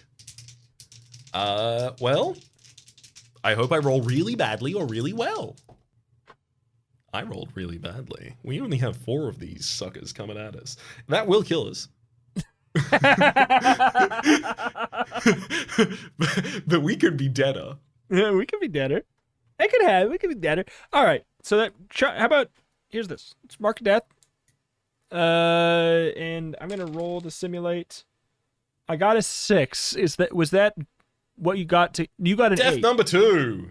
No. A 6 to see which path we go to. Oh, that would be going to 119. Is that the other one? That's what I was asking. alternative So it's not a spots. death yet then. It could be a death, but it's not a death yet. That is true. Good grief! A bolt of lightning crackles down the corridor towards you. You have no chance to jump aside, but as the bolt arcs towards your chest, it fizzles slightly and drops with a limp plop on the floor. So someone didn't cast a spell effectively. Interesting, but at least right now you have another problem altogether. You've reached a fork where the southwestern corridor branches to 138, other one southeastern 144. I see east, I go east. 144, and we'll mark 138 as a different time to go to. 144. Ever have one of those days when absolutely nothing goes right, Pip? Yes. Coming down the vampire what? Well, hey, sorry to be the lead. The golden corridor is a group of wandering vampires. Throw one die to determine how many. If you happen to slaughter the vampires, and Or happen to be carrying a special clove of golden garlic from which they will flee as if it were the plague. then you just turn to 160 instead. Which, let's do that one. We do indeed. There were 5 vampires, and we gained 5 experience. No longer! Alright. In the movies, when you kill a vampire, it crumbles into dust, leaving nothing but a huge signet ring. In this place, it just lies there, clutching the floor. It's littered with vampire corpses in the moment, sprawled untidily and twitching so that... twitching? Kill those vampires stone cold dead. Not really. Stone cold dead. Not a life point. Not really. Left between them. Not really. So what's this twitching? One of the vampires isn't just twitching, it's staggering to his feet and running right towards you. If you run like mad now, you'll find yourself back at 90 if you're prepared to face an undead, which you've already served your best efforts once. You have my blessing as you turn to 171. Very kind of the book to offer that. I think we should turn to 171. It'd be rude to reject its offer. 171. Have at you, gruesome creature of the darkling nightside, hideous denizen of crypts and tombs, you foul distortion of... You stop in amazement as the vampire, which was staggering towards you and with hunger in its eyes, is toppling down again to crumble into dust, leaving only a massive signet ring. That last effort must have been its dying gasp. It's undying gasp? Ever hungry for booty, you swiftly swoop down on the ring, which, large though it is just about to right for the third finger of your left hand. And has the curious property of temporarily turning you into a bat when rubbed 3 times. Rubbing the ring takes up 1 combat round in a fight, but once it's done, means the opponent needs to roll a 7 or better to hit you for the remainder of combat. But you also won't be able to use EJ, but you can bite on a 4, but draw blood at a +4 damage, which is nearly as good. Now, better stir yourself up before any more of those vampires start to twitch. You can continue on your merry way out to 181. Huh. I'd say that's a worthy trade-off. trade-off. Into a bat when you rub it 3 times. Rubbing the ring takes up a round of combat, but when done, there's no duration on this. No, it's forever. It says sorry, so. like to the period of the combat, but like there's no usage. You just do this whenever you want. Yeah, no, it's busted. It's just That's busted. wild as hell. The question that we're getting to now, which is a very weird one, which is we have so many overpowered things that we have to decide what we use. Thankfully, I think we have so many overpowered things that are mutually exclusive in use condition. Like, we don't have a better combat buff than Signet Ring now. That's true. Especially if the enemy has something like, they hit on a 4 or greater or something like that. Basically, It's though, so different. It's like, do we want to use that in the first 3 rounds where we could potentially instant kill instead, is kind of where I'm getting at. I mean, 3 rounds of trying to instant kill and then we become a bat. Yeah, basically. All right, 181. The corridor continues southeast for nearly 150 yards, during which you notice the side walls are gradually turning red. For danger? Well, maybe. You take time to examine them, wondering vaguely if they're growing red hot or anything nasty like that, but closer look reveals nothing more intimidating than a peculiar graduated paint job, presumably done to tone in tastefully with the bright red door with which the corridor ends. You stop momentarily nonplussed and stand looking at the red door, which has prominently displayed a large notice. Grot's private quarters. Keep out if you value your life.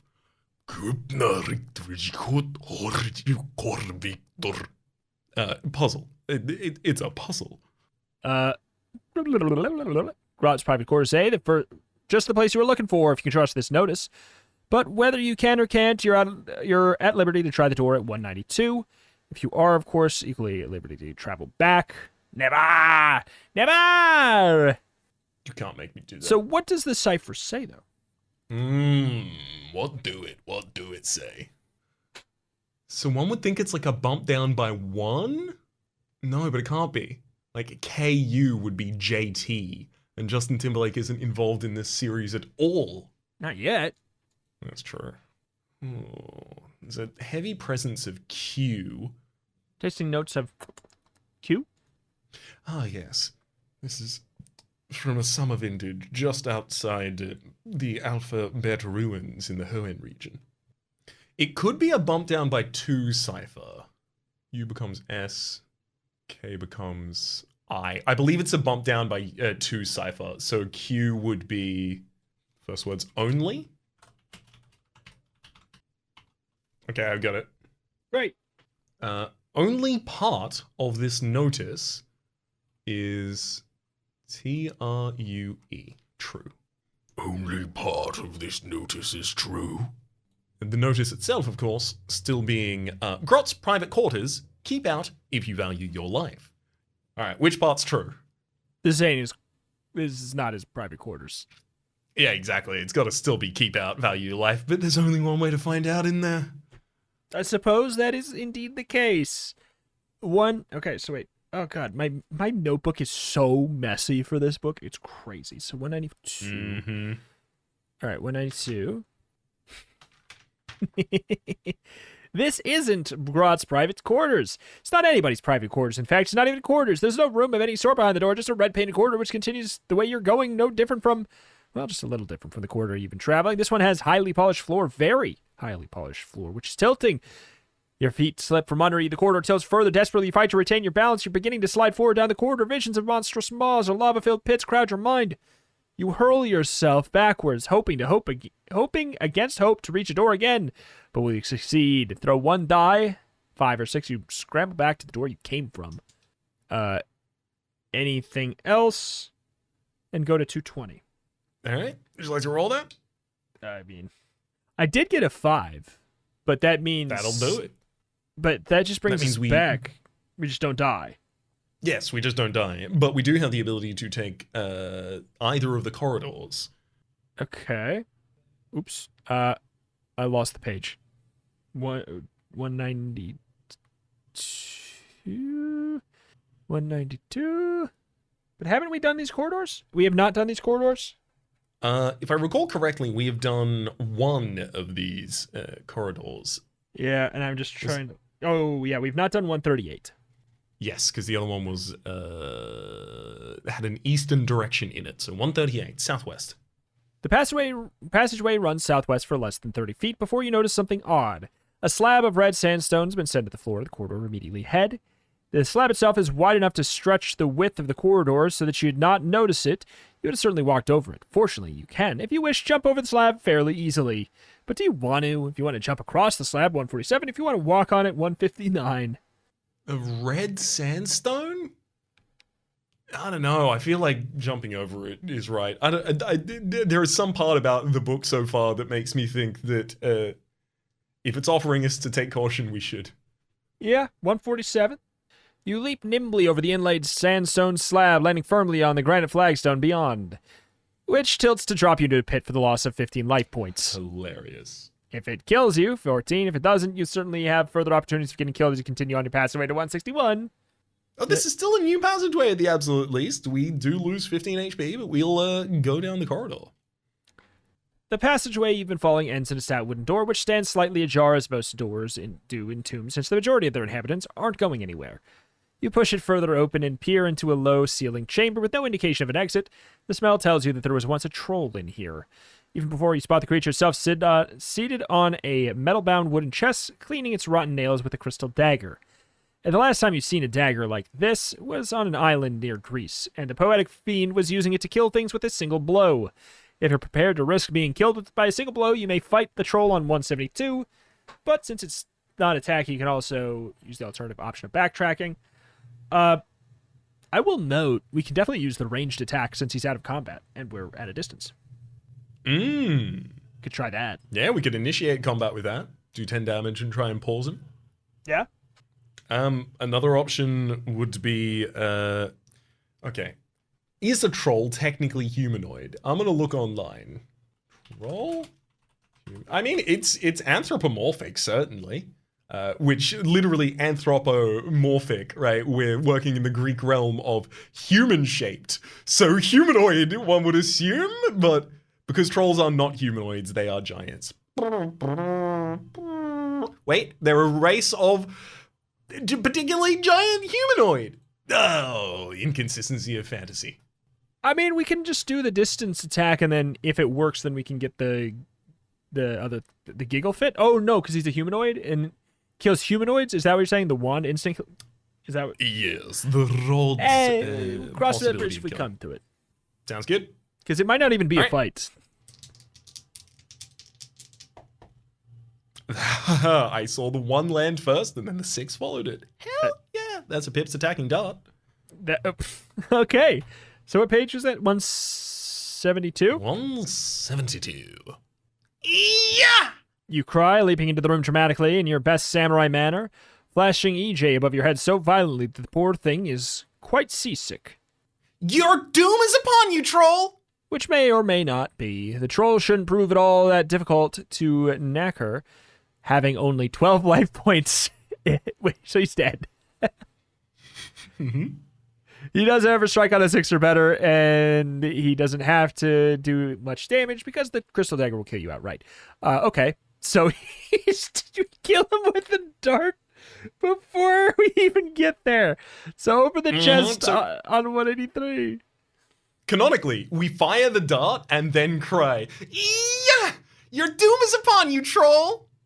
And then he just dies. But We're yelling this to his corpse. yeah. Let's get that dagger. Look at those gems. There must be 2,347 gold pieces worth in here with a rough guess. Emeralds, rubies, sapphires, diamonds. None of them very big, admittedly, but what do you expect for slaughtering a puny little troll? And then, of course, there's that lethal crystal knife the troll was trying to do you mischief with. If you like to use that instead of EJ at any time. Hey, just a minute. EJ mumbles, mind eavesdropping again, picking up thoughts he doesn't like at all. Yeah. Then you'll have to throw a 6 to strike, but once you get your roll, you'll kill the opponent stone dead with a single blow. Bad news is it'll shatter on impact, only good for 1 kill. We only need it for 1, baby. Mm-hmm. Then continue on to 195. The corridor, which has been running southwest, turns south before entering a large open chamber with no discernible exits.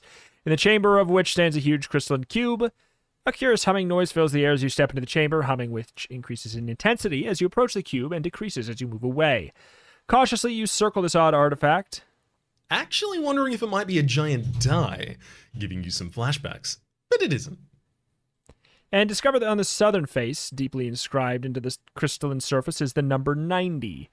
Even more cautiously, you take another step closer and realize as the humming increases, you suddenly discover where it's coming from.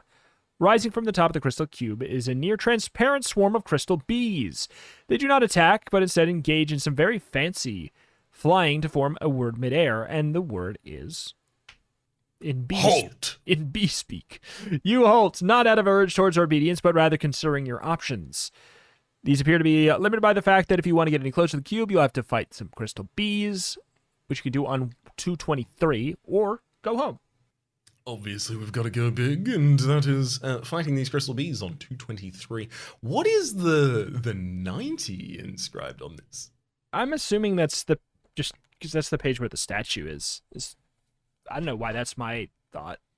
Which my guess is it's saying, or wait, is that not where the? I don't even think that's where that is. No, it is. It is. Okay. Which makes me think it's telling us we're going the wrong way, but I don't know. I think that's entirely possible, yes. You step forward bravely. The bees break formation, mill around a bit, and reform into the face of a very crabby, fanged school teacher. If you, however, have a crystal bee training kit on your person, you can ignore this threat. And any other bees might make. And proceed directly to 212. Otherwise, you're going to have to fight a very peculiar way. First, roll 2 dice, double the result to determine how many bees will actually attack you. Each attacker will definitely sting you. Oh my god, no need to roll dice, but No only need to roll once. dice. Each sting will cost you 2 life points. Oh boy.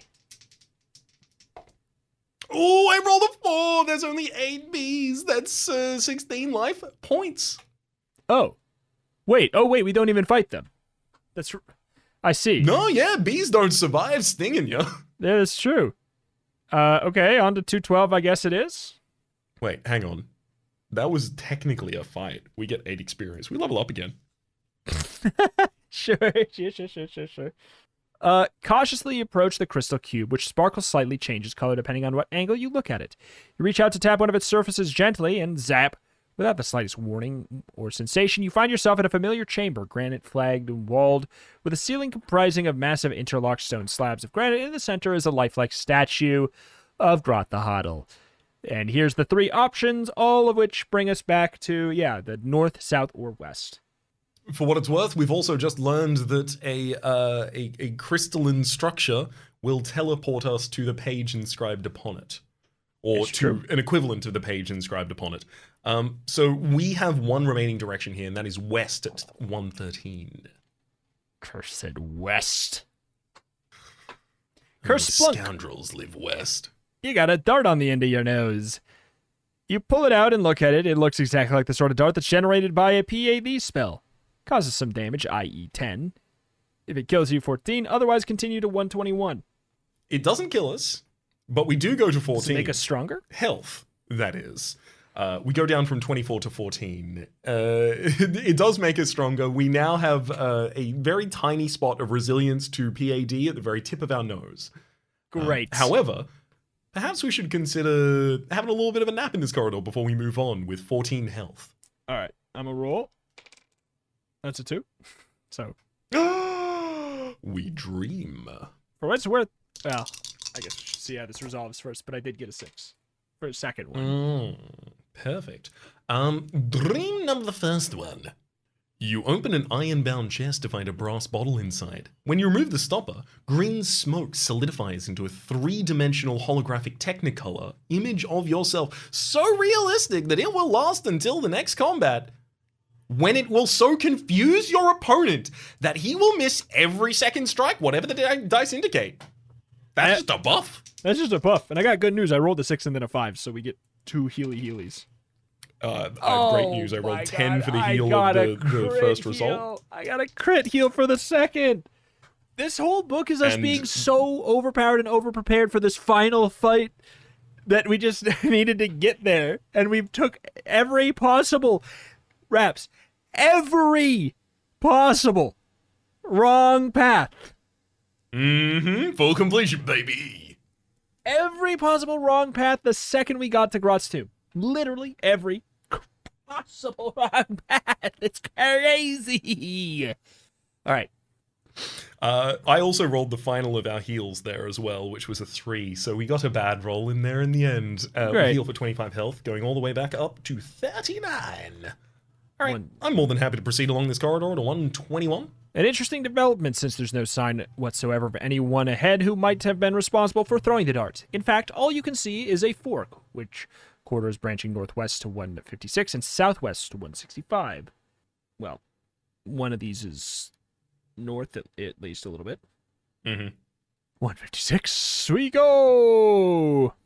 The corridor runs northwest for no more than 50 feet before ending abruptly in the most remarkable and disturbing device you've ever seen. A cage door of iron bars blocks your way forward. Not possibly that you'd be all that keen to go forward anyways, since what you see beyond the bars is clearly a nightmare creature resembling a hairy octopus with poison fangs and horn-rimmed spectacles.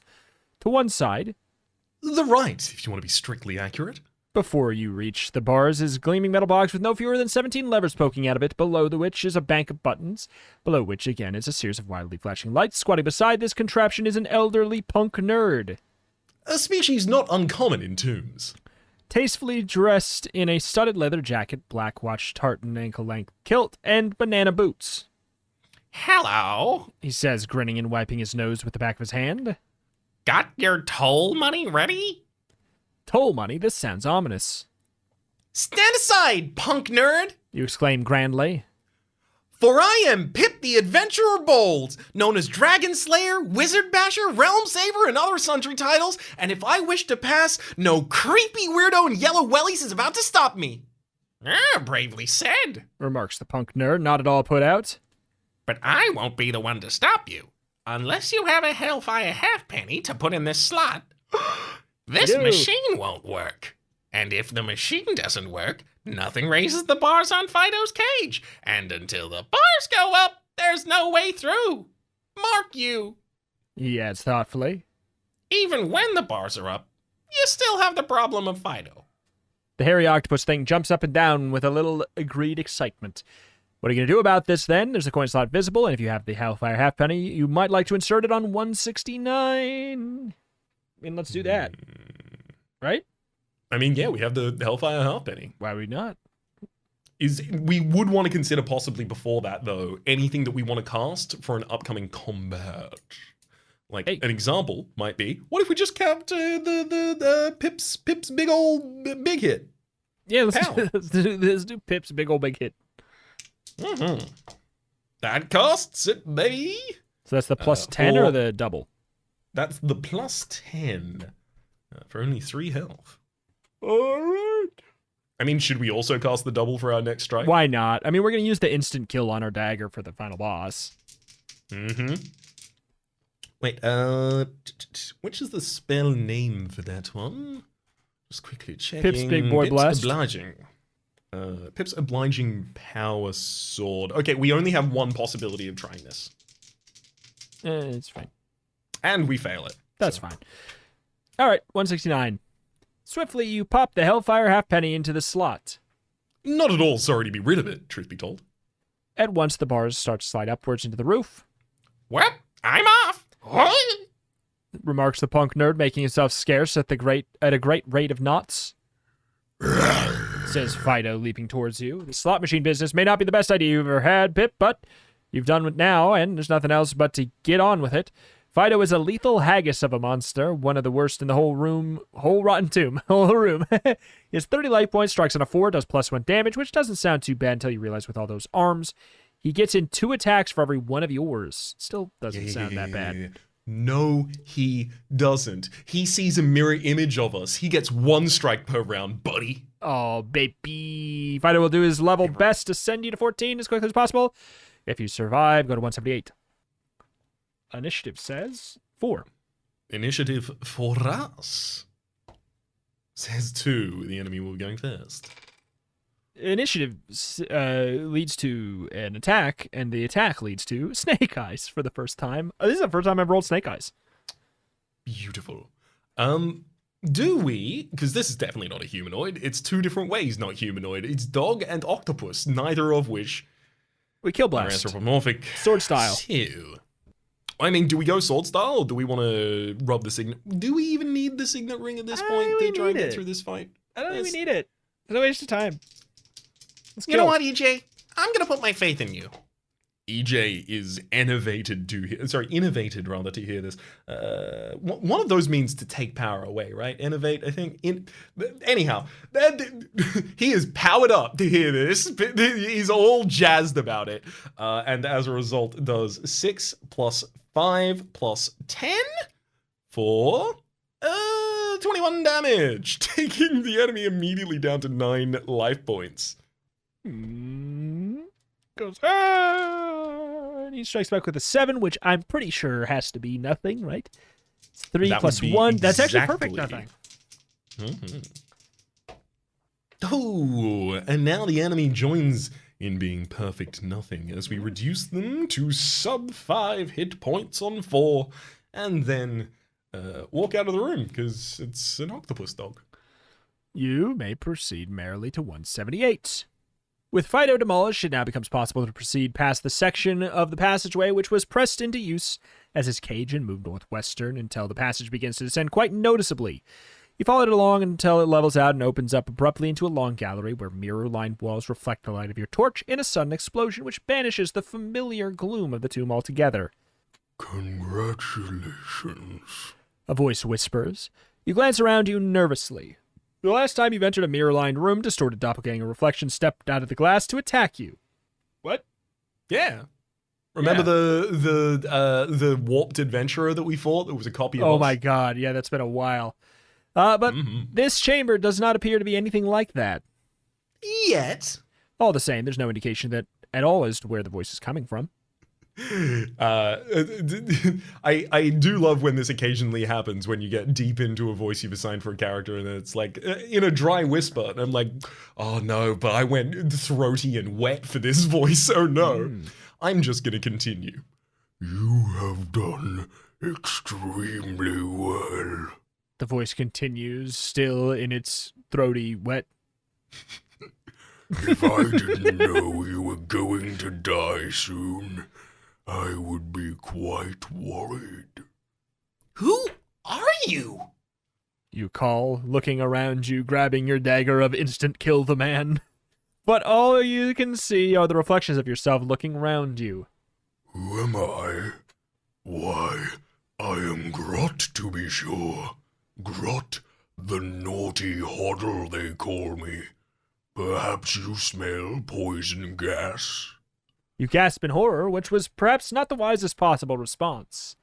No, of course you can't. Grot whispers. Because there isn't any in this room. Yet. And even if there was, it would disperse through an open entrance. Ka-chunk. A great stone block slides across the passageway behind you, blocking the gallery entrance completely. Or at least, Grot's voice continues. it would have dispersed. You can't frighten me! You call, feeling it was time you said something, however silly. No, indeed. But perhaps I can kill you. Do you notice there are 3 mirrors on the wall directly ahead of you? In 30 seconds precisely, one will magically spew out the poison gas for which there is no known antidote. Your only chance is to cast a pin spell on the mirror, thus neutralizing it and preventing the gas. However, you will have time to cast only one spell, so you'd better get it right on your first throw, and you'd better cast it on the right mirror, which is, I might tell you, the most sinister of the 3. I mean, we have poison immunity, is that not? I don't know. We have poison immunity, but we may not need it, because I think I figured out his puzzle. Oh, don't know what he's talking about. Sinister for all those 3 mirrors look exactly the same, but no time for philosophical discussion, Pip. Better get your pin spell mobilized. You have 1 chance to throw it successfully, and incidentally, throw it successfully on the right mirror. Start by casting the spell. If you fail, go gasping to 14. If you succeed on the spell roll, there's still the problem of hurling the neutralizer on the correct mirror. Left-hand mirror, 188. Middle mirror, 200. Right-handed mirror, 210. What do you got? Have you picked up on what it is? No. Okay, so I mean, yes. this is tell me. one of my favorite things. That in old Latin, dexterity was the use of one's right hand. Sinister is the use of one's left. The most sinister of these is the left-hand mirror. All right. Sounds good to me. 188. Well, we still need to cast the spell successfully. Although, even if we fail, I imagine poison cannot kill us. Well, actually, of which there's no known antidote.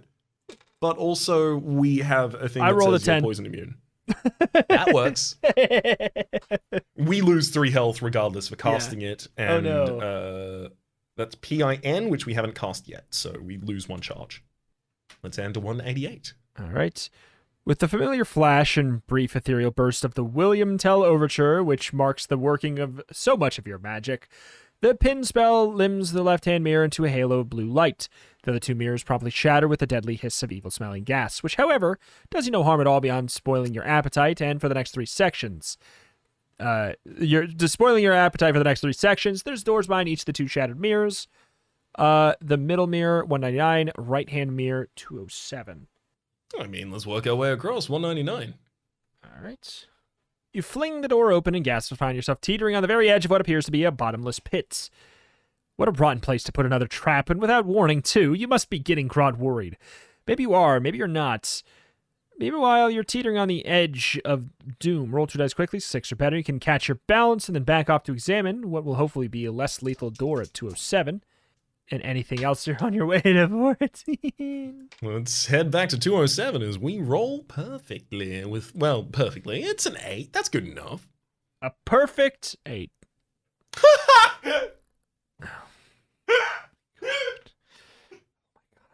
Kerplunk, the familiar sound of a spear trap. Except for this one doesn't have a spear in it. Lucky for you. And when you examine the mechanism carefully, you find the secret door cunningly hidden behind it. You step through to find yourself in a metal-lined room with a single lever on the far wall, hanging from which is a pewter medallion with a 6-pointed star inscribed upon it. The door shuts behind you, and a moment's examination convinces you it's not about to open again. You move forward to the lever, remove the medallion. Which is rather well made. Take a deep breath, and for want of any better idea, pull the lever. The room glows brightly, and you teleport to page 23.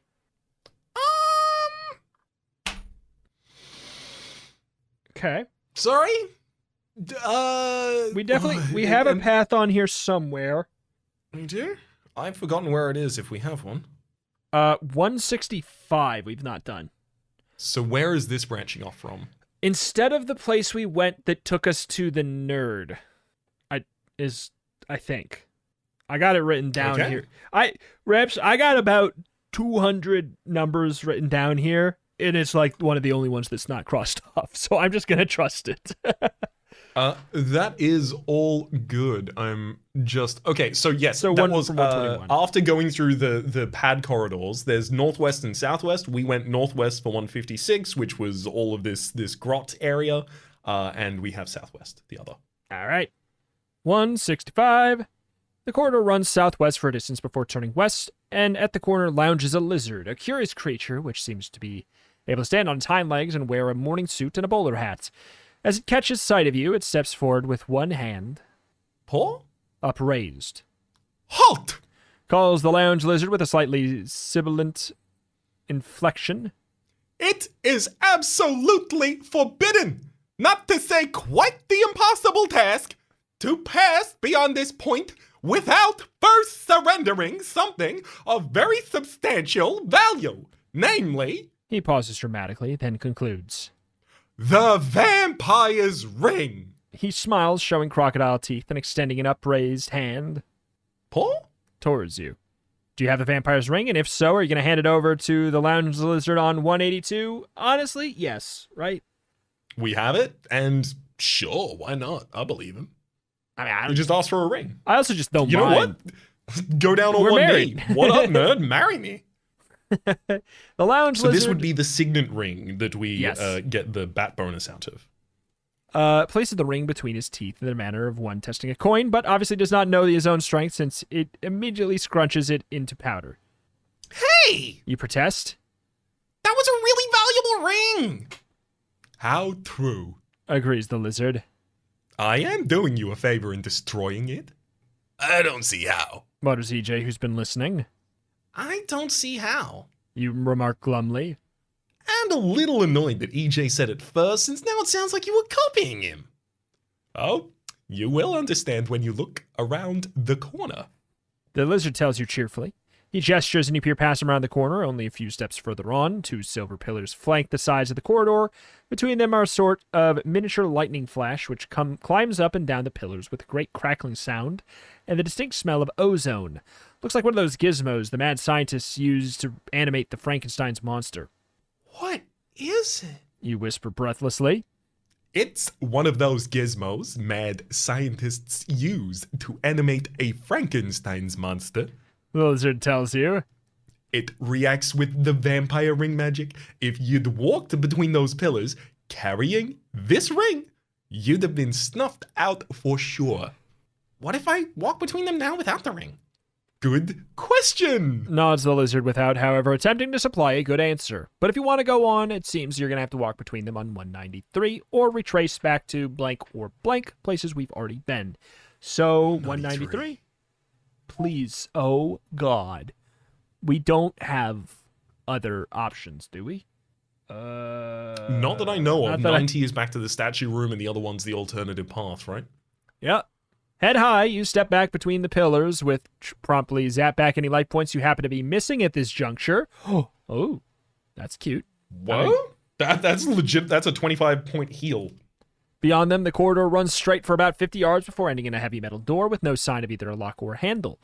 You approach the door cautiously, having no desire to be zapped to 14 this late in the adventure. Yeah, because surely the book won't kill me instantly 200 pages in. Right? It would be hilarious if they full healed you and then killed you literally within the same section. Unfortunately, the door doesn't open either. Nothing leads out to reach your life points, but the door doesn't open either. Careful examination shows a curious indentation in the metal, about shoulder height. Indentation featuring a 6-pointed star would accept a pewter medallion.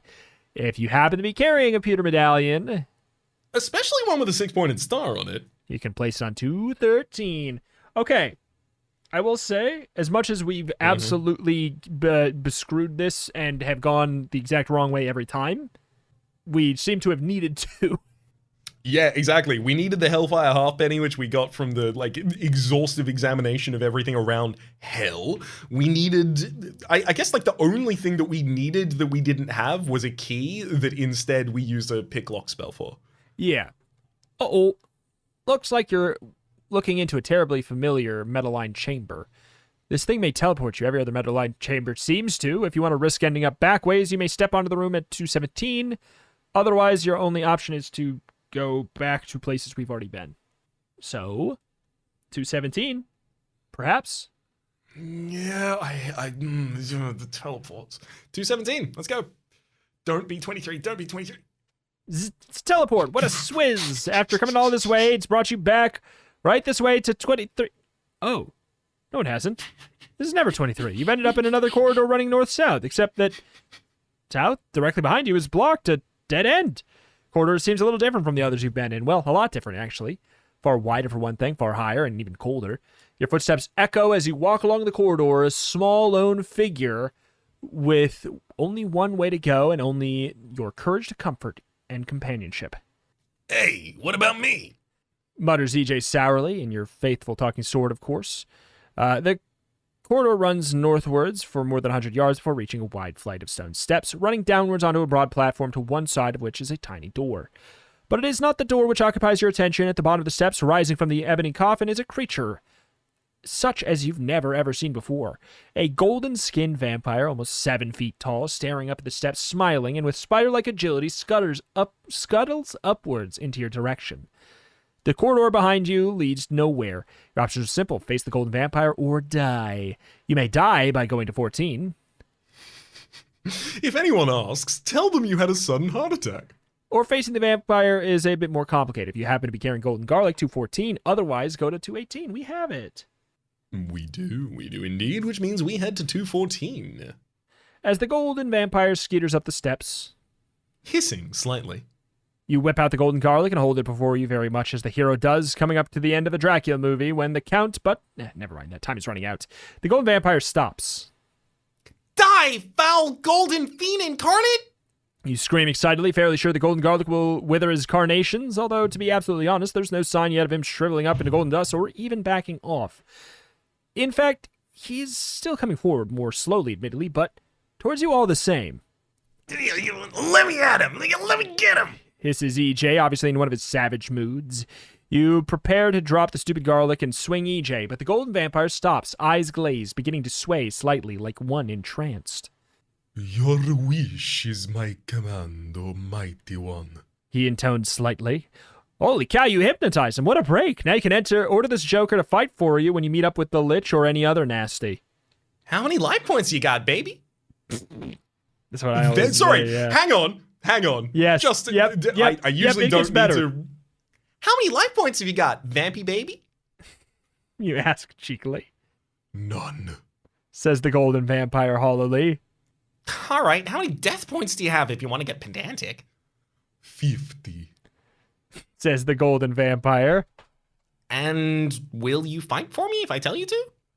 Your wish is my command, O mighty one. Which is about where you come in. Apart from having 50 life/death points, if the golden vampire fangs successfully on a 4 with +3 damage, and will rip the jugular out of anything that moves with a throw of 12, killing it instantly. Since it's now completely hypnotized in your power, oh mighty one, you can take this lethal brute and head on to 219. We have so many ways to instantly kill somebody. Yep. Unfortunately, we can no longer become a vampire, but we do have one as a pet. It's true. You scrunch down to open a little door, but it feels stiff, as if it's not been used for centuries. But it presents no real problem as it swings back, you can see. with some disappointment. It leads to a simple chamber, empty except for a dried-up ancient skull thrown casually in a corner. You step through and straighten up, looking around you, discovering there's no exits from this room. It's a simple antechamber of some sort, perhaps used for burial, although there's doesn't seem to be any bones here to go with that skull. Frowning, you turn to leave again. The small door through which you've entered has swung shut. You try and open the door and discover to your surprise it has been jammed. Give it a good tug. EJ advises unnecessarily. You give it a good tug, and the door does not budge. Pip? Shut up, EJ! You tell him cross, annoyed at the silly door. You tug again, more sharply this time. Pip? Will you please shut up? Can't you see? I'm busy. I'm trying to open this stupid door. Pip! Oh, what is it, EJ? Can't you? You turn around and your blood runs cold. The skull lying in the corner has risen up and is now floating in mid-air, staring at you with its empty, Yet faintly bloodshot? eye sockets. You could do without this, Pip. That skull is pretty puny in terms of life points, having 18 of them altogether, but has an endless collection of Firefinger lightning bolts magically implanted in the empty cranium, ready to discharge them through each eye socket. Or, as you know, Firefingers always hit whenever the dice roll. Whatever the dice roll, and always do 10 points of damage. Better roll your first strike now just to make sure you go first. Make sure to slaughter this nasty fast, because if you don't, it's 14 for sure. That's a 3. 3. That's a push. That's a 3. 1. Oh my lord. Firefinger. So we take 10 points. Firefinger. Fire socket. Bling. All right, well, 18, so I guess we probably attack for once and then zap for the other. Yeah. Possibly. Oh boy! Yeah, it's probably going to be a zap for the other one. We barely collide with the enemy with a roll of 4 for a total of 5 damage. Firefinger. Fine, two can play at that game. Firefinger. Ah, not fair. No fair, you cheated. If you survive, turn to 221. You stare down, shaking slightly at the shattered fragments of the ghastly skull, noting with professional interest that it was animated by the means of a magical scroll, which has now fallen on the floor. Curiously, you pick it up and read it. On one side is the animation spell, similar in many respects to the one Merlin used to give EJ his powers of speech. Rubbish. Mutters EJ. Well, on the other side is a cryptic message. It's another cipher. It also says the wise adventurer will decode the brackets first. Because there's a section. Yeah, there's a section in. There's like a cipher and then a cipher in parentheses after it. And if basically we're presented with the options of the stone door or the portal room or like where we turn the statue. So, yeah, we got another cipher.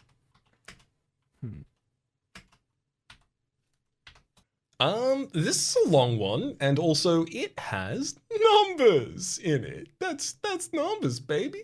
Yeah, it's a lot. The numbers go all the way out to 9 or 0 rather. Let's go.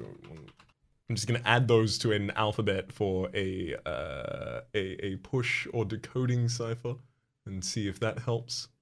It has not so far. 69V5. I don't even understand. I don't know how to decode this. I have tried a couple of different things, and I'm getting nowhere. Yeah, I mean, I got nothing on this.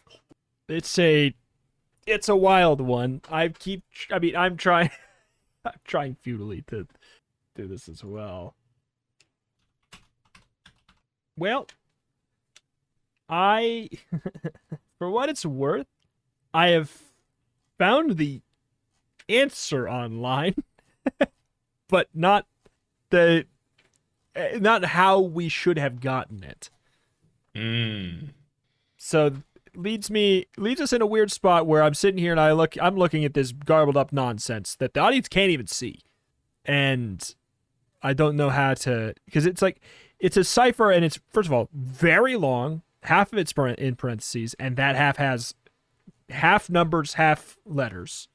69V5 space 49SPL1354 dot space R514213KW1R4S space 16T5R space 453049N7 close parentheses. You know, that. So I'm kind of not opposed to getting there. So I'll tell you how I am also not opposed to that, which is that I went to find a geocaching website that has a ability to try against a number of different code and cipher tools all at the same time to try and see which of those tools you should use. I gave it our text and wait.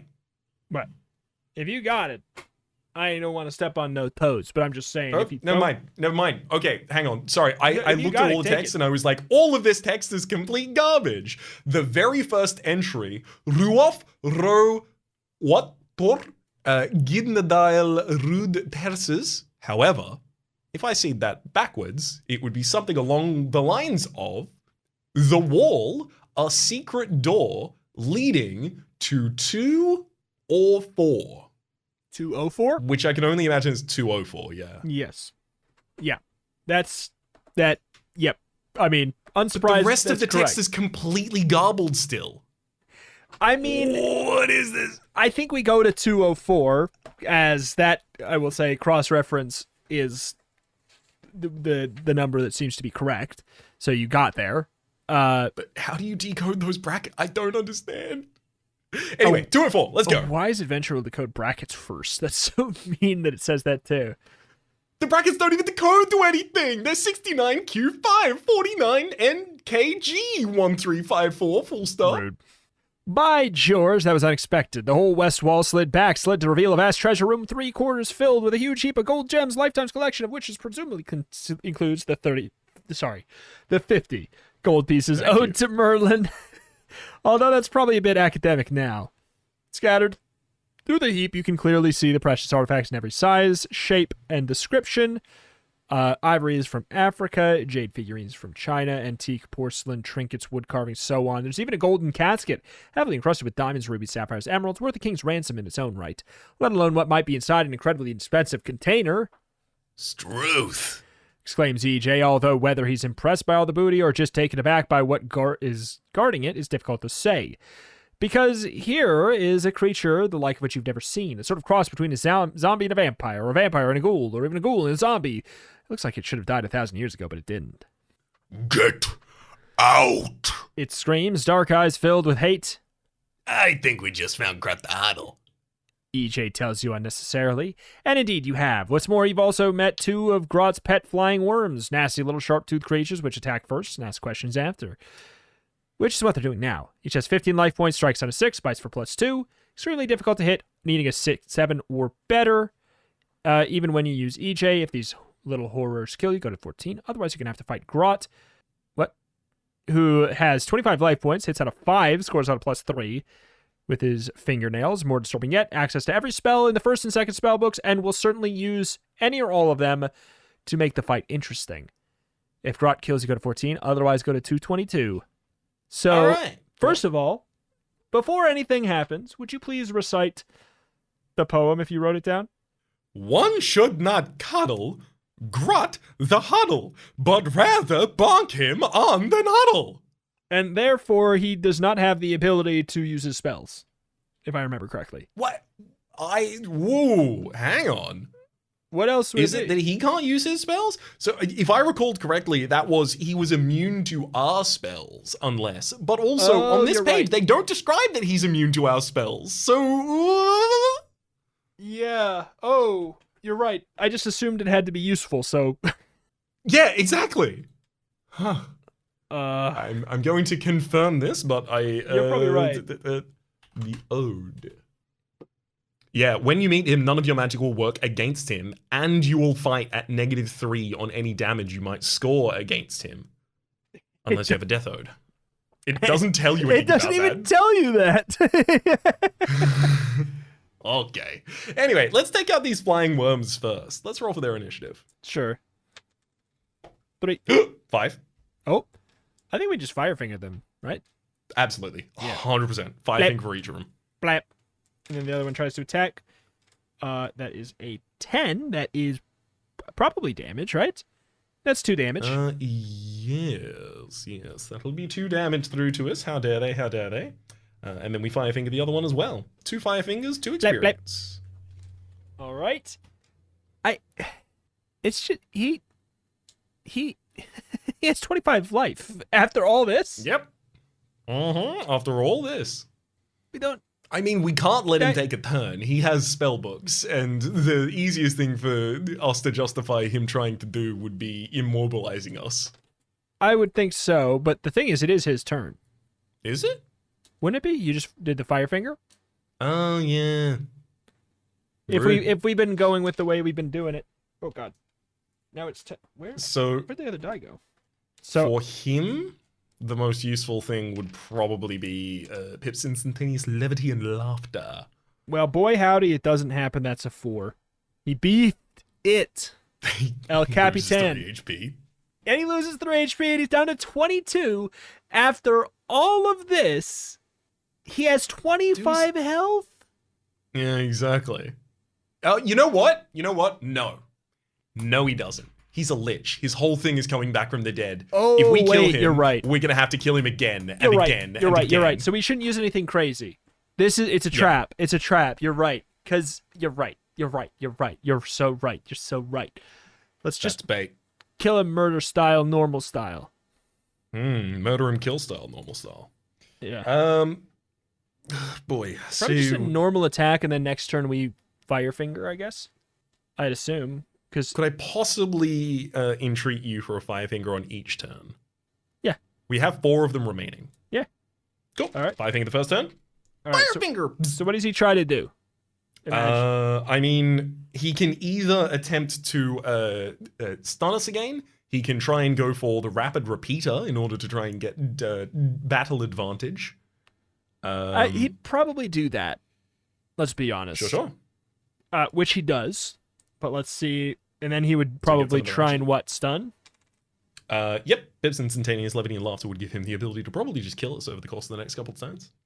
Which he does not. That is a... Wait. Is it a 6 or a 7? Because he got a 6. A 7 or above is a 6. Okay, then he does not. We have 1 turn to kill him, in which we do... Or, sorry, kill in quotations. I bet you're right. And fire finger the number 2nd one. No more grot. All right. Now turn to 222. Eagerly, you step across the prostrate corpse to get a closer look at the unbelievable hoard of golden gems. Look out!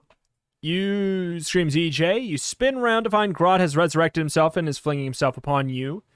The resurrection gives Grot 25 more life points, allows him fighting abilities and spell usage as before. If it kills you this time, go to 14. If you manage to put him out of his final misery, 209. So I'm thinking that there is still one more opportunity because it's going to tell us about the -3, etc., etc. Yep. Just on the next page at some point. because otherwise it makes no sense. Is the case, and that's the real extra hint that the Poetic Fiend gives us. That has to be it. Okay, so, well, I guess it's probably reinitiative. I guess at this point, I think we left and rejoined combat. That's a 2. Don't you do it? That's a 4. We Hey. win the initiative. Now, 25 life points. Do we want to persist as we had previously? I think so. 2 fire fingers 2 left. fire fingers. Let him get a chance. Fire finger the first one. He has 15 HP remaining. Pi R squared lasts for that combat, which means he does not have that anymore. And If he should like to tries try and cast again, it and he fails. Ooh, That's a I'm 4. so sorry, buddy. That's That's a the last 4. failure you're going to have in this lifetime, buddy. Go down to the ground. Go to 14. All right. If you manage to put him out of his final misery, turn to 209. I don't believe this. He's getting up again. Looks like he had another resurrection spell up his sleeve, or maybe you can't kill a lich at all. Whatever the situation is, there's another 25 life points, and he's coming at you. One bright aspect of an otherwise gloomy situation is that his spell power seems to have run out. If Grot kills you, go to 14. Otherwise, keep your sword handy and move on to 224. Well, that's great. Wait, what does he hit? Oh, God. What is his attack at this point? It was 2 pages back. Boy, I barely remember. Does he attack or does he just use spells? He attacks, because otherwise, yeah, he does. Oh yeah, his dirty fingernails have +3. Let's see, I'll go back to 204. 6 Scores for on a plus 5 or 2. more for +3. Oh, It's the grots that's the flying worms. worms, I believe You're you're right. looking You're at. right. You're right. To 222 to 209, and just gotta get back. Okay, initiative Let's roll once for more. initiative. 4. 1, he will be going first. You have to roll above a 6, so 7 or above to do any damage. Hey, I did 7. Ooh, that's 1 damage. Ow! That was basically nothing. Ooh, EJ does not subscribe to the same magazines. Instead, does 6 plus 5. That's 11 back to the enemy, taking them down to a total of 14 remaining. Well, that is an 11. So that is going to be, what, 5 damage? Yep. Still not even that scary. 27 remain on us, and this is an opportunity to put him down at the ground, and that'll do it. That's a 10, which I believe will do enough damage to make them unconscious, and we will finish them off swiftly thereafter. All right, keep your sword handy. Move to 224. Sit on him. EJ advises. Maybe that'll keep him down. But this time, Grot stays knackered. Even poking him in the ticklish places doesn't get a stir. Let's loot this place. EJ remarks triumphantly. Ah, come on. I want to see what's inside that jewel chest. Okay. You agree, and nothing loath, since there's a tunnel to the north, clearly marked secret exit with several platinum wheelbarrows to help you shift the loot. You lift the chest down from the top of the heap and carefully throw back the lid. Inside is a glistening golden diamond heart, shining with an unmistakable luster of potent magic. You stare at it entranced. What is it? Asks EJ. I don't know. You whisper. I've never seen anything like it in my entire life. I just don't know what it might be. But there is, I suppose, a possibility you might find out by using the secret exit to reach the section headed Pip Triumphant. So he doesn't get... We got all of those things that made us overpowered and instant kill. And he has 25 life points 3 times, and that's You know it. what? We turn around and plant the crystal knife directly into the heart of the golden vampire. Why?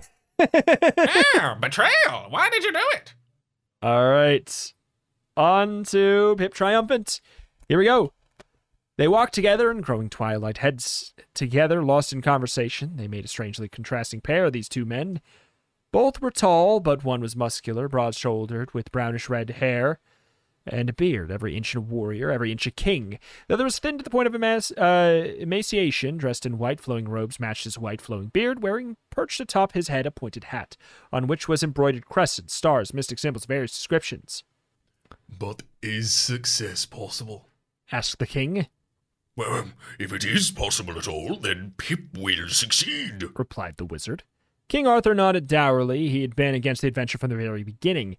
Yet as a fundamentally honest man, he had been against the idea that Pip should be deceived. Yet Merlin had claimed it necessary. The problem Merlin had said, when the matter was first discussed. is that the heart of Avalon is magic. If you set out to look for it, you'll never find it. It may only be discovered by someone who is searching for something entirely different. By someone who has not the slightest thought of finding the heart. He had sniffed and added. Indeed, by someone who hasn't even heard of the heart of Avalon. How does this Grot character then come to have it? The king had asked then. And Merlin, scratching at his beard, had replied sourly. No, stole it, of course. But he didn't set out to steal it. That would have been quite impossible. He was after something else altogether. The sacred Long Johns of John the Baptist. A valuable religious relic believed to be in the possession of the Archbishop of Canterbury. There are heavy magical matters, Your Majesty. The spell was sent to Filch the Longines, was diverted by their aura of sanctity, and instead landed on the heart of Avalon. A dreadful business, and a dreadfully dangerous business. I doubt if Grot knows what he has, but if he ever finds out, he will undoubtedly use the heart to depose you and take control of the entire realm himself. It hardly bears thinking about. Thus it had been decided to try and get the Heart of Avalon back before Grot found out quite how powerful a magic artifact he had stolen. And on the basis of past experience, there is only one warrior in the realm with sufficient courage, ingenuity, and sheer dumb luck to do the job, and that is Pip. I'll just say that Grot owes me money. Merlin told the king. Oh, you know that one. He's fool enough to believe anything. But now that Pip had disappeared into the nightmare confines of Grot's magically protected tomb, the good King Arthur was having some serious second thoughts. We should have given him something, Merl. Given some hint. I do wish you would stop calling me that. Merlin said. There's nobody listening. Even so. Anyway, what hint could we have given him that wouldn't have given the whole game away? Remember. Sorry, what hint could we have given that wouldn't have given the whole game away? Remember, it's no good looking for the Heart of Avalon. You only find it if you're looking for something else. In this case, Pip is looking for loot and booty and adventure, greedy little haggis, so there's an excellent chance the heart will be rescued entirely by accident. Behind them loomed the overpowering greystone bulk of Tintagel, King Arthur's cornish keep. Since the air was growing chill, they turned back towards it now as if by prior agreement. It has been a long time, King Arthur murmured. Tell me. Oh, it's a very difficult adventure. Merlin replied. You're telling me. All the same. Perhaps we should sit vigil in the castle chapel. Merlin suggested. Why there? Asked the king. Well, because the secret passage from Grot's tomb has its exit directly underneath the altar stone. The king stopped appalled. Are you serious? Merlin nodded vaguely. But we must block it off. We must... calm yourself, Your Majesty. It has already been magically locked for years. Against Grot, that is. Anyone else can pass through it without a problem. Thus these two old friends walked together in the growing dusk into the great keep of Tintagel and made their way through the rush-strewn corridors to the castle chapel, and there, amidst the smell of incense and the flickering glow of candles, they sat silent and waited, and waited, and waited. Is it possible? The king asked eventually. That Grot may have won? Merlin shrugged philosophically. All things are possible, great king. Although I would remind you that Pip has a fearsome right hook when aroused. They lapsed into silence again and waited. Is it possible? Asked the king. That Pip might have been killed? Oh, all things are possible. Merlin replied. And that particular thing is actually quite likely. But let us not forget about the magical re-rolling of life points. Midnight came and went, and they waited. Meanwhile, somewhere in the bowels of the earth, you are having your own problems. Having taken the corridor marked exit, you quickly discovered it should actually have been marked Grot's Revenge, since it led directly into a maze as difficult and tangled a plate as spaghetti. A maze in which you are soon, truly lost, nor was it an empty maze as you followed what little homing instinct remained in you. Nasty little sounds assailed your ears, clearly indicating that monsters lurked around every single bend. Although, to be fair, you didn't actually see any. Ready to make a meal of you given half a chance. It was in this nervous state, bravely pushing a platinum wheelbarrow on which were piled artifacts of every description, gold gems, and most important of all, that curious casket which you found clenching EJ firmly between your teeth, that you came to the last narrow passageway leading upwards. Follow this route hopefully, since it was the first passage that did not actually descend, but it stopped abruptly, blocked by a massive stone slab. You're never gonna get through that.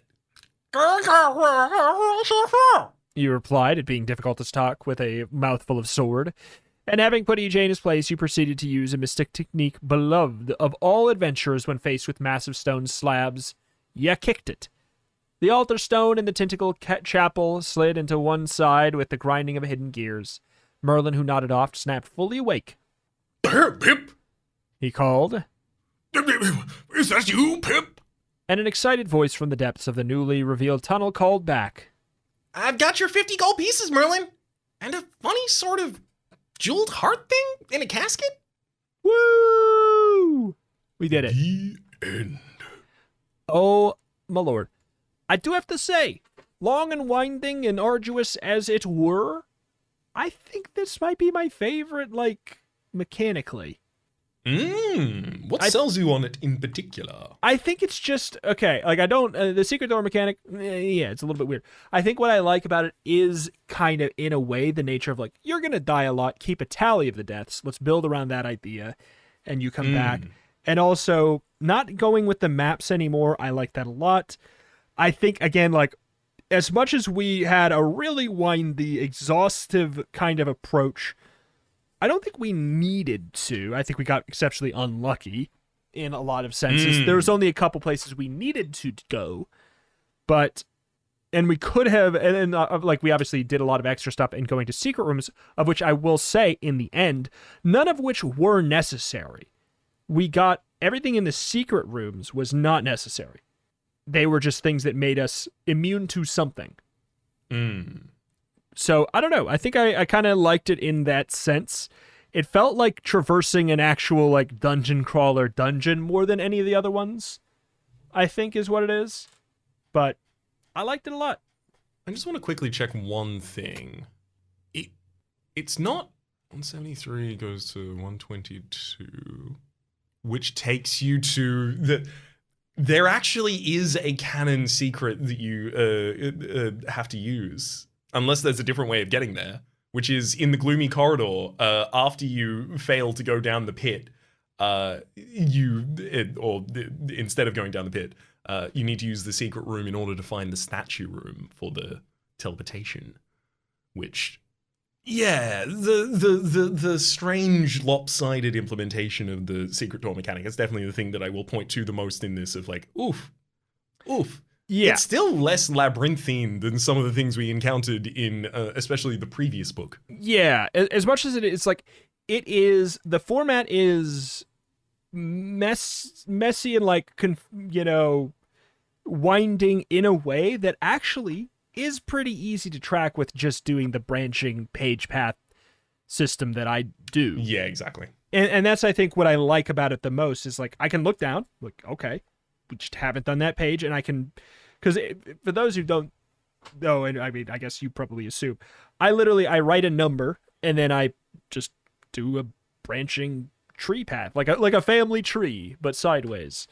And that's what my notebook looks like. It just looks like a big old messy something so-and-so. And that means we can exhaustively go through. We were able at the whole time to know, well, let me just go back to that one. And I like that instead of being like, I guess this technically means we should be able to go north from here and land on something. And half the times it's true. Like, I like that way better. I don't know. I think what it was is it really did feel like it felt like a penultimate adventure, I think, is what I would really put it as. This felt like the second to last book, and it felt really like an appropriate usage of everything. I like that we got all of our spells back. We got a lot of loot that was interesting and useful. I liked all of that. It felt like it brought back a lot of the stuff that I was liking a lot from before. And did away with a couple of things I didn't like. Introduced one thing that I really don't like, but it didn't actually get in the way as much as I thought it would. Yeah, I think that's very fair. I think also like a large amount of the initial story setup being like, oh, there's nothing to worry about, and also it's just a very simple adventure that you're going on, and allowing that to be revealed near the very end. The reasoning for that, like Merlin's mercurial nature having a magical reasoning behind it that justifies it, was really quite satisfying to me, especially as someone who, as we were reading through the opening going, huh? This all seems so contrived. It was, for a reason. Yeah, and I think that's the thing, is the Pip Triumphant kind of wrapped it up in a way that felt right and satisfying to me, in an interesting way. I don't know, I liked it quite a bit. There's bits and bobs of the other ones that are certainly like more as set pieces or like little sections, but as an entire whole, I think like a tighter, shorter, like slightly shorter, more streamlined version of this book, I wish there was a bunch of them, is kind of where I'm at. But anyway, any other thoughts from you on this book? None in especial. Well, then, speaking of special, you want to thank that special someone who's supporting this episode here? I'll thank a special someone named Sean. Thank you, someone named Sean, for being the executive producer of this episode over on the Turn to Page Patreon. That is patreon.com/turntopagecast. You can support at or above the hardcover tier there to become one of our executive producers, one of which is picked each episode for the executive production role of that episode. Though, of course, any support over there is more than appreciated. It is very true. Again, patreon.com/turntopagecast. Huge thank you, someone named Sean, and a huge thank you as well to, of course, everybody who has supported over there, whether or not this is your episode or not.